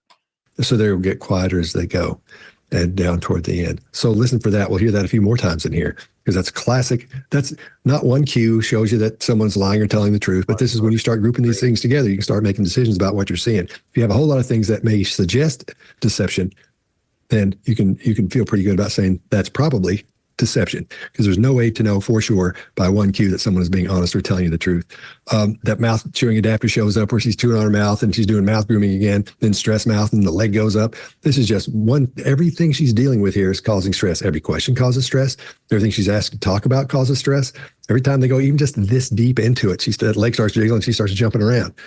So anyway, so I think something's up here. I think there's a lot more going on than I think anybody is aware of at this point outside of this investigation so far. I mean, the only one that I've heard, Debbie, that who was it? Dr. G, right? Dr. G said specifically that some things were off, but it wasn't nothing that he doesn't think that she's involved. That was through Dr. G. But then everybody else the one that was on Court TV said she would lay her career on the table. And then when you hear these gentlemen right here start to speak on the prior interview, which actually, if you go back to here, watch. This is the part. Said in the first video, more lip retraction. And one thing that's happening here is that there's a parent sharing all of the reasons her daughter cannot be found. And this, I think, is highly unusual, and it presents a huge hurdle for me to think that she's wanting to inspire people or help or inspire hope, that there's a way that this can be done. When somebody introduces complexities and challenges like this, I've never seen someone do it who's purely innocent. She's going through all the lists. She left her phone at home. She's got ADHD. The cameras aren't good enough to see anything. There's no way to track her. And still, we're not seeing a mention of Madeline's name at all. And one question the reporter asks is this normal behavior? And this behavior we're seeing here is not normal at all in the mother here. Right. Granted, there's some unusual stuff. So we'll take a look at a few more clips after this one here. Mark, what do you got? Yeah, so I'm the same with you. That blame that she's putting on Madeline around ADHD and forgetfulness is an odd maneuver in this particular situation. I don't like the look of that. Not that I'm against blaming people for stuff. It's just not right for this situation where you're wanting the kid to be found, or you should be wanting the kid to be found, just as you say, Chase. You'd want to be eliminating those things and having more possibility of that person being found, not putting barriers in the way. You're exactly right. Again, we have it. We dropped her off. Second time, we dropped her off. Okay, very clear around that. We dropped her off. Okay, good. You said it twice. Now we know. Now we know you both dropped her off. To your point, Greg, yeah, she's breathing, and we get some of these bigger intakes, but I'm not getting the rapid breath of something like panic or concern. And she said earlier that the feeling she had was of I can't breathe. And yet we've got her breathing. She's not having to catch up with that breathing. It's not the panic. So her breathing doesn't match what she's told us is the feeling that she has right now, which I would suggest she's saying, oh, I can't breathe. That's a sense of panic. And I'm not seeing panicked breathing at this point. So that's of interest to me. So second video in, I'm possibly more concerned even than I was in the first place. Scott, what do you think? All right. When he brings up the detectives again, that's when her legs start shaking. Or I think it's the first time he brings up, her legs starts shaking again, and we see her doing that whole bobbing around thing that's happening. And again, this still doesn't sound like a mother who's stressed that her child is missing, right, and could possibly still be alive, and she's worried about what's going on with her. None of that at all. Then more stress mouth with that question as well, or what I call stress mouth. That's disappearing lips, when your lips disappear literally. And I think Chase made a great point, because they go back into her, up under her teeth. She's so stressed at this point. Her voice is calm and normal. It doesn't really change much. It stays almost. There's a couple of cases here in a few minutes where we get to fading facts, which we'll talk about in a minute. But in this situation, her voice stays the same. Her cadence stays the same. The volume stays the same. When you're talking about something this horrific, and as you talk about it, you're realizing the horror of what may have happened. You don't talk normally. You get all worked up. We've seen it 1,000 times on here. You know, when they're being honest, because she doesn't do anything. She doesn't change much at all. This sounds to me like it's rehearsed, and it sounds like she's. Wow. It sounds to him like it's rehearsed. So he absolutely thinks that this is a rehearsed act by mom. Well, interesting. So Scott Ruse, I'll tell you, let's give a little back info on the guy who just said that, right? I just wanted to because we want a little background story, right? Here's Scott Ruse. Scott Ruse is a behavior analyst and body language expert. His extensive training, education, and practice of nonverbal communication have made Scott an expert and consultant to law enforcement and to the United States military, as well as to Fortune 500 CEOs, doctors, attorneys, executives, and entertainers. So I just wanted to give you a little bit of background on the guy that was talking, and that's this top right guy who was speaking. It's not just, some random Joe Schmo. This guy is making statements on what he believes about her behavior here. Playing this with her boyfriend, which we're going to see a couple of videos of him in a few minutes. This sounds like she's ready for this. That's why she keeps saying we dropped him off. So that brings a whole other situation into this as well. Knowing now that we know now that they've found her, Madeline, and she was, obviously she wasn't alive anymore. So there's a lot going on with this, but I think this sounds to me, it sounds like something she was prepared for. When you're talking to somebody in interrogation, you want to make sure one person's story is different than the other person's story. Same story, but you got to make sure they word it differently and things are said differently. So let's pay attention to that when this guy shows up. Now, the phone being left at the house, she wouldn't have started with, well, she has ADHD and she's really forgetful, so she left her phone at the house when she left. No, you said she left her phone at the house. We can't track her. She has ADHD. That's the second part that you think about, because everything is up front. All the details, all the major things are up front in your brain when you're thinking about what's going on with the situation. You don't go to the details of why first and then say she's left her phone. That's a red flag for me as well. And that single shoulder shrug pointing toward her chin, when she's talking about ADHD, that makes me think she's bringing that up. I don't believe the kid had that either. because of the way the mother's acting. I think they're adding that, and that's why she left her phone. That's why her phone wasn't pinging around where they found her, or when she was with somebody else. Well, we know who did it. So then I'll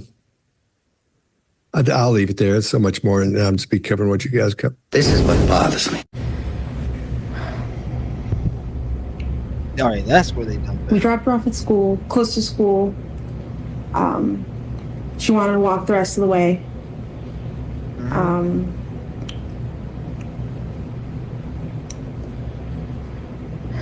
Yeah, I was going through it too, Heather. I went through it all, actually. This video is, I don't know. I'm not sure what I'm allowed to share. You can share whatever you feel comfortable sharing. I know you had conversations with detectives. Not sure what that conversation is, but whatever you feel comfortable sharing, that we'll put the awareness out there. Yeah, she was spotted walking by the church, by the middle school, on the cameras. They saw her hang out in the parking lot for a little bit and then get up and leave. They didn't see a vehicle or anything else. They just saw her walk away around 9 a.m. heading towards the school. God bless you, Bridget. But she never made it.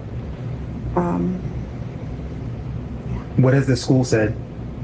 Have you been in contact with the school? Yes, that they're doing everything they can. They've given me all their resources. The principals called me. They've looked at their cameras.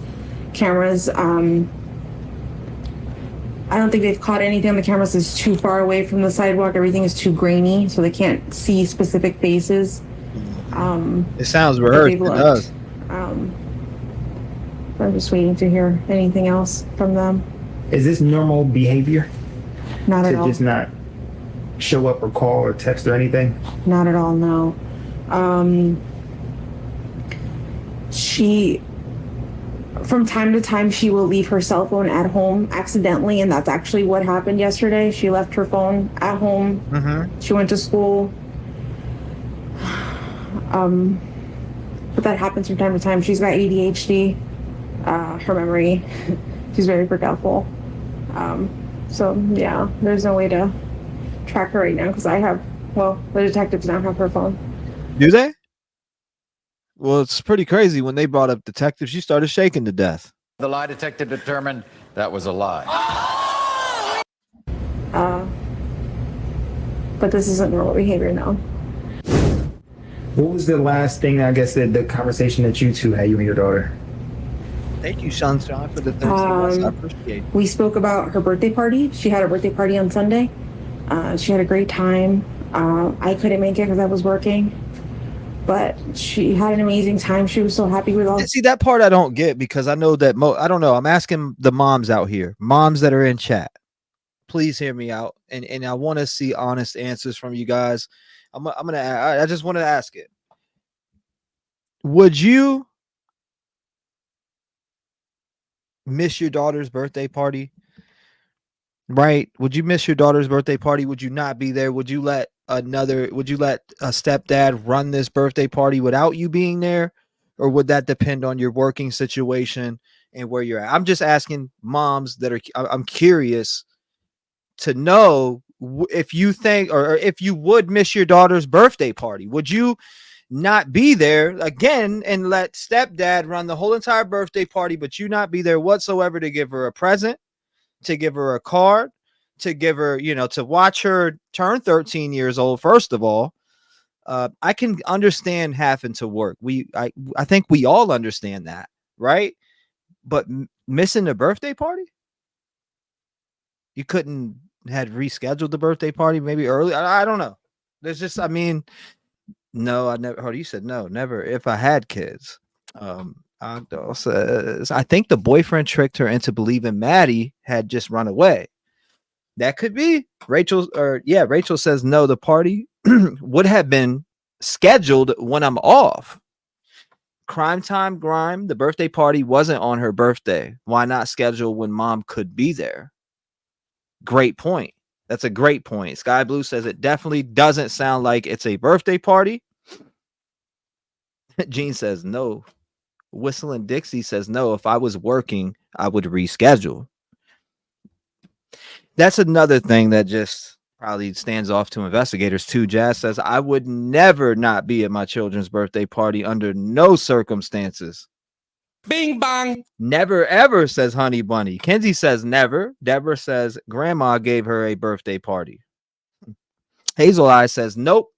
I Am Too Bear says I always had a personal date, a family dinner, and an extended family party. Cheapskate says my boyfriend wouldn't even be invited to my child's party. Bing bong. Her gifts.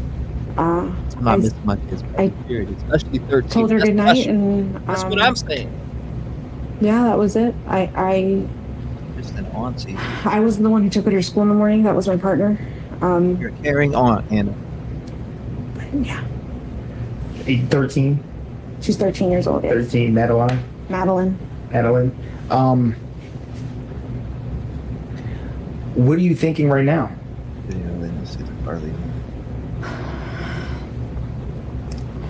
In my heart, I feel like somebody took her. This isn't like her to just pick up and run away. No. Or just not go to school. Interesting. I didn't hear that one. I don't know what to think. Thank you, Angel. All right, Chase, what do you got? We're still seeing some bizarre behavior here. And keep in mind, as we're saying this, none of us are saying that she was involved directly. And that if someone does have guilty knowledge, they could be covering up that guilty knowledge out of self-preservation because they've been threatened, because something else has been threatened to be taken away. So we don't know that yet. And maybe y'all will comment on what we see. Maybe there's some threats going on, or it's just self-preservation. So we'll see. But this shaking still continuing. We see it during the things we see the shaking during the parts that are provable and most likely solid facts. We see the shaking go away anytime somebody's asking details about Madeline going missing. I'm always uneasy personally when I see more fear than grief or sadness. And I'm even more uneasy when I see that fear surrounding the story of the disappearance of the child. And to add to this, when I see that a reporter has to remind somebody to mention the child's name and remind them also that they're supposed to talk about what they think happened and that they want the child to come back home. Right. The reporter's having to prod and prompt this. It's a lot more concerning. I developed a guide, if y'all remember this, for the media on how to ask questions and what questions to ask during these interviews like this. This guide has literally everything that you would need word for word and has prompts to get somebody like this to talk a lot more. Yeah, we see this part. We've seen that part. So, let's scoot up. Fear has to be very, very subtle because you don't want to. This is where we were. I just wanted to actually go back and watch the one part rising into this, because at the beginning, mother's distress over missing daughter. So, that's the whole part we want to see, right? The suspicious behavior and conclusion. An analyst of mother's fear. To show the predator that you're fearful because it will trigger an attack. It has to be subtle enough that the people around you would detect the fear, but not so big that anything, outside of that close distance would see the fear. I'm going to go even further than fear, though. I think you're absolutely right, Scott, and obviously Melinda is absolutely correct, but I'm going to go for its terror. I think we're seeing terror in the face, and I'll say in the next video why I think it's extreme fear. It's fear, but at an extreme, and it's still subtle because the signal has to be just for the people around, not big enough for the predator to see. Right now, she has a theory, which is someone took her, so that's good. That she has a theory, but then she changes that and she says, I don't know what to think.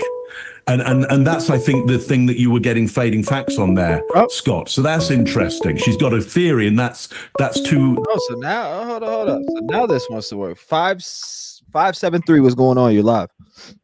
Hey, what's up? I was trying to reach you for a couple nights now. So I talked to Spirit. I listened to your guys' Spirit box too. That was pretty cool. But what I was gonna say is I believe that the mom knew and kind of like planned it. That's the reason why she like broke up with Stefan. Right. I think that she was jealous of her kids so much that like she didn't go to the birthday party.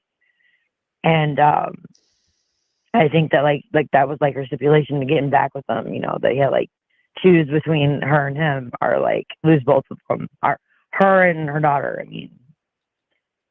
But yeah, and earlier I think I heard that it's a movie with mom. You guys are saying that she was saying she was moving mom or something. I think it said movie with mom. So maybe there was like a movie with her mom and her on his phone. Yeah, it could be. I don't know. Daughter is 45. Damn, said your daughter's 45 and never missed her birthday. That's whew. Right. That's what somebody said. Chat's going too fast for you, but I gotta put it on 60 seconds. I hate really limiting people on slow mo, but anyway, I just found your channel and you're pretty cool, dude. And thank you. That was pretty good. That was a pretty good session earlier with your buddy Smoke. Yeah, that was wild last night. I will say Yeah, it's pretty. I mean, it says it all too, like really, because the mom. I mean, that's kind of like what I figured anyway. Like the mom knew. There's women out there that are like sick like that, you know. Not only like are they sick in the head, but they're like so depressed about themselves that they have to like give up their children for some later. You know? Yeah. This. I hope Madeline gets justice. Yeah, no, she's definitely gonna get justice.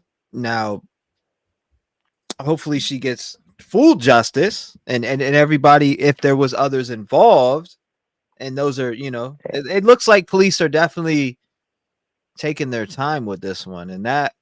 I mean, I read people. Can be not good. only do I read Spirit, I can like read people, and I'm telling you, like the mom, there's like I knew from the get go there's something up with her, you know. I felt the same way. And I'm sure there's more victims out there, you know, with him working at Disney. Not to talk crap on Disney, but I'm sure he dated other women with children. I'll be surprised if, you know, more don't come out. You know what I'm saying? Anyhow, well, thanks for talking to me. And everybody needs to, like, watch over the children, you know? We need better humans. Absolutely. Do something, say something. And what was that? Lock your doors. You sound familiar. Yeah, everybody says that. No, you sound like Fluffle. No, some serious. Somebody, one of my members, Fluffle. She calls in all the time. You sound like identical. Cool. You sound identical. No. Like I could put both of y'all on the phone and nobody would know who was who. That's cool. She must be a cool chick then. Y'all sound like literally alike. I thought you were Fluffles for a second. Like I was like, hold up, is this Fluffles? But right. Well, I've called in on Dolly a few times. He calls me like Spirit Whisperer or whatever. Oh, okay. But I'm Julia, by the way. Julia, thank you. I appreciate you calling in. All right, thank you, sir. Have a good night. You too. God bless you. Be vigilant. Shout out to her. Yeah, that sound like Fluffles. I thought that was Fluffles, y'all. 219-885-9693. I'll keep watching this video to the next caller, and we'll hang in there and keep diving in. That's a plus point for her. And then the theory gets taken away with fading facts. So she's backpedaling on it a little bit. And then we get a new piece, a new story. I wasn't the one who took her to school. Well, last two videos, we dropped her off. And now yeah, exactly. We. And obviously she changed that to him. 325, you're live. Talk to us. How you doing?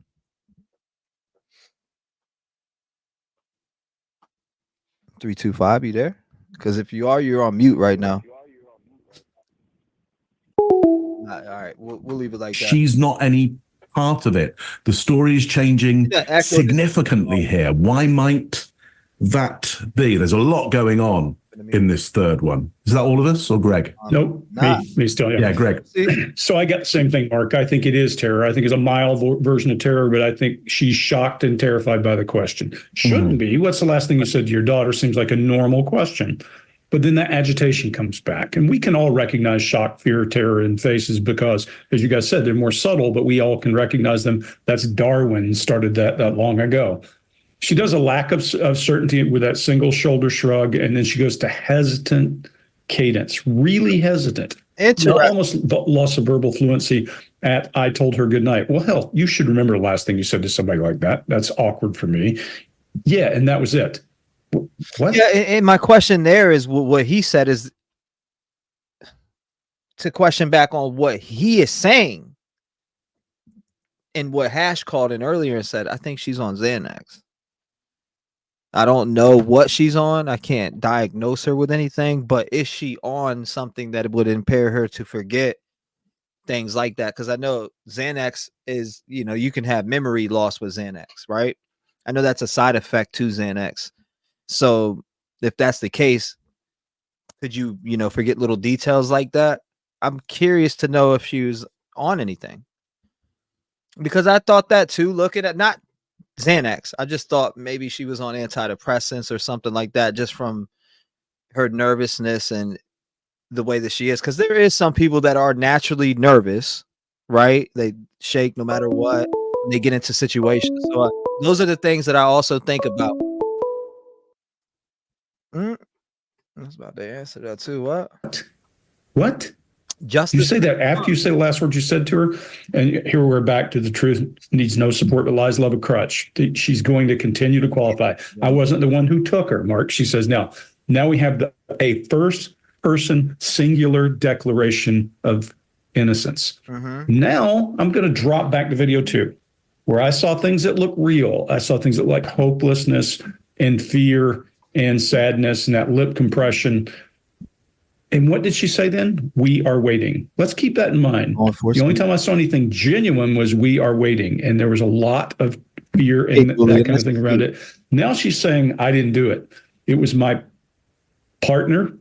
And that kind of dropped off. And then, but yeah, a lip compression. There's a whole cluster of red flags right in there. This alone, this piece right here, going back and looking at where she was showing sorrow about we are waiting, now makes me concerned, now makes me think. And Chase, to your point, could it be that she has a suspicion that her partner did something? Could it be that she knows her partner did something? Could it be she was involved? We can't tell that. What we can tell is there's some behavior shift that indicates something is guarded and something is shielding. And again, I'm going to mention, I don't see any grief or sorrow except for writing that we are waiting piece. I don't see snotty nose. I don't see. Yeah, anybody could just call in 219-85-9693. I see some calls coming through, but you want to know what's weird about it is that these calls are going down and it's not ringing for some reason. So maybe I just need to close it and open it back up. I see multiple people, 225, 334. It's all going down right now, but it's not ringing on my end. So I'm trying to, let me reset it. Let me close it and reopen it. Again, I see y'all trying to call through, but it's not opening. Like it's not, or not ringing for me to open the call. Is that 573-324? Like I said, okay, I just reset it. So we'll see if it works now. See teary eyes. I don't see grief muscle. I don't see concern in places I expected. It's just not here. Maybe she's just suspicious, but that's a hell of a lot of disclaiming right in there. And then she's back to internal voice at I don't know. Oh, there we go. 619, what's on your mind?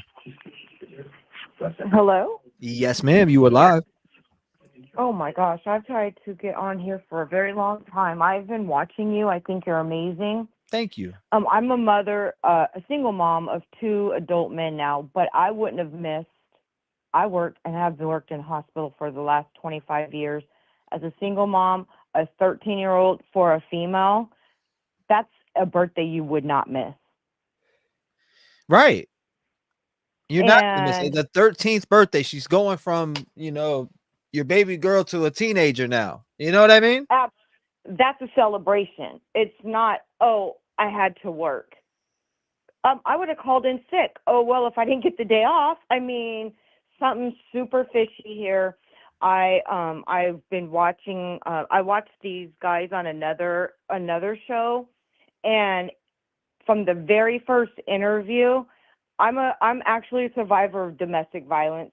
My ex unalived somebody. I'm so glad you made it out. She, by the grace of God, she. I just want to say we are happy you made it out and you're here tonight to tell us. I have a story, T-REV, I would take offline, but she, in my opinion, and in my opinion only, she may not have done the act, but she knew of it. She knew something, and she is trying to cover. I don't want to say she's in fear of him, but I think she's trying to save herself. That's pretty much what I have to say about this mom. Because when you ask the question about moms, about the birthday, the first thing I said, the 13th birthday, especially for a daughter, it's a monumental birthday. And you would never miss that. So that's just what I have to say. You're amazing. You have a great program. I watch you all the time. Thank you. Just keep doing what you're doing and supporting the cause. Somebody has to get justice for these babies, because if we don't stand for anything, we'll fall for everything. Absolutely. Again, we need change in this country. We need change in this country. And it all starts with the public speaking. It really does. Speaking loud and speaking up for those who can't speak for themselves, like these babies. I just, the one right after another this last week, and I'm a single mom, but I'm a single mom of adults now. And, my heart goes out to anybody who have young children. I would not want to raise my kids in a world that we live in today. It's just, it's sad to me. And I'm actually, I see a lot of women talking. I raised my kids in Southern California, and I was a young mom, but I also made a conscious decision when my kids were in elementary school on up through junior high. I put my dating life on hold because I knew that I would have that dating life at one point in time, because I never wanted to allow people around my kids that potentially, I always had this in my mindset after I relocated to another state and started a whole new life, that being single, that's okay. I can sacrifice that, because I know once my sons or my children are of age, of teenagers, turn 18, I still had a whole life ahead of me, and that I would never put them in harm's way. Right. So I don't know what it is about all these women and these boyfriends and these people leaving their kids with the boyfriends and I mean, you see it time and time again. It's all over our news. It's all over everywhere. It's about, seems to be mother's boyfriend. So I don't know why these young women of today aren't confident and have the self-esteem why do they feel they need to bring a man into the home? I always left and went outside the home to date, go on a date or go out, but never brought somebody into my home physically. That was just a hard stop for me as a young mother. And I'm 50 now, so if I did that, 30 years ago, I don't know why these young women of today feel it's so necessary to always bring these boyfriends into the house and leave the kids with a boyfriend, because this is all these babies are coming up missing. So just, young women, if you're listening, think twice before you bring, men around your children, or just even men bringing women around your children. They have no ties to your children. There's no soul ties there. And just be very mindful. That's what I have to say. And just like I said, thank you for doing what you do. Thank you. I appreciate you calling in and having the audacity to share not only your thoughts and opinions, but give a little brief background on your story and then jump into your thoughts and theories. I appreciate you. God bless you, man. Same to you. All right. Have a good night, T-REV. You too. Shout out to her. Good phone call.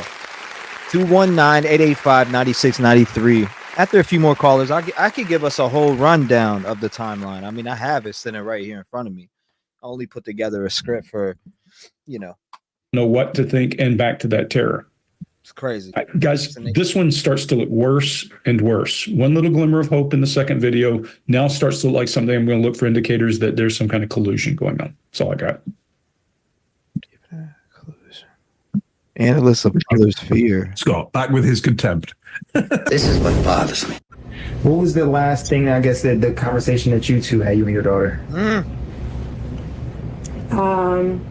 We spoke about her birthday party. She had a birthday party on Sunday. She had a great time. I couldn't make it because I was working, but she had an amazing time. She was so happy with all her gifts. I told her good night, and yeah, that was it. I wasn't the one who took her to school in the morning. That was my partner. Yeah. 267 sent from heaven. What's going on? Hi, my name is Michelle from Philadelphia. Michelle from Philadelphia. Shout out to you. Glad to have you in here from Philadelphia. What's your thoughts and opinions on the Madeline Soto case? Well, first of all, I raised two children, a boy and a girl. I had never had any man come live with me or put any man in front of my kids, first in front of my kids. That was my rule. And it made the house so much peaceful and quiet. And it made the house so knowing because you're dealing with your children. They come first. This lady here, when I first saw her, I knew she was lying. I knew she was lying from the start. If I was being interviewed like that, I would be devastated. I wouldn't be able to say nothing. I'd be crying. I'd be out there day and night looking for my child. Oh no, I couldn't do it. I wouldn't be able to be interviewed. No, I wouldn't be able to talk. So when you first watched it, when you first seen her interview, you immediately thought that? Yes. You know why? Because she changed her words. She definitely changed the tune. She didn't cry.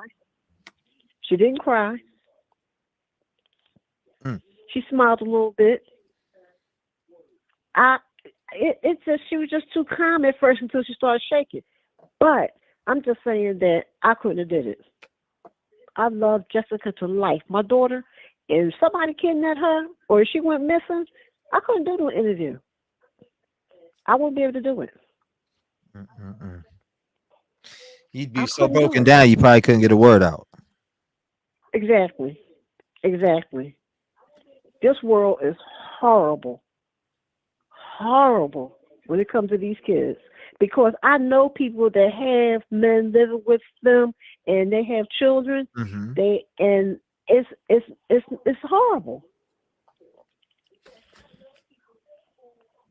And they have these children calling these men daddy, and they're not their real father. Yes, ma'am, they do. I've seen that plenty of times. Yes. I've seen that plenty of times, and it's actually I don't know. It's hard to see one child called 4 to 5 different dudes daddy within a 4 or 5 year period. Yeah, you know what I mean? Because it's going that is another problem in our country. You know, there's some people out there that go either woman for woman or you know what I mean, or man to man. It happens on both sides of the fence with men and women, right? You know, and it's like there's no more old souls out there where I never except tonight, you know, I hear it from our people, and I know a lot of our crowd is mature because I checked the analytics. It says that 32% of people that are here are 45 to 55, and 55 to 65 is 27%. Not only that, you want to know what's even more wild? That I just checked the analytics again tonight, and we bumped up to 84% women, and there's the rest of that is men. So is the problem that there's a lot of men that don't want to speak out and help us in this fight? Am I one of the small percentage of men that want change in this country, and the rest are women? Because out of 62,000 subscribers, again, this channel is 84% women. And the women don't feel good about themselves. They have low self-esteem. They be mentally abused, because I've been mentally abused, and that's worse than being physically abused. and they don't feel good about themselves. And they gotta have a man in order to feel good about themselves. What do you think that that's the problem here with Jenn Soto, that she had this man to feel good about herself, allegedly? I don't think he physically abused her. I think he mentally abused her. Mm. And mentally abusive is worse than physical abuse. It never heals. It's harder to heal. Mm-hmm. Yeah. Again, but I think she has something to do with it. I really think she has something to do with it. I'm 65 years old. Ain't no way in the world I will let. I have a 15-year-old girl here that I adopted. She used to be my foster child. You and are she's an been with me for angel. 11, 12 years. And I ain't never had a man come in here and live with me. You know, that's God's work. Never. That's God's work, what you're doing. Mm-hmm. And you know what? I commend people like you that, you know, adopt children and give them a home, a stable home. That brings tears to my eyes as a person to hear that you are out here doing good God's work. And that, you know, this is what this little girl needed, essentially. And there's a lot of little girls and little boys out there that need people like you. I know, because I've been a foster mother for 10 years. And why you think I was a foster mother? Why you think Ooh, they were that got here? me crying. Because they were being Oh my abused. God. They were being abused. That got me crying. I wish I had you in my life when I was younger. I needed a you when I was, you know, a kid. Like just like Madeline needed a you. You know, like this again, God's work that you're doing, and it's like, wow, these families are failing kids and predators. These judges are allowing predators to catch these deals that allow them back out. And again, in this case, Stephen Stearns was not, you know, on paper as a predator, and that's not what I'm saying. But she was again failed since as far as 2022, which is 2 years, with absolutely no signs being uncovered. There's no way in hell, excuse my expression, that I would not know that Jessica was not being abused. If I know my child that well, something would tell me her emotions, the way she acts, her behavior. I would know something was wrong if I had a man and she was here. And ain't no way I would let a man be in my house anyway all night with my kids. And I'm not there. And I would not miss a birthday party. You can always schedule that. You can always say, hey, we schedule that and I'll take that day off. Her 13th birthday party? No way. No way. Something is wrong. Yes. No way. She could have took that day off. She could have gave them people 2 weeks notice that I would like to have this day off because I would like to give my daughter a 13th-day birthday party. No way. I don't believe her. And you say you calling in from Philly? I'm calling from Philadelphia. And what is your name, ma'am?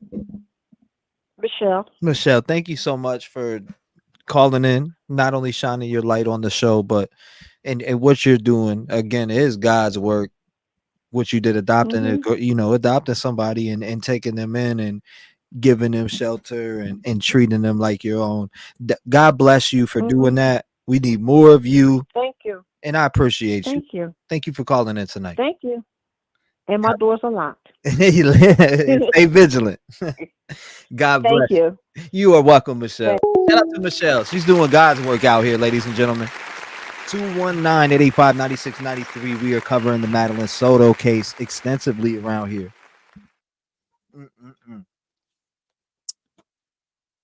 813. She's 13 years old. That was 813. What's going on? 813, can you hear me? Hello. Yes, now I can hear you. Let me turn my TV down because I've got you on my TV. So that's fine. One moment.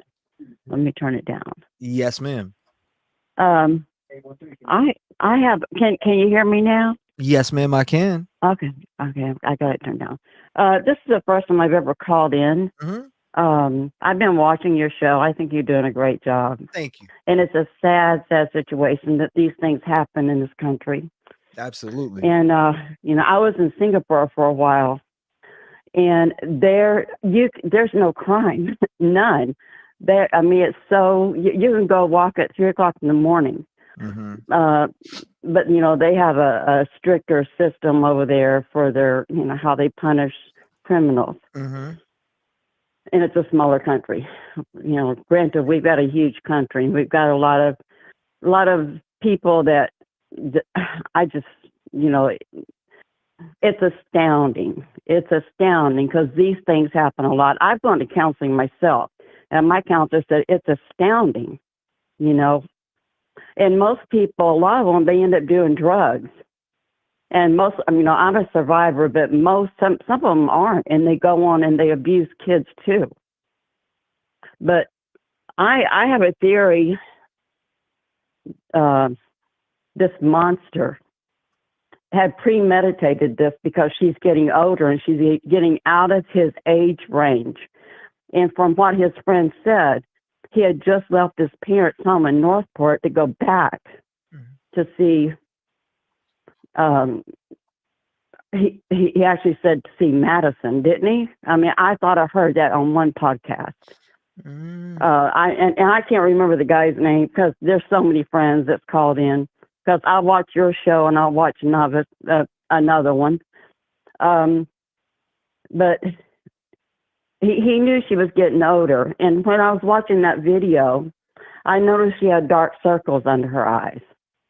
And you could tell her eyes were sad, you know, and she had, it's a smile. It was, you know, she had her friends there. You could see that she had some friends there. Yeah. And he was there, but her mother wasn't because I heard she was working. I don't know, you know, if that was the case or not. But I know I was a working mother growing up. I had 3 girls and 1 boy. And whenever I had men in my life, I never left my kids alone with them. And it was sad for them because I couldn't trust them, you know, because of what happened to me. You know, no one was alone with my kids. I never allowed no one to take my kids to school. They're all grown. They're in their 40s, and my son's 32. Nothing, you know, I'm sure nothing happened to him. But I really think he premeditated this because he said he was going back. They had been broke up. And I don't know. I mean, he said he was going back, you know, and he talked about Madeline to his friend. Yeah. Do you remember that? I mean, was it on your show that I heard this?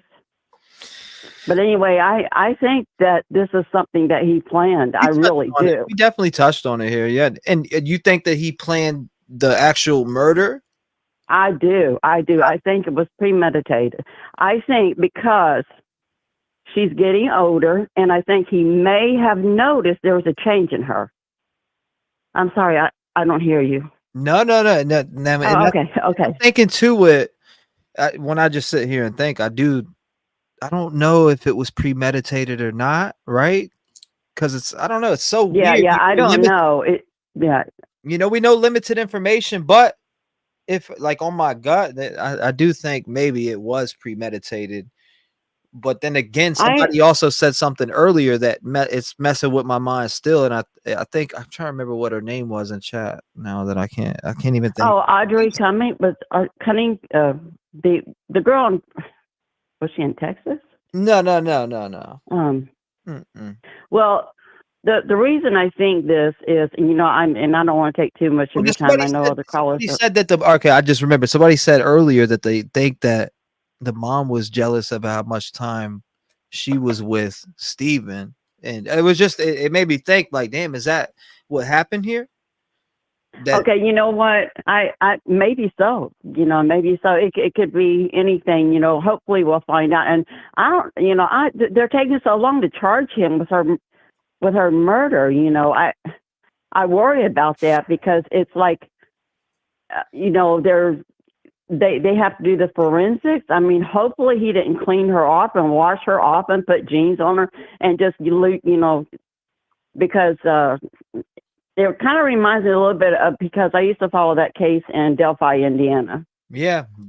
You know, and they don't hardly have any type of DNA. They said they have a little bit of DNA and maybe a fingerprint that nobody even, you know, we don't even know about that. But anyway, I really think that it was in his mind. It was premeditated, because I believe he saw a change in her.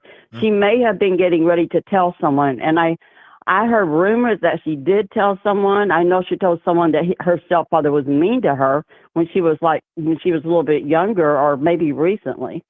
They interviewed one of her friends on TV, and she said her stepfather was mean to her. But in some of the pictures that I've seen, like there's one where they're in a pool, and she's on his shoulder. She's much younger. So see, I really think the abuse started when she was younger. You know, that picture he had on his phone.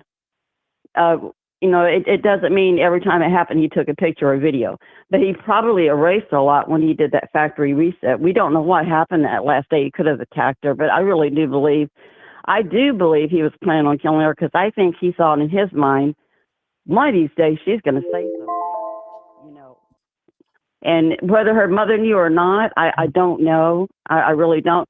My son was watching this for a minute. He came around and said, "Raymond, look at this lady. What do you think?" He said, "She's worried about her daughter. She's shaking." I said, "Yeah, but you don't know the whole story. We don't know, because she's told different things. But when you're nervous, sometimes you do that." Mm-hmm. But I want to tell you one thing. My mother, my mother married, after my dad. She had a son, and my stepfather, he took care of me while she was gone. I had the best stepfather you could ever imagine. You know, when she worked, he took care of us. When he worked, he's the type that would take you out and talk to you when you had problems. So, you know, I don't know how long this woman got to know this monster before she allowed him to be alone with her daughter. Right. But and also with her acting like this, someone said she may have been bipolar. If she was, she's taking medication. There's some medications that make you're on like an even keel. You have no highs, no lows. You don't cry. You don't laugh. You know, it's a medication. Some are very strong. Now, I don't know if she's on that, but you know, I've just heard different things, and it's all rumors until the authorities, the law enforcement, you know, does a press conference and let us know, which I don't know if they're going to let the public know or not. I mean, what do you think? Now, I mean, the police department now is changed from 100% not a suspect at this time to, again, I've been saying it during the stream, that now when they are asked about her being a suspect, or is she being one, they're saying no comment. They're not saying no, not 100% at this point. Now it's no comment. So, I mean, that answers everything I want to know. You know? Yeah. I mean, I do wonder about that, but I mean, I don't know her. So the way that she's acting, and her leg was shaking, Raymond said, "Mom, she's like that because she's worried about her daughter." I said, "Yeah, but okay, now if this girl couldn't sleep by herself and she had to sleep with her mother, I mean, where was the guy sleeping?" Mm-hmm. You know, and if she did take Lanesta, if it seems like, you know, I don't know. It's going on. And then my mother had a friend, a roommate, that her son, it happened to him, and this was years ago, because her son's grown. He's running his real dad's business, but she remarried, and she was a nurse, and then her husband, her new husband, was home with her son. He was 9 years old, and they didn't find out until he was 12. And the only reason is because he had a venereal disease. His you know, he was all swollen. They took him to the hospital. His stepfather took him to the hospital, believe it or not, and his stepfather's the one that gave that to him. And that's how she found out. So, you know, she had no clue, because he acted like he loved her. He was so good. You know, sometimes it's hard to tell, but you really got to be cautious. And it's sad, you know, it's sad for a lot of these men that are good. You know, you just got to be cautious. And that's what I wanted to say. But my main point was, I do think it was I do think he was planning on doing that. I do think he was planning on killing her, because he got so close to this one. I don't know, you know, if he ever had another girlfriend that had a child, but it seems like from some of his friends that said he never wanted to date an adult woman. It was always someone younger, 14 on younger, you know. And one of his And that guy, that Rick guy you had on there, I don't know if he was a tro or not, if you really knew him, but that's just horrible. You know, I mean, I just, I probably sound crazy right now because it just really upsets me. It really does. Yeah, I mean, sometimes I even cry. The Rick guy mentions again the ring. He mentions me and Steven were in a ring at the end of the phone call before he hangs up, and then again 10, 15 hours later, those people were busted. I just thought that was interesting, and I haven't heard from Rick since or seen an email saying call or nothing. I hope that the cops went out there and checked him out. I do. I really do, and they probably did. But anyway, I'm gonna get off because I know that you want, you know, that maybe another caller's coming in. But yes, ma'am. No, I appreciate you. Premeditation is what I really think he was planning on doing. Because why did he just come back and that happened? Why? You know, and he had to like, oh, I'm gonna be a good stepfather. I'm gonna be at her birthday party. You know, and then he goes to all these links to try to make it look like he actually took her to school. And, you know, I really think he planned it. He just didn't do a good job, did he? He got caught. Thank goodness he got caught because there's no telling what else he would have done, you know. I mean, and there could be others. There probably is others. But anyway, I'm going to let you go and thank you. You do such a great job. You really do. And bless you. Bless you. I really pray for you and everyone else on here, and that we all stay safe. I keep my doors locked. Got to. And but anyway, doesn't always save, but it'll give you a couple minutes to prepare if you hear something, you know.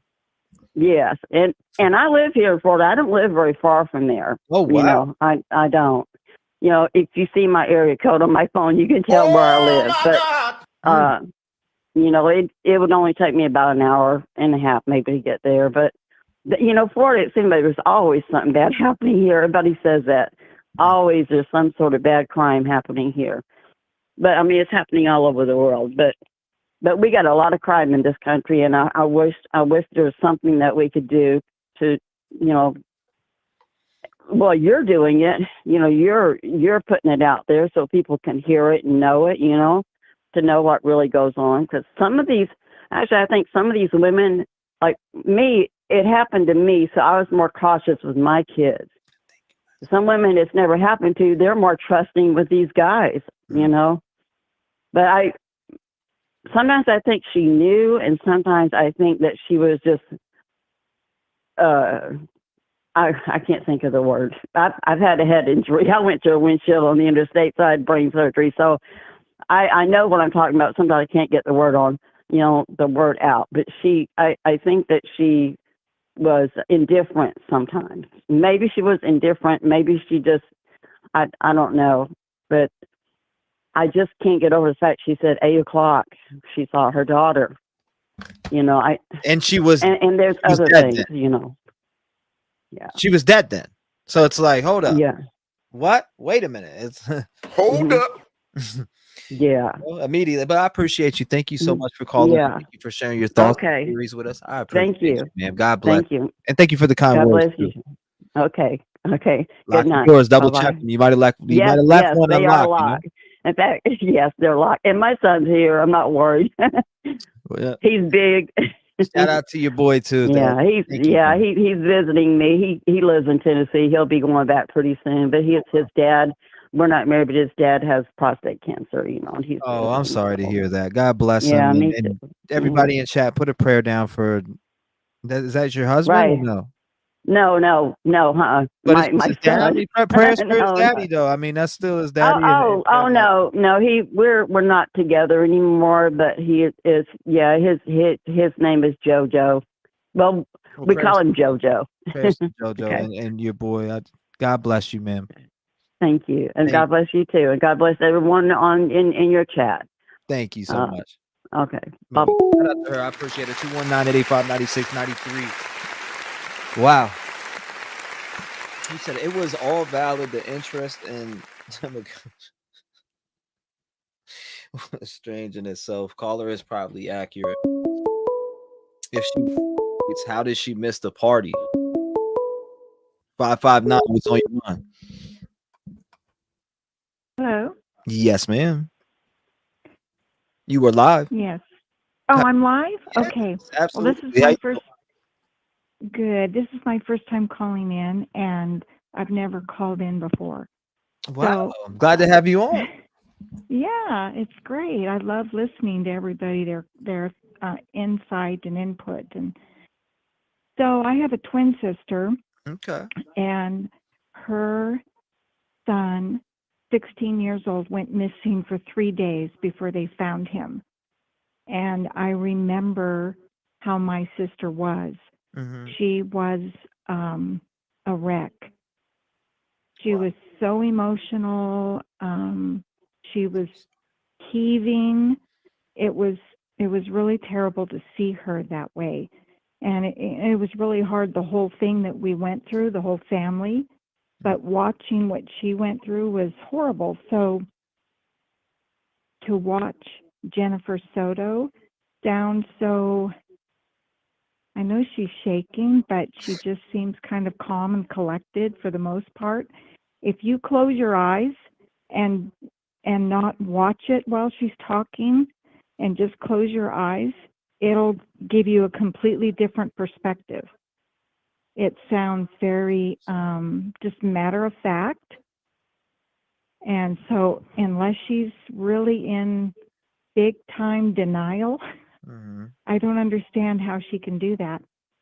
And I don't think it's fierce in the sense that there's one video where it shows her consoling Stephen, where she has his arms around him and she's comforting him. She didn't look like she was afraid of him at all. Absolutely. So weird. So anyway, yeah, it's very weird. So I just wanted to share kind of my experience with my sister in the difference with how the mom appears. Yeah, I don't know. Like you said, I'm gonna have to watch it with my eyes closed now. I mean, Yeah, I don't know. I mean, watching it with listen your- with my eyes closed, not watch it, because obviously I'm Yes. watching shit with my eyes Yes. closed. But I definitely that's a good idea though. Close your eyes, listen, and Yeah, just do something else. Be looking at your phone, do something else, and just listen to it. And it sounds completely different. right. That's a good point. I'm gonna try that. I mean, it sounds to some people it could sound weird, but I'm gonna actually do that too. But even watching it and listening to it the first time, I didn't. As a person who watches and's always follow cases, there's just something different.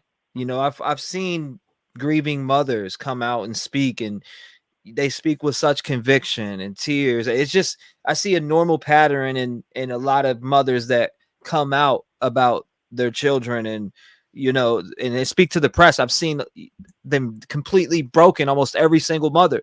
But here with this one, it's just so different. I don't feel that. I'm not feeling that emotion. I'm not feeling that I want my daughter home. I'm not feeling none of that. That's not what I'm getting. Right. It's I feel as if it's like she's in her head with something, nervous, shaking when the detectives are brought up. And it's just like, what is going on there? Why are you comforting him? This guy should be comforting you. This is your daughter you delivered into the world.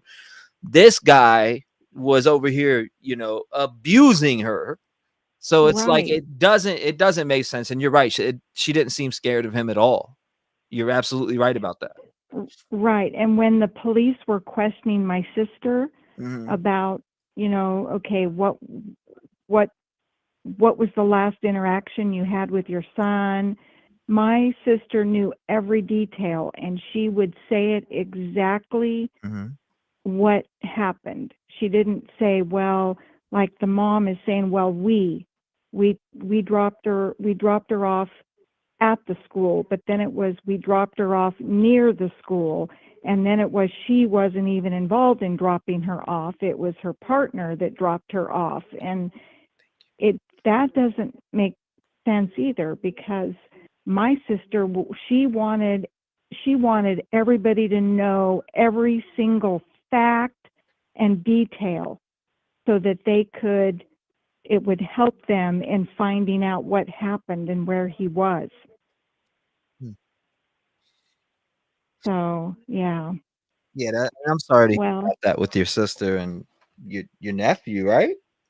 Yes, You my know, I'm sorry nephew. to hear that. My heart goes out to you. I can't imagine what you feel on that.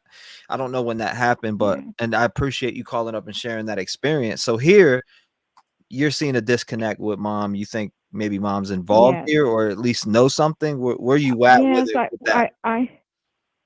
my feeling is that she knows more, Mm-hmm. and she's probably she probably is feeling fear that something's going to come out. It's going to end up coming out, and I think she was trying to protect him. I think she knows something, and she's protecting him. Mhm. You know, by saying we is trying to keep others from thinking, oh, okay, so he dropped her off, and so he was the last person that saw her, and be questioning him. Okay, you know, if I was the mom, I would be saying, well, okay, but why didn't you stay nearby and make sure she walked to school? If you didn't drop her off right at the school, why weren't you watching to make sure, especially nowadays, the way it is? She may be the And that's aggressor. What what do you I think would about say. her being the aggressor? Do you think that they could possibly be that she was the aggressor in this case? Some people are speculating, and I just want to bring it up because Mm-hmm. it is a good point. Some people are saying, well, maybe she was jealous that she was getting all the attention. I don't know that to be true, but it is a good theory. Yes, it is a good point. I think I've tried to think every angle of what could be the situation. It Mhm. is hard for me to grasp that was going on in the same home, and there was no clue or nothing that made the mom think, okay, something's off. You know, my daughter, I can't believe the daughter would not be showing some kind of signs Mhm. or symptoms. I know the mother mentioned she had anxiety, so maybe the anxiety was because of what was happening in the house. Because I know they took her to the doctor to reevaluate her or something for autism or something like that. Yeah, that part I don't know. I don't know. It's a very strange case for sure. It's perplexing. And I heard that they had the funeral service for Maddie on March 6th. Yeah, I have that So right if here. that's the case, don't they already wouldn't they have the report to determine how she died and the autopsy results if they released her for burial? That's a good I don't question. know. I was just wondering about that. That is a very, very good question. I don't know how they did it here. I don't know how they did it. Maybe. I mean, it does say right here at the update. This was updated on the 7th. It said, update. Thank you to everyone of the overwhelming amount of support and generosity. We have reached the goal and have paused those donations for the time being. There was a funeral home that graciously offered to cover the cost of Maddie's funeral. However, my family and I had already made arrangements when the offer was made on March 6th of 2024.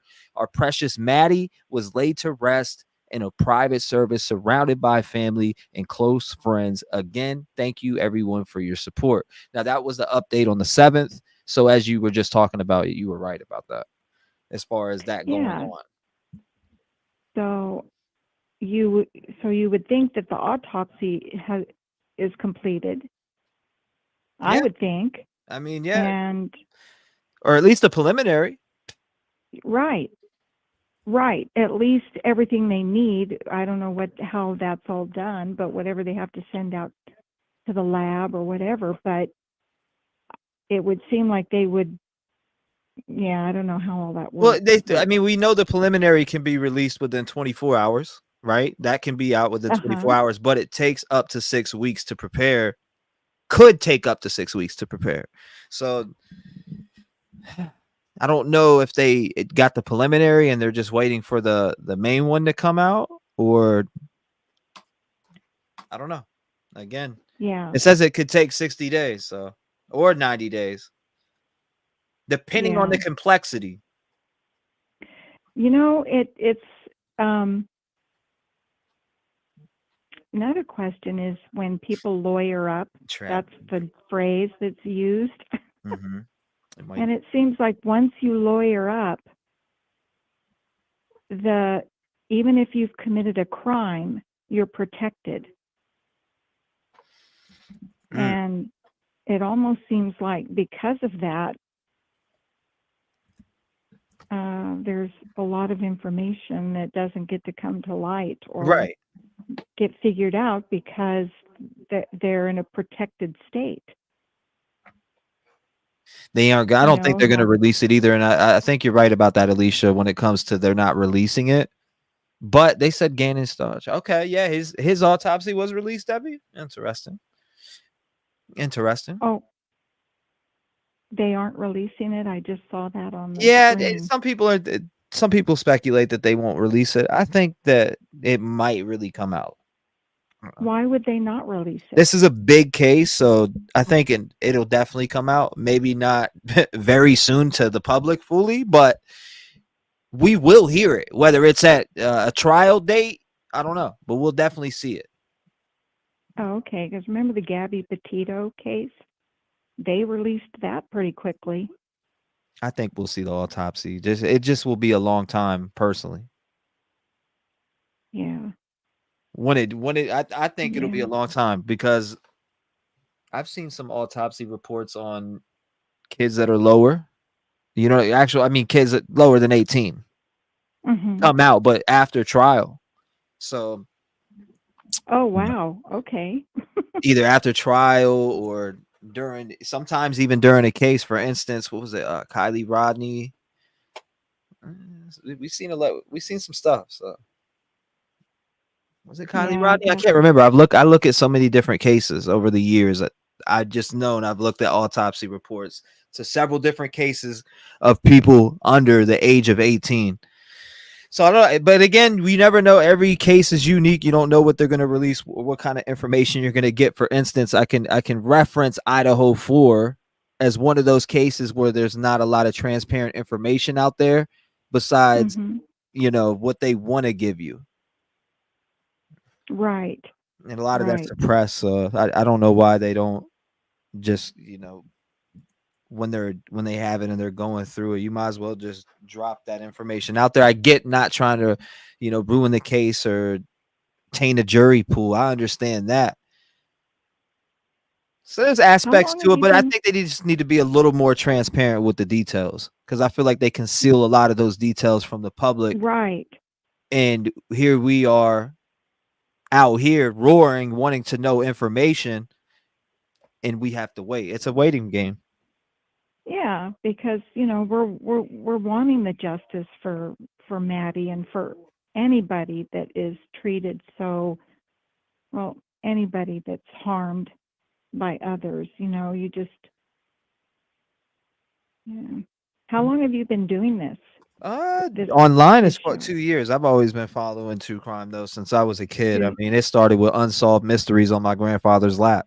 So, you know what I mean? I've just always been into why do people decide that they need to take someone else's life? Why do they think that they, in case it's self-defense and you're defending your life, why do people feel the need or get the urge to kill somebody else? That's what I always wanted to know because I could never physically take someone's life in case I was defending mine.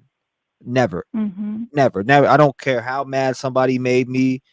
I just don't see myself or would ever take anyone's life in case I was defending my own. So that's why I've always been so deep into true crime and seeing these families hurt and growing up and seeing families hurt from losing loved ones. And even in my family, I've lost some loved ones. So going through those type of things is what drove me here. Everything that I've been through that's what has always attracted me to true crime just seeing these grieving families breaks me down as a person, and I just want to know why these people do these acts. Why do they go out and commit these crimes that they're committing, and again deciding that they're the judge and juror? Ma'am, I appreciate you calling in. Thank you so much for your light. I appreciate you sharing your thoughts and theories with me.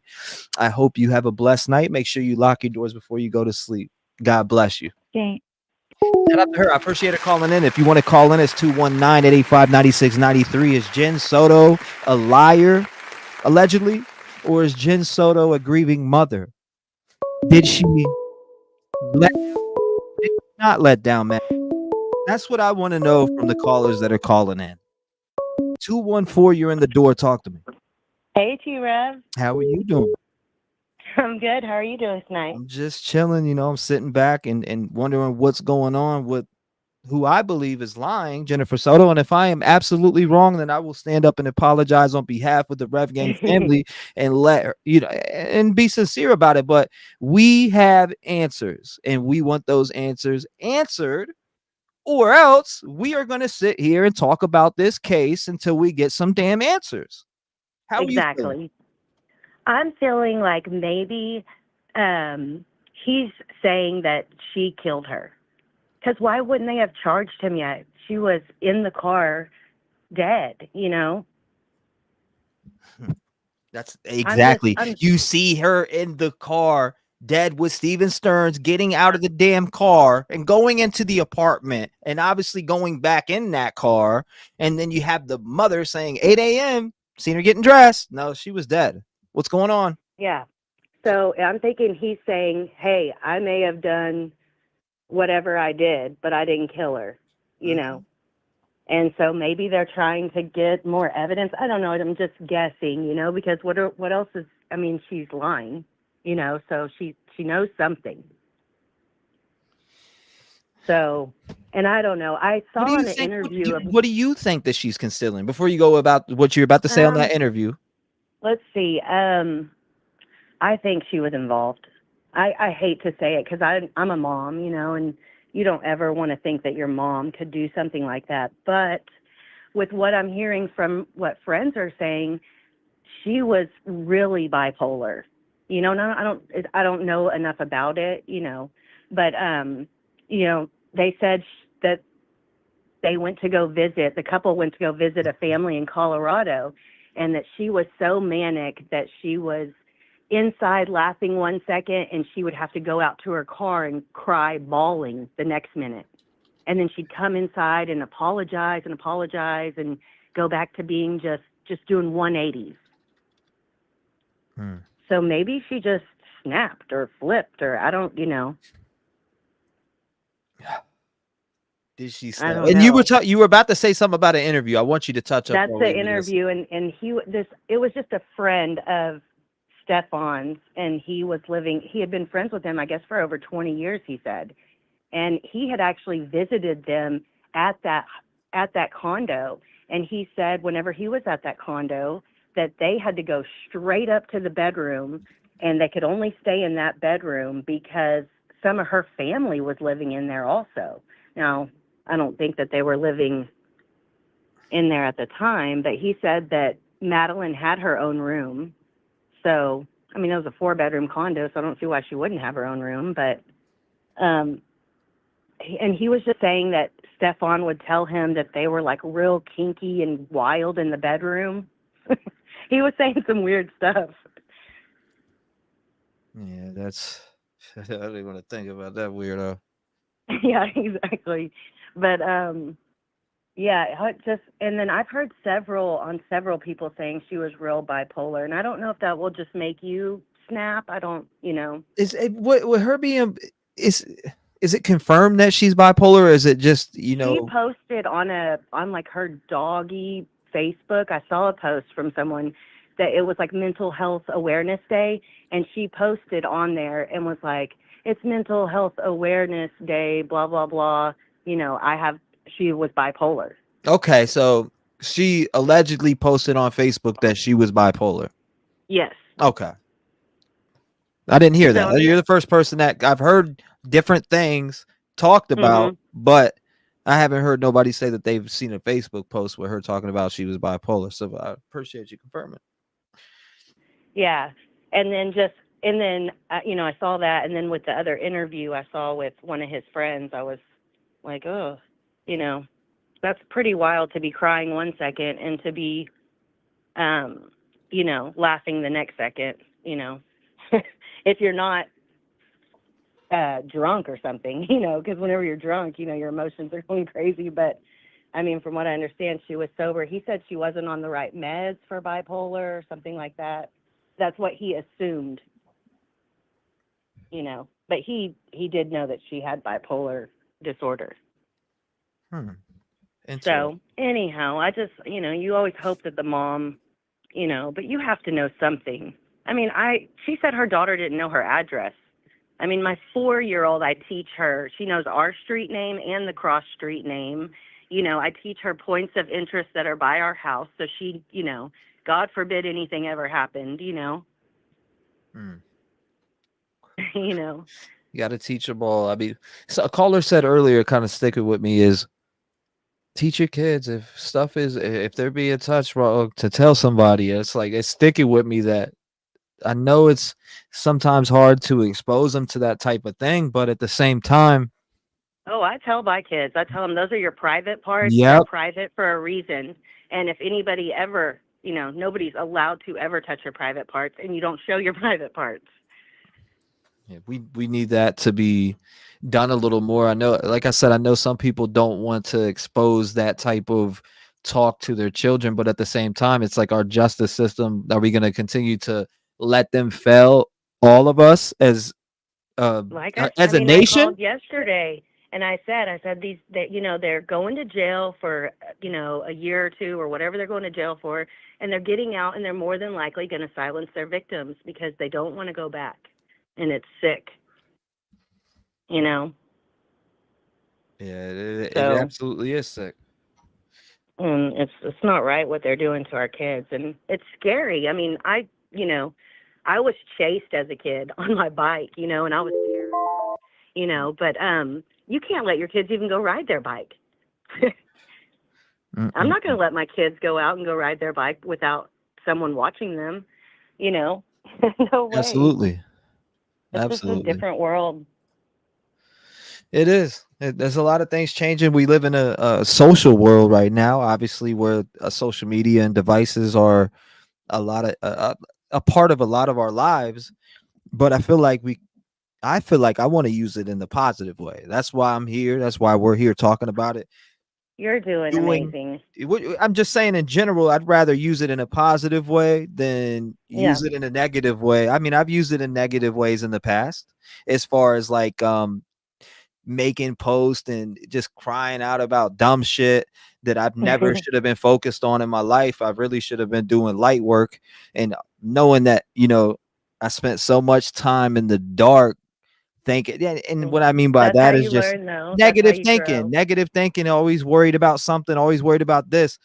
But when in reality, I could have been shining light on the whole entire world this whole time, not only with just my story, but building the platform to make a change in this world. That's what I'm doing it for. That's why I'm going to build it. We're going to put, I will be on the top. It may be 5 years from now. I don't care how long it takes. We will make a difference. You best believe that. We will make a difference. We will stand up to every coward out there like this. Stephen Stern. And this pedophilia is just, I mean, it's running rampant and it's sick. And these people are disgusting and they need to be put away and they need to go. Like I heard someone say the other day, put on an island. They do. We need an island to just send them all to, or, you know. Well, I think in Africa or something, if you get caught doing it, they cut off your genitals. It's like, that's like the punishment. They cut that off? Yeah, I think so. I think so. I saw that a while back and I was like, dang, they need to do that here, you know. Because if they did that, you know, people would start changing their mind. Yeah. Well, I'd have to look it up again. I'll send it to you on Twitter if I find it. That's yeah. I know. Excuse me. All right. The well, fuck did you just I'll say? let you go. I'll let somebody else call in. God bless you, man. Thank you so much for calling in and sharing your thoughts and opinions with us. We appreciate you. All Lock right. your I'll talk doors to you soon. Okay. and Bye. stay vigilant. Shout out to her. I appreciate her. 219-885-9693. Good gracious. Yes, I've heard that too. You heard it too? What, in Africa? They cut your genitals off? That's crazy. But then again, I mean, is that what they need? Somebody said it the other day. They still got other things. So is that really going to stop that? I don't know. 843, you're on with me. Talk to me. Hey, my brother. This is Rome from New York. How you been, brother? What is going on, Rome? I'm glad to have you on Hey, here so I'm tonight, like the 15% of your male audience. So man. We like that, man. I know. Appreciate you, Hey, brother. just 3 quick things just to clarify for people that either might be confused or haven't heard a little bit. And then I wanted to get see if you wanted a little bit of law enforcement perspective. But the noise in the beginning of the interview with Jenn that sounded like the parrot. For anyone that didn't hear or understand it, from what we understand, it sounds to be the automatic pet dispenser for like a dog. And we know that because she knew when it was going to be done and complete. So she said, okay, that should be it. So it's sort of like an alarm or a timer for feeding your pet. So just to get that out of the way for anyone that didn't understand or was confused. The second, and I've been making some notes here while I'm listening to you. The second thing I have here is, you know how Disney's denying that he worked for Disney? Yes, sir. There's chatter that he worked for Epcot. So they might be able to say, well, it's not Disney, it's Epcot. So just so people, maybe get that out of their mind, that it might be Epcot versus Disney. And then a little while ago, you posted the picture of what looks like the mom's vehicle, the white vehicle. Mm-hmm. So you didn't really dig into it too much, and I think some of your listeners might want a little bit of clarity to what you were posting about the white vehicle being parked at what's said to be her sister's house. So remember, Stefan, I guess that's how we say it, Stefan or Stephen, but Stefan was driving his silver vehicle the morning that he hit the body. Mm-hmm. And this white vehicle is Jenn's car, and you'll see that it looks like evidence tape across the doors, they would have sealed that. Yeah, so they would have sealed that to be sure that, until it was completely searched and evidence was collected, that nobody would have entered that car. So before it would have been released to her, they would have put the tape on it after they went through it. And then when they released it to her, they would say, okay, here's your vehicle back. You can use it. And then she would have been able to open the doors to break the seal. I'm going to clarify the car for just real quick as far as what I was sent and only what it said. So this is all I know about this vehicle, which is Jenn Soto's allegedly. Supposedly, this is the mother's. This was emailed to me. Supposedly, this is the mother's car parked at her sister's house. Dumbass still has red tape on it. Right. That was all that email said. Yeah. So what the chatter is that for whatever reason, and we could speculate about why her car would have needed to have been searched. Okay, there's all, we could speculate about all the trafficking or other issues that could be out there for her vehicle. But at some point during the investigation, they felt that they needed to search her vehicle. So that's why the evidence tape would have been placed over the doors to make sure that nobody would have entered that car until it was released back to the registered owner. Follow? Yes, sir.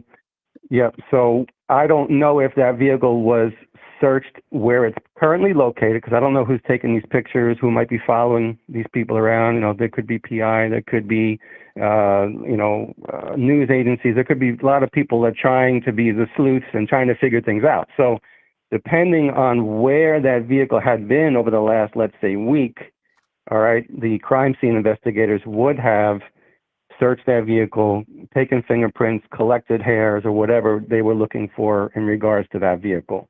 So I don't know a whole lot about the who, what, and where of that situation, but just to help your listeners with why you were posting what you were posting, and to clarify that wasn't his vehicle that was used the day, that Madeline was, deceased. So somehow they believe that that car could be involved in this crime or in another, for other reasons.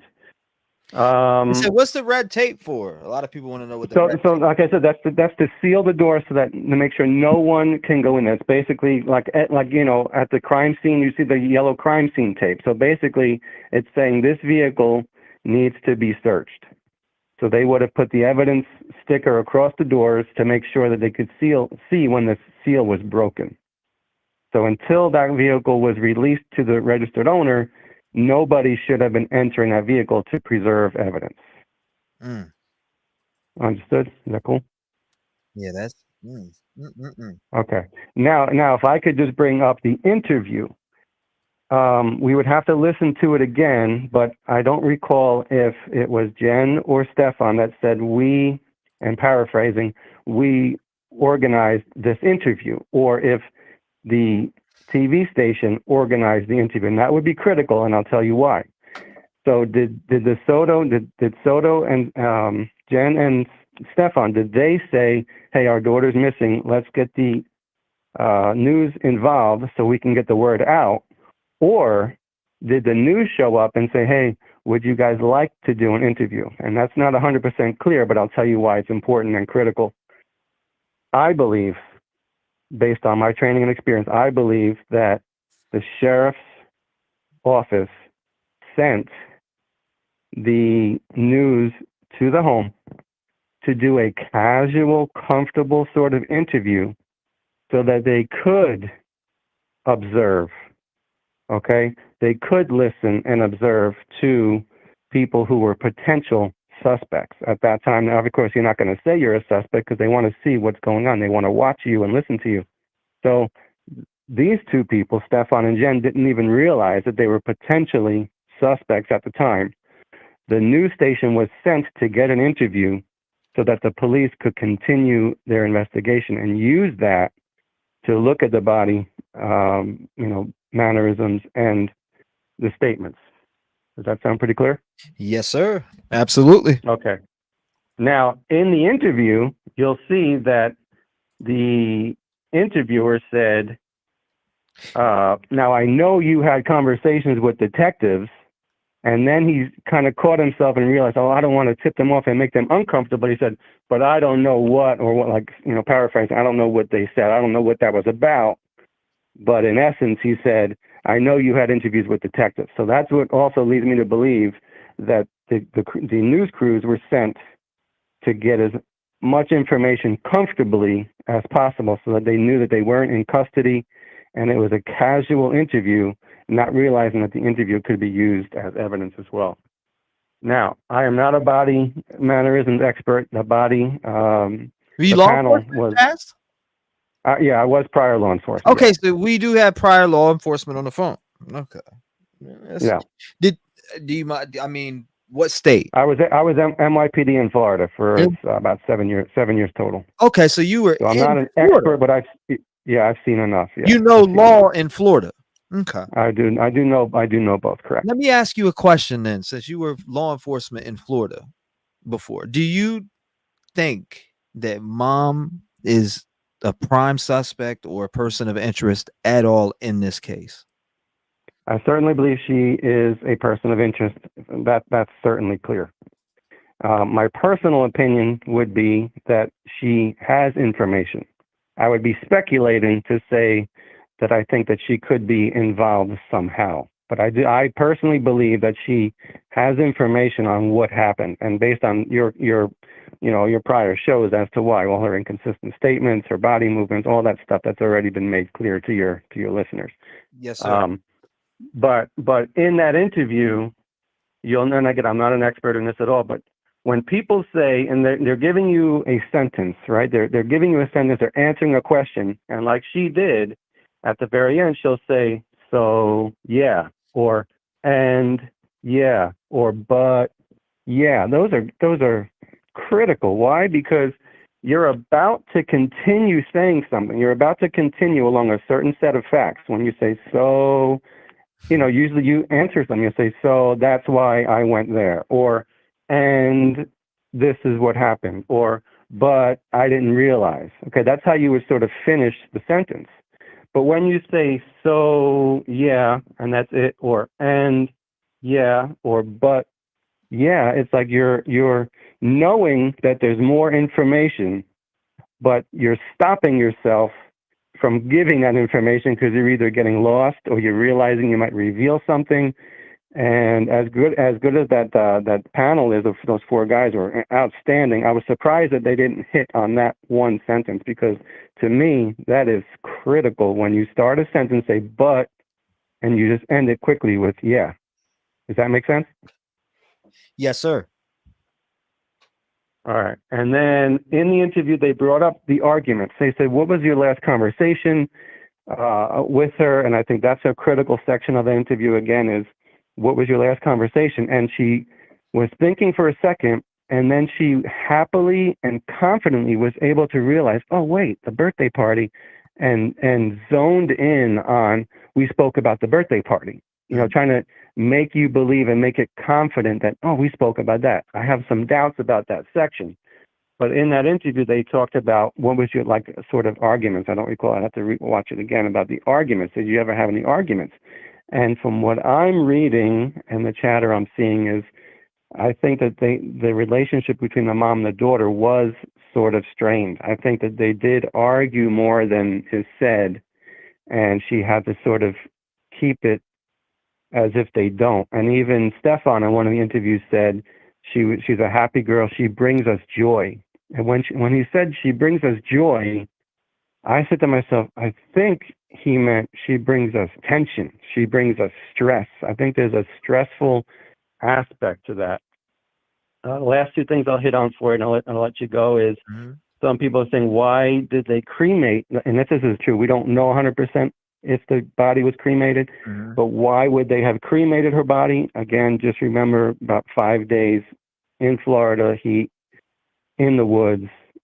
Use your imagination. It would not be the right scenario for anything other than a cremation, is my suspicion.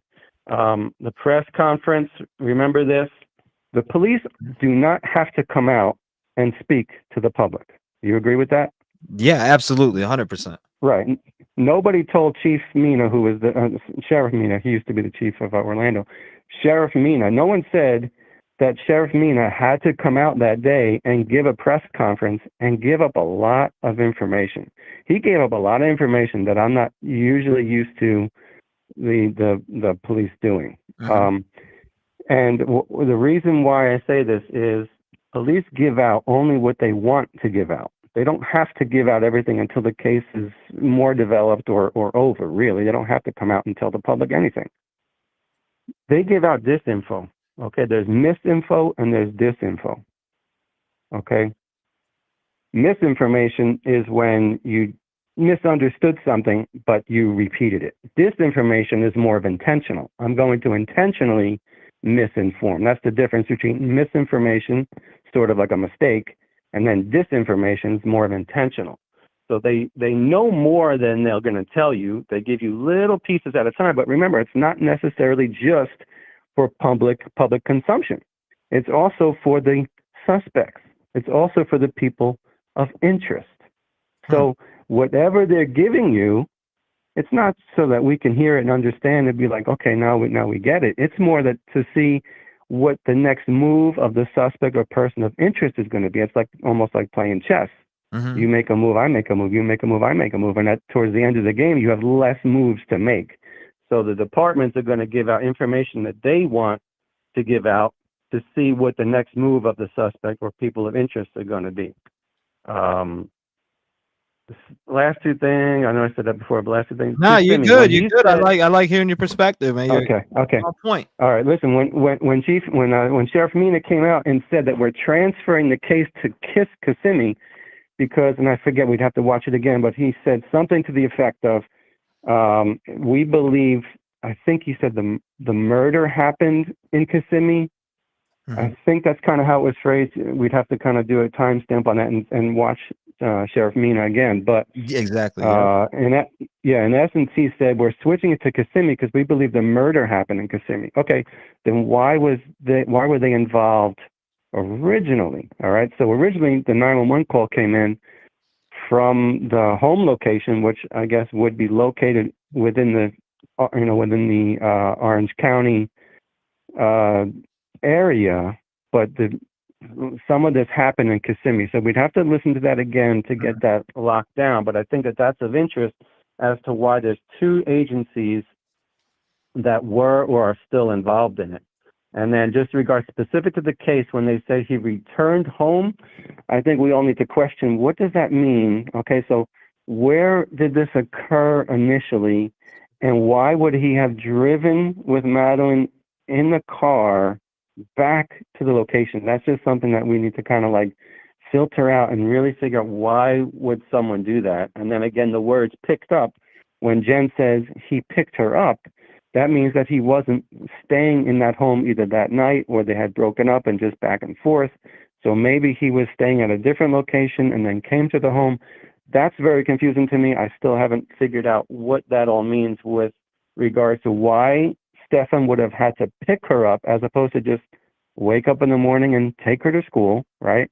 Or why he would have been driving with her and then returned home after the tag reader found his vehicle near the school. I think that was near, around 8 a.m. The dumpster, which is like 7:35 a.m. With the laptop in the backpack, and then the 8:19 area with the tag reader. So that's very confusing. But again, it could be intentionally confusing because it's not made for our consumption. It's made to make the suspects or the people of interest make a move. Just in regards to their relationships, it seems like they both have issues. So if you think about Stefan, his self-esteem is probably not the best based on the description that we read in the affidavit regarding his man parts. Okay, so he probably has had difficulty in relationships, and he found this relationship and was able to hold it from what they say is like 7 years, because he found someone that was sort of like him in the sense that her self-esteem wasn't so good based on her medications potentially, and other things in her life. So it was like two people that were not confident in themselves and, didn't have high self-esteem. They both kind of found each other, and that's potentially why things lasted as long as they did. Very last thing is the birthday party. Why was it planned? Okay, so her birthday was the 22nd. They did the birthday on the 25th on Sunday. You know what your work schedule is, and your other listeners have mentioned it before. Why would you plan it to be on a day that you're working? And even if you had to work, like you said earlier, you call in sick. So those are my last final thoughts. And then she said, I couldn't make it.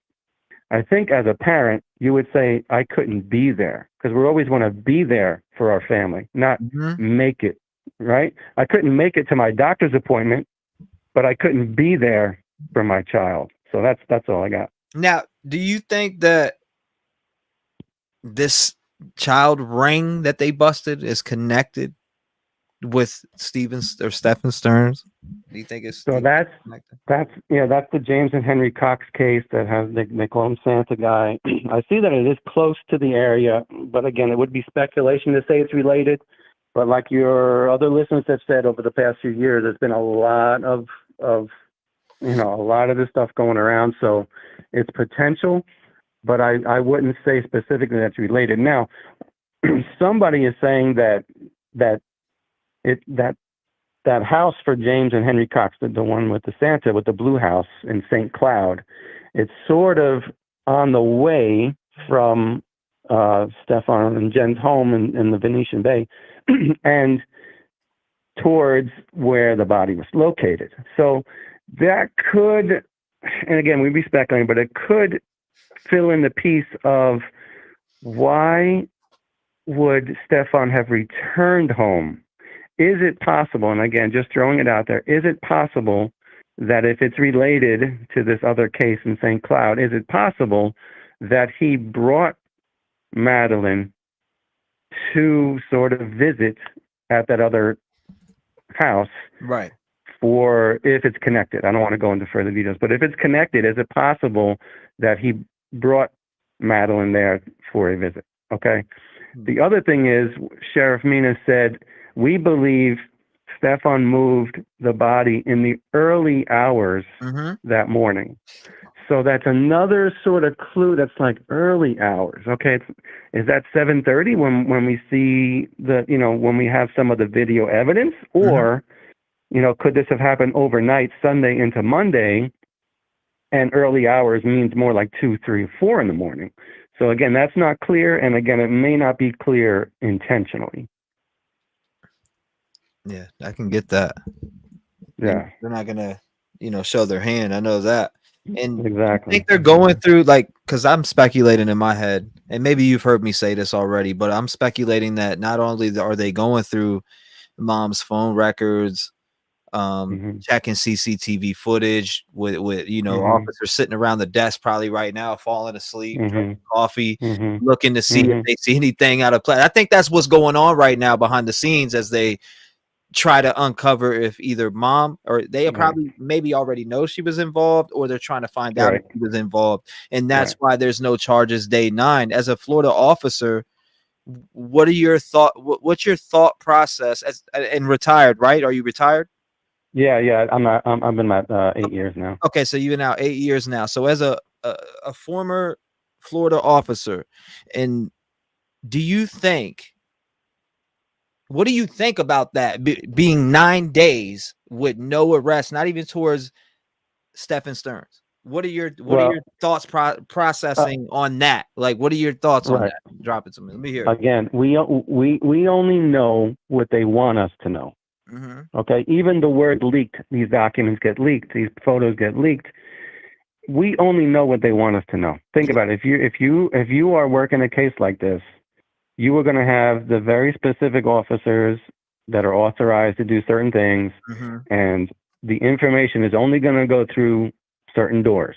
So if a door opens, who opened the door, right? Right. So we only go through the doors that are allowed to be open for us. So don't know exactly what that would mean in this case, but I would say, based on my training and experience, I would say that they know everything already, but they're not going to let us know, because whether Jenn is already in custody or potentially in custody, they want to release and have her hear things that may affect what she does next. And if she has an attorney or whatever, that's, she's still going to hear the news. So until they are ready to have someone make another move, they may not make a move for a little bit. And that's what the autopsy reports, that may be ready and available, but just not released yet. And for whatever reasons that they have, because of suspects, people of interest, whether it does get bigger into the rings, we don't know. That's speculation. However,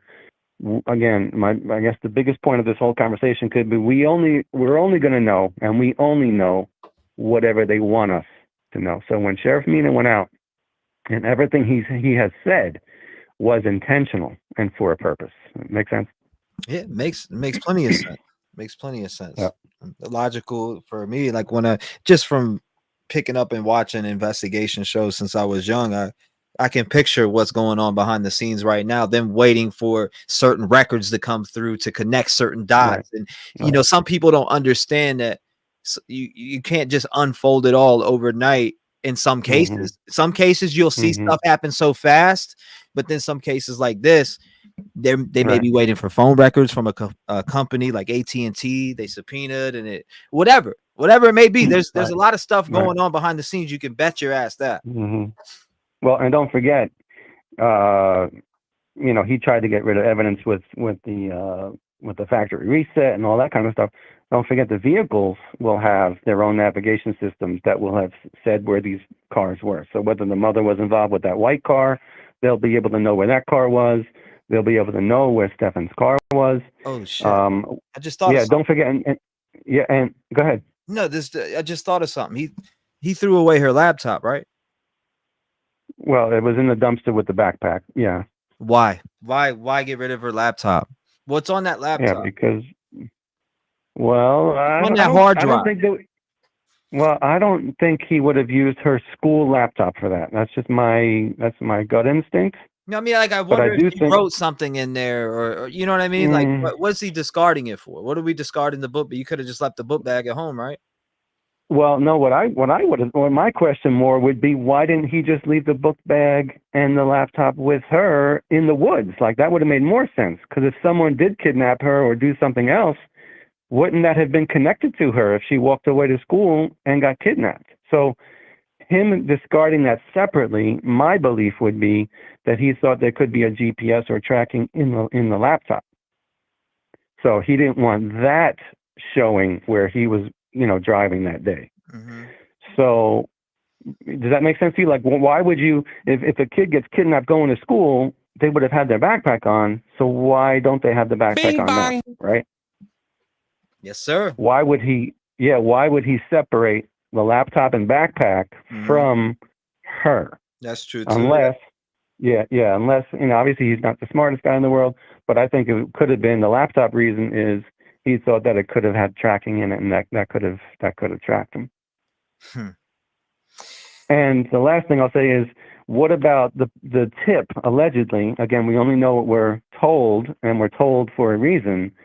Why are we being told that there was a tip that someone saw him changing his tire? I think that there's more to that as well, and trying to think through that. Okay, just do like a mental exercise. What are the possibilities? What does that mean? So he was on the side of the road changing his tire. Someone drove by. Okay, didn't think anything of it at the time, and then the press conference comes out, says we found the body, and then someone calls in the tip. Or is it possible that even someone stopped, on the side of the road and said, "Hey, buddy, you okay? You need help?" Actually could have had a verbal conversation with him. Okay.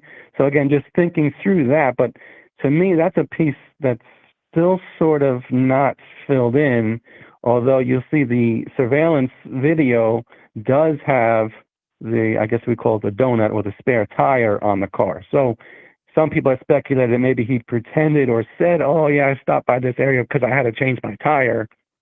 But to me, based on the video evidence, it looks like he actually did get a flat tire and actually did have to do that. Now, whether that happened because, he did something, went off road somewhere, or did that, backed into the woods and ran over something. Again, those are pieces that we don't know, but we know what we know because we're supposed to know. You get it? Yeah, absolutely. Yeah. We know what we know because we're supposed to know, and we don't know the other shit because we're not supposed to know it. Exactly, because we're not supposed to know yet, but you can end it with, but they know. But they know. They know. Yeah, they know. Right? They know they're connecting those dots. And they're probably, I don't know, somebody said they're waiting on a grand jury indictment for Stephen Stearns. But I don't know. Well, and that would be for what was found in the cell phone data, because that's the original arrest affidavit. Now they're going to do enhanced charges or other charges based on whatever the other part of the investigation, pans out to be. Do you have any questions, or can you think of any other questions that your audience, your listeners, could be thinking themselves that maybe I could help answer at all?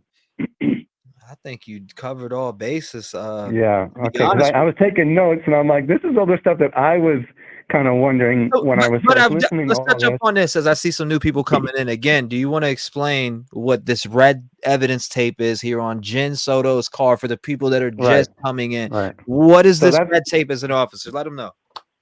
Okay, so that's evidence tape. So you would put that across. You see how it's across the door jamb, right? So it would show if someone were to break the seal. So if someone were to open that car, you would see that the evidence tape was broken, and you would know that the car was entered or contaminated. So again, this is all new stuff that we just found out today. And again, this is even if it's real and accurate. We're just going based on an email and photos that people are saying. So absolutely. I'm just commenting. Yeah, Rev and I are just we're just speaking about what we're being shown.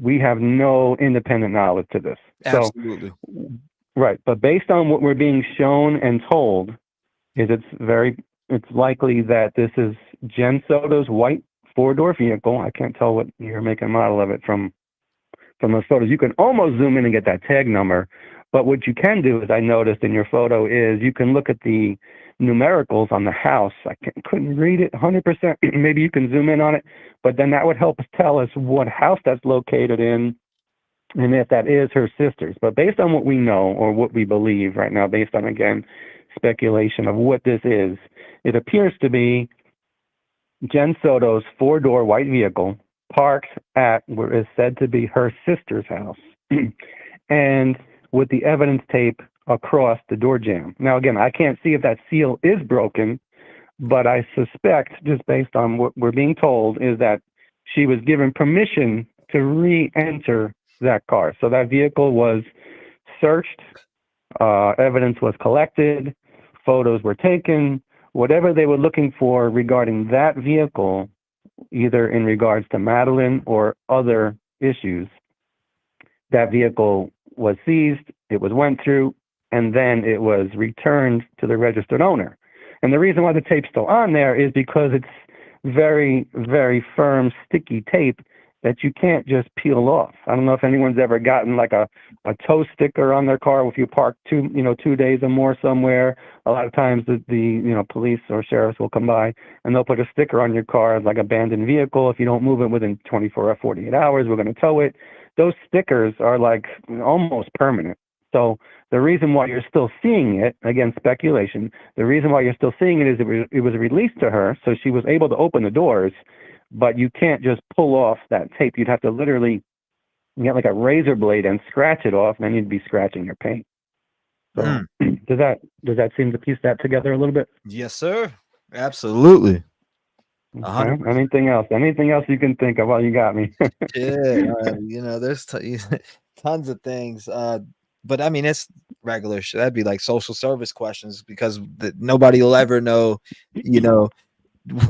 did mom see signs before? Was she abused before? Right, I mean, that's some professor shit. Yeah, that's something almost nobody could ever know, and it's not 100% relevant to what happened, but it's extra information, to piece together certain things, but it wouldn't really help.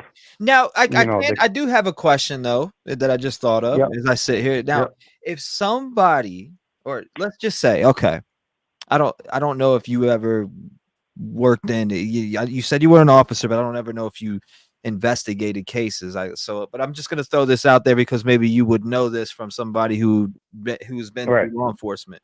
Now, based on my training and experience, go ahead. Right. If you guys had a case like this, or went and found somebody, and then you see them on the news, and you see them making inconsistent statements, what is the next step from there? Especially if they go, well, she's 100% not a suspect at this time, but now as of today, no comment. Right. So what's going on with those interviews? What would you guys be thinking from law enforcement, and how would you approach that? Right. So a couple of things real quick is you just reminded me that Sheriff Mina said she's not a suspect at this time. So that was another hint that we should have been thinking of her that day. And I forget which day, he did that press conference and said that, but that's a pretty huge clue. She's not a suspect, or she's not a suspect. And then he sort of paused at this time. That was critical the way he said that. And that's something that I was like, man. Right. Now, remember, here goes directly to the question, and just to use it as an example, remember, if you go before in a court of law and you're sworn in and you take the oath to, tell the whole truth, nothing but the truth. If you were to lie and it was proven, that's a crime. Correct? Excuse my voice. Yeah. That would be a crime. If you swear in a court of law to tell the truth, or in front of Congress or the Senate, anything similar to that, and you lie and it's proven to be a lie, it's a crime. If you were to lie to the news anchor or the news, the news station, the broadcasters, the interviewers, if you were to lie to them, it's not a crime. Mm-hmm. So your question sort of has to be framed in the way of, okay, what they did, even if we say it's inconsistent and looks like apparent lies, it's not lies if you tell it to the news station. But the police, to your question, they're going to be looking at that and say, okay, we need to bring them back for a second interview, or now we know the questions we need to really direct on. We need to really focus on this. We need to focus on her or on him. So it gives them, that's why, again, it goes back to when I initially said, I believe, because remember, news stations and reporters and all of them, they have connections inside the police department. They get scoops all the time, right? I mean, think about it. That's how a lot of them get their information, is through, I got a scoop. So they are always in contact with the police department. They have friends. They could have been, their family could be on the job. So there's a lot of reasons why the police would request the news to go out and interview. And that's why I said in the beginning, I believe that they were asked to go up. And again, we'd have to listen back because they did bring it up. I don't know if it was Jenn or I believe it was Jenn. She said, well, we brought you in here to do this interview, something to that effect. Now, is that 100% accurate, or was it sort of a team effort where they showed up, knocked on the door and said, hey, would you guys like to do an interview? Yeah, sure, come on in. That could be her interpretation of, we asked you to come do the interview. So if anyone can find out who initiated the interviews, that would be helpful to us. And again, not helpful for the case, but just helpful for us to piece together the how and the why. And again, my suspicion is that they were put up to go to the house and do those interviews to catch these inconsistent statements, knowing initially that they were suspects. Remember, Stefan said, when they said, have you been out boots on the ground? Have you been looking for them? And he said, in his little crying voice, yeah, I even went out with the cops. Okay, you don't think that those initial responding officers who first met with him and asked him to help look for the daughter and what happened, you don't think they were a little suspicious initially? And that they would have said, listen, I know this guy is the alleged stepfather or boyfriend or whatever to this girl, but it seems like something isn't right about him. So think about just the initial contact with Stefan, with the initial responding officer. Likely, if he's a good officer, and probably is, a deputy with the sheriff's department, he would have probably said to himself, something isn't right with this guy. He's not panicked enough. He's not saying the right things. Information isn't right. Something's not right with this guy. So that would have made him initially a person of interest, of course, without telling him. Did you hear this? I got to read this off to you real quick. Okay. So this was WFTV. This was March 5th. They said Channel 9 learned Tuesday that the story of Jennifer Soto, the mother of 13-year-old Madeline Soto, which story she gave to law enforcement, does not line up with what investigators know. Now, They said they had sent an email, and how would they even get that much information to put that out? I have the reference. I have the article in front of me. And I'm looking at it. I mean, that's exactly what they started off. So how would they even get that answer out of law enforcement in the first? I feel like that's a lot to tell a news station for them to put out to all of us. And during an investigation, if they are investigating her, that's basically like tipping her off right there. If they're saying that, right? Well, that again, line up with what investigators know, right? Right. Well, again, think about what that does to your person of interest. Now you get to see their response. Now you get to see, what do they do next? What text do they send? What phone call do they make? Where do they go? Who do they talk to? So again, we only know what we're supposed to know. Right. So so them saying that her statement doesn't match, knowing she's at that time a free person, what is she going to do now? And will she come in to us and say, okay, let me change this, or I made this mistake, or I used this word instead of that word? And again, we don't know if that's happened or not, but that's sort of what I believe they would have used a statement like that for, to get her to do something or say something, to see what the next move is, that chess move. You move the pawn, you move the knight, whatever it is. You want to see what that next move is going to be. You keep them on a little bit of a leash to see what they do, and then you can make your moves. Well, brother, I appreciate you calling in and filling us in. Great information from a law enforcement aspect, man. I appreciate that. Well, where you calling in from again? Rome from New York. I have the 843 number, but I go back and forth, Florida, South Carolina, and New York. So I do a little bit of everything there. Well, shout out to you. But I appreciate you. Thank you, brother. Appreciate it. I'll call back in as this case progresses, and to all your listeners, be safe, lock your doors, like it said, and yeah, man, stay vigilant, lock your doors. We got to, teach our kids, as hard as those conversations are, and what I would say is, even if you just write it down, I know it's hard to talk face to face maybe about these kind of things. Right. Just write a note or find a video. If you can find a kid's video that talks about safety against strangers and stuff, that's a little easier than the parents sitting down and saying, listen, don't let someone touch your private parts. It is a harder conversation to have. But if you start at a younger age, then it's a little more, it's easier, because it's you can teach them from maybe the aspect of open up an anatomy book, okay, and just show them like an anatomy of body parts and say, okay, this is it, don't let someone touch this area. It just makes it a little more like, okay, a little more educational as opposed to embarrassing.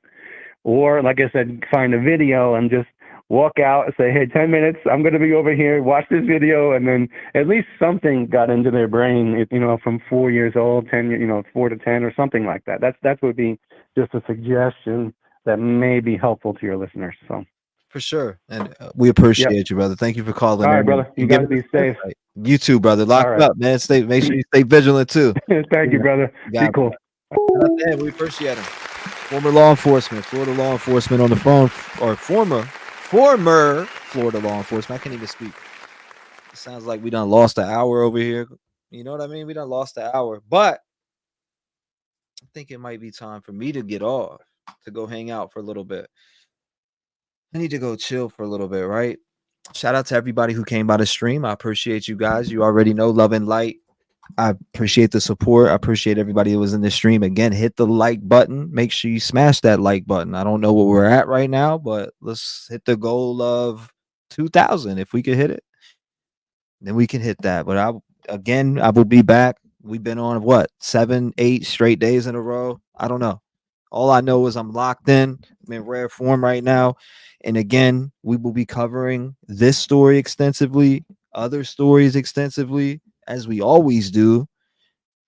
Shout out to everybody who came by. But you know how we do this. You know how we end it.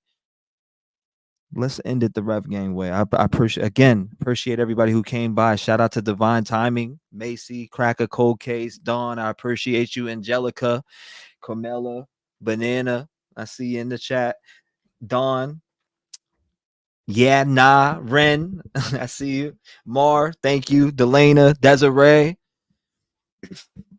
Kat, thank you. Jen, thank you for the 1 month. I appreciate you.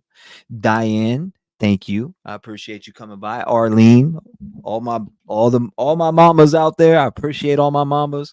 And for everybody who wants to stay back for the few tunes that we do rock out at the end of streams. If you need links, I'll drop them in there this time. I've seen a lot of people asking for it, but I got it for you right here. So again, make sure you smash the like button, comment under the video, drop your thoughts and opinions, and we'll be back at it. Like I said, what are we, 8 days in a row right now? Yeah, we're on one.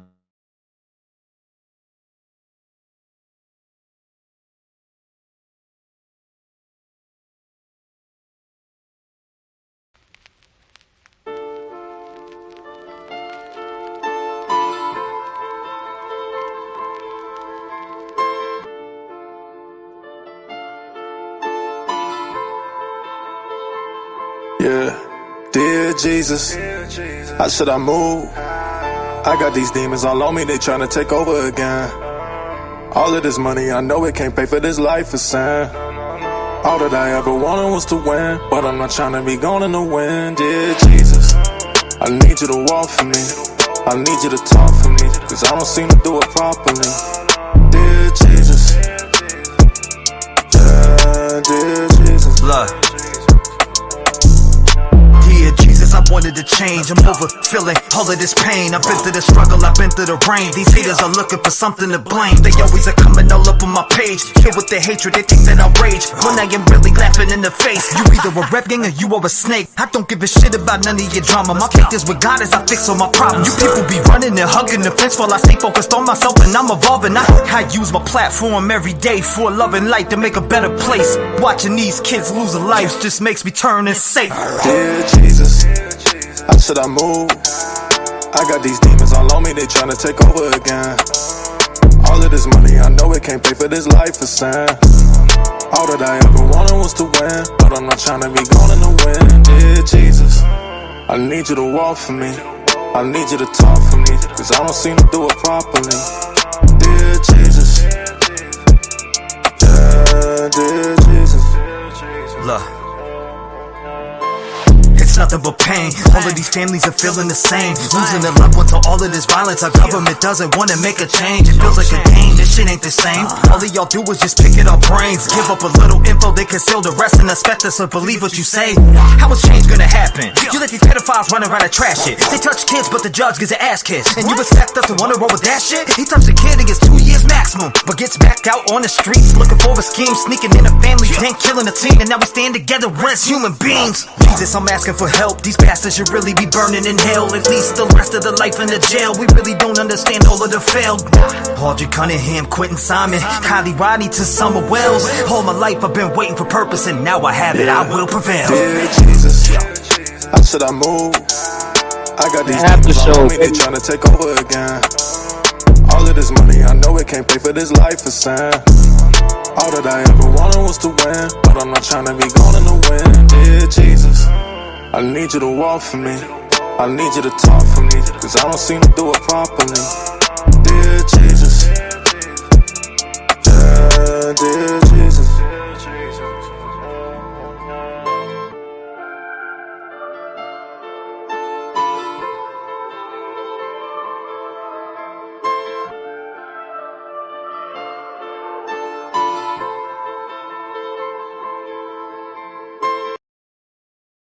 Man, that's a banger right there, ain't it?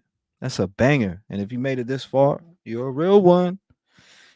That was a banger. What I say? It's nothing but pain. All of these families are feeling the same, losing a loved one to all of this violence. But all like I said, our government doesn't want to make a change. It feels like a game. This shit ain't the same. All of y'all do is just pick at our brains, give us a little info and conceal the rest and expect us to believe what you say. How is change gonna happen? You let these pedophiles run around and trash it. They touch kids, but the judge gets an ass kiss. Come on, you gotta go in like.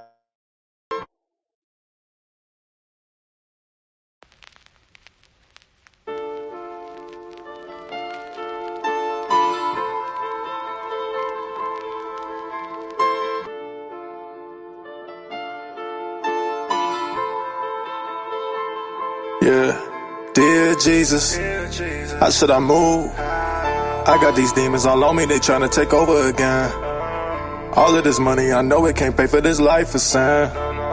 All that I ever wanted was to win, but I'm not trying to be gone in the wind. Dear Jesus, I need you to walk for me. I need you to talk for me, cause I don't seem to do it properly. Dear Jesus, yeah, dear Jesus. Blood. Dear Jesus, I wanted to change. I'm over feeling all of this pain. I've been through the struggle, I've been through the rain. These haters are looking for something to blame. They always are coming all up on my page, filled with their hatred, they think that I'll rage when I am really laughing in the face. You either a rev gang or you are a snake. I don't give a shit about none of your drama. My faith is with God as I fix all my problems. You people be running and hugging the fence while I stay focused on myself and I'm evolving. I use my platform every day for love and light to make a better place. Watching these kids lose their lives just makes me turn and say, Dear Jesus, how should I move? I got these demons all on me, they trying to take over again. All of this money, I know it can't pay for this life of sin. All that I ever wanted was to win, but I'm not trying to be gone in the wind. Dear Jesus, I need you to walk for me. I need you to talk for me, cause I don't seem to do it properly. Dear Jesus, yeah, dear Jesus. Look. It's nothing but pain. All of these families are feeling the same, losing their loved ones to all of this violence. Our government doesn't want to make a change. It feels like a game, this shit ain't the same. All of y'all do is just pick at our brains, give up a little info, they conceal the rest and expect us to believe what you say. How is change gonna happen? You let these pedophiles run around and trash it. They touch kids but the judge gets an ass kiss. And you expect us to wanna roll with that shit? He touched a kid and gets 2 years maximum, but gets back out on the streets looking for a scheme, sneaking in a family, then killing a teen. And now we stand together as human beings. Jesus, I'm asking for help. These bastards should really be burning in hell. At least the rest of the life in the jail. We really don't understand all of the failed. Audrey Cunningham, Quentin Simon, Kylie Rodney to Summer Wells. All my life I've been waiting for purpose, and now I have it. I will prevail. Now I said all my life I've been waiting for purpose, and now I have it. I will prevail. That's a fact. Don't let nobody ever tell you different. Don't ever let nobody tell you different. Always follow your dreams.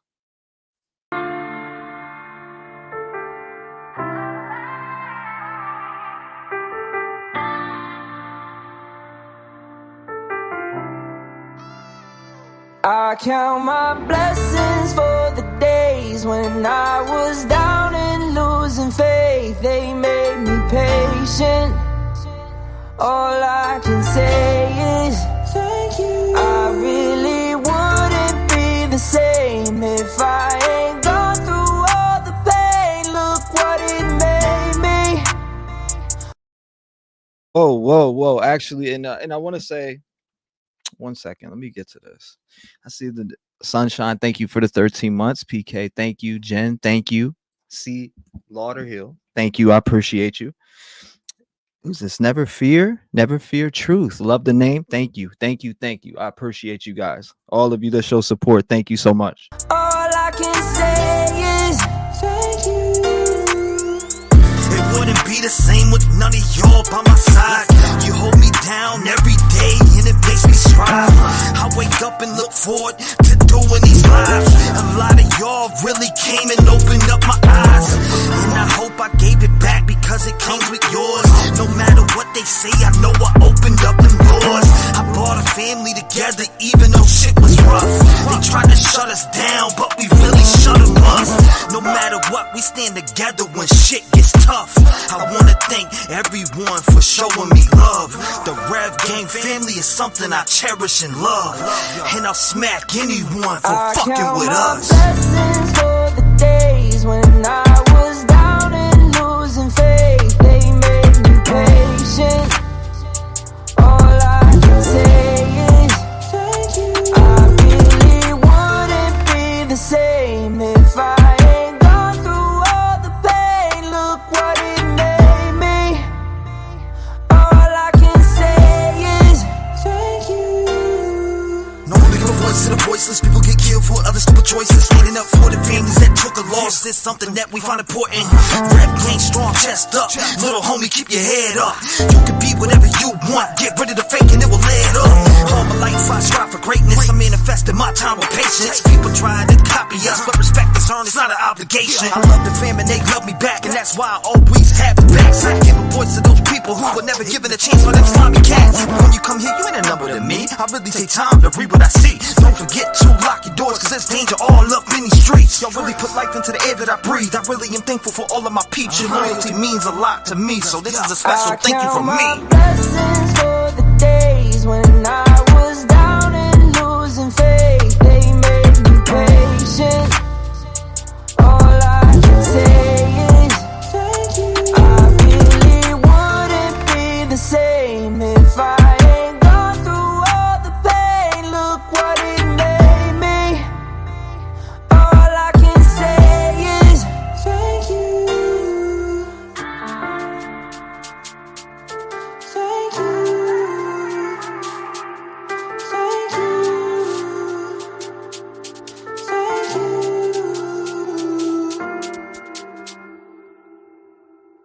Uh-oh. That's my joint right there. I love that song. We recorded that live too on the second channel, by the way. This one, you already know what this one is. This one will have a special place in my heart. Kylie Rodney. You probably heard it 1,000 times already. But again, voice for the voiceless dropping this summer.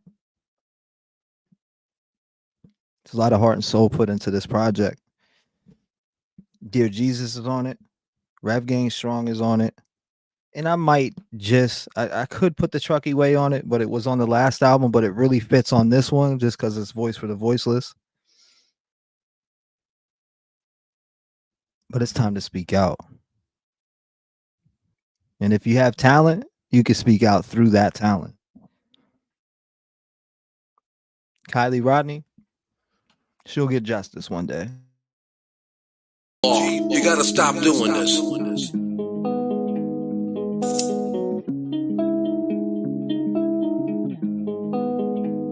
Look. All my life has been neglection, so now I pick up the pen and use it as a weapon. Yeah, you can see that I'm affected. People getting killed for nothing but obsessions. You need to look at your reflection and decide who you are. Stop acting disconnected. Got mothers killing kids. People kill to live. Well, I be on the mic, speaking how I live. Every day I wake up, it's another person that's dead, and YouTube has to solve it cause the law is killing kids. I'm disgusted at the evil in the end, and if you connect the dots, you'll see the vision in your head. Why do people die as victim to the streets? They wonder why I'm up all night and can't sleep. I'll be the voice for everyone who can't speak. L.E. fell Kylie and now Sammy is free. AWP did a good deed, and y'all be talking all that shit while they just do it for free. 16 days for 35 minutes. Y'all tried to throw them off and just wanna play the victim. Reaching out to YouTube channels for clout. I wouldn't check it. TV if I went in your house. And SF Investigate, stay sending out the hate. Why you mad at Doug and Nick for finding Kylie in a lake? Make it make sense. You're a fake bitch. You were there for money and now you're mad over fake shit. And that's something I can't relate with. Zero emotion from the mom on the statements. All I seen was the devil in her eyes. Tony died, you're a fake. I can see it through your lies. Got Sammy on your stream like the FBI. You've been grooming little kids. I can see your whole disguise. It get mail calling Ronnie up on the line. Why you lie to the people and say you gon' do it live? Santa May out here looking extra sus. Got an arrow on the ground pointing towards Kylie's truck. Then you want it coming up church. I think your butt hurt. You tried to blame the man for your dog but couldn't find the dirt. I guess that's what they mean by the trucky way. If you step foot in the town you might die from foul play. And I don't know what to say, but I can feel it through my soul. She didn't drive in LA. So y'all can try to go convince somebody else, cause I'm not falling for that shit. The autopsy really smells. See, let me explain what I'm talking about, man. And you know what I'm talking about. No water in the lungs. Y'all test for the weirdest shit. I guess it is the trucky way. You gotta stop doing this. I mean, I really guess it's the trucky way, man. Kylie Rodney needs justice. Shout out to AWP for being the only real ones in this situation. And that's sad. There's so many people that care. Rev Gang family, I'm out. Hi, this is Dave Jackson with YouTube News, and I wanted to report on a few artists here by T-REV. T-REV was calling them out. They're definitely buying views. We went and looked at their social blades, and it's 100% fact. They're really doing it. Look.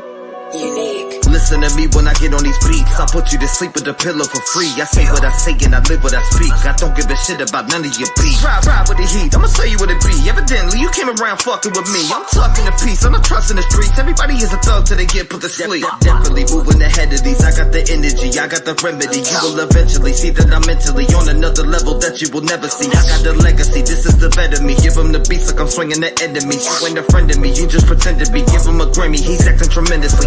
Why you gotta fake shit? Take a hack out, give your ass a facelift. You dumb man still stuck to the basics. One flow and you never really say shit. Don't make me drag your ass out of basement. Me this Timberland boot, I'm in to shake shit. From the streets I had to hustle just to make it. Flipping packs on the first when we pay rent. What you know about it? At 13, I was taught how to make sense. You were in school playing with a paint pen. I was on the block really serving many men. By the way, I think you owe me like 50 cents. I am your boss, cause I got the sauce. Hop in my way, then you stick to a dog. You're taking this loss. I'm in the field, snacking this shit like my name anymore. Back at it like a crack addict, gotta jump it like a jackrabbit, cause I'm that savage. If you ever wanna stab at it, take a pass at it. I run the tracks like a school, cause I'm fast at it. Vividly sick of your history. I got no sympathy, you live in misery. Lack of consistency, fuck the publicity, exposing your history. You was a bitch to me, come and get rid of me.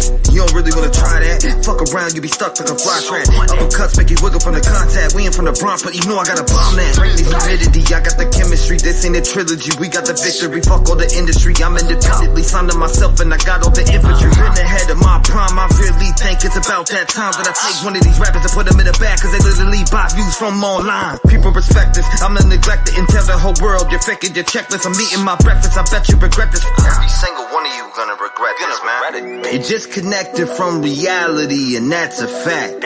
You need to get back in tune, but it's too late for that. Buying views and box for clout like it's gonna make a stack. You would really let your tonsils get poked for a couple racks. You're the type to buy 100,000 views and share the news to your people like you're making big news. Y'all some psycho motherfuckers probably posted suspended by a school. I bet you shoot the bitch up to see your face on the news. Is my face on the news yet? Oh my god.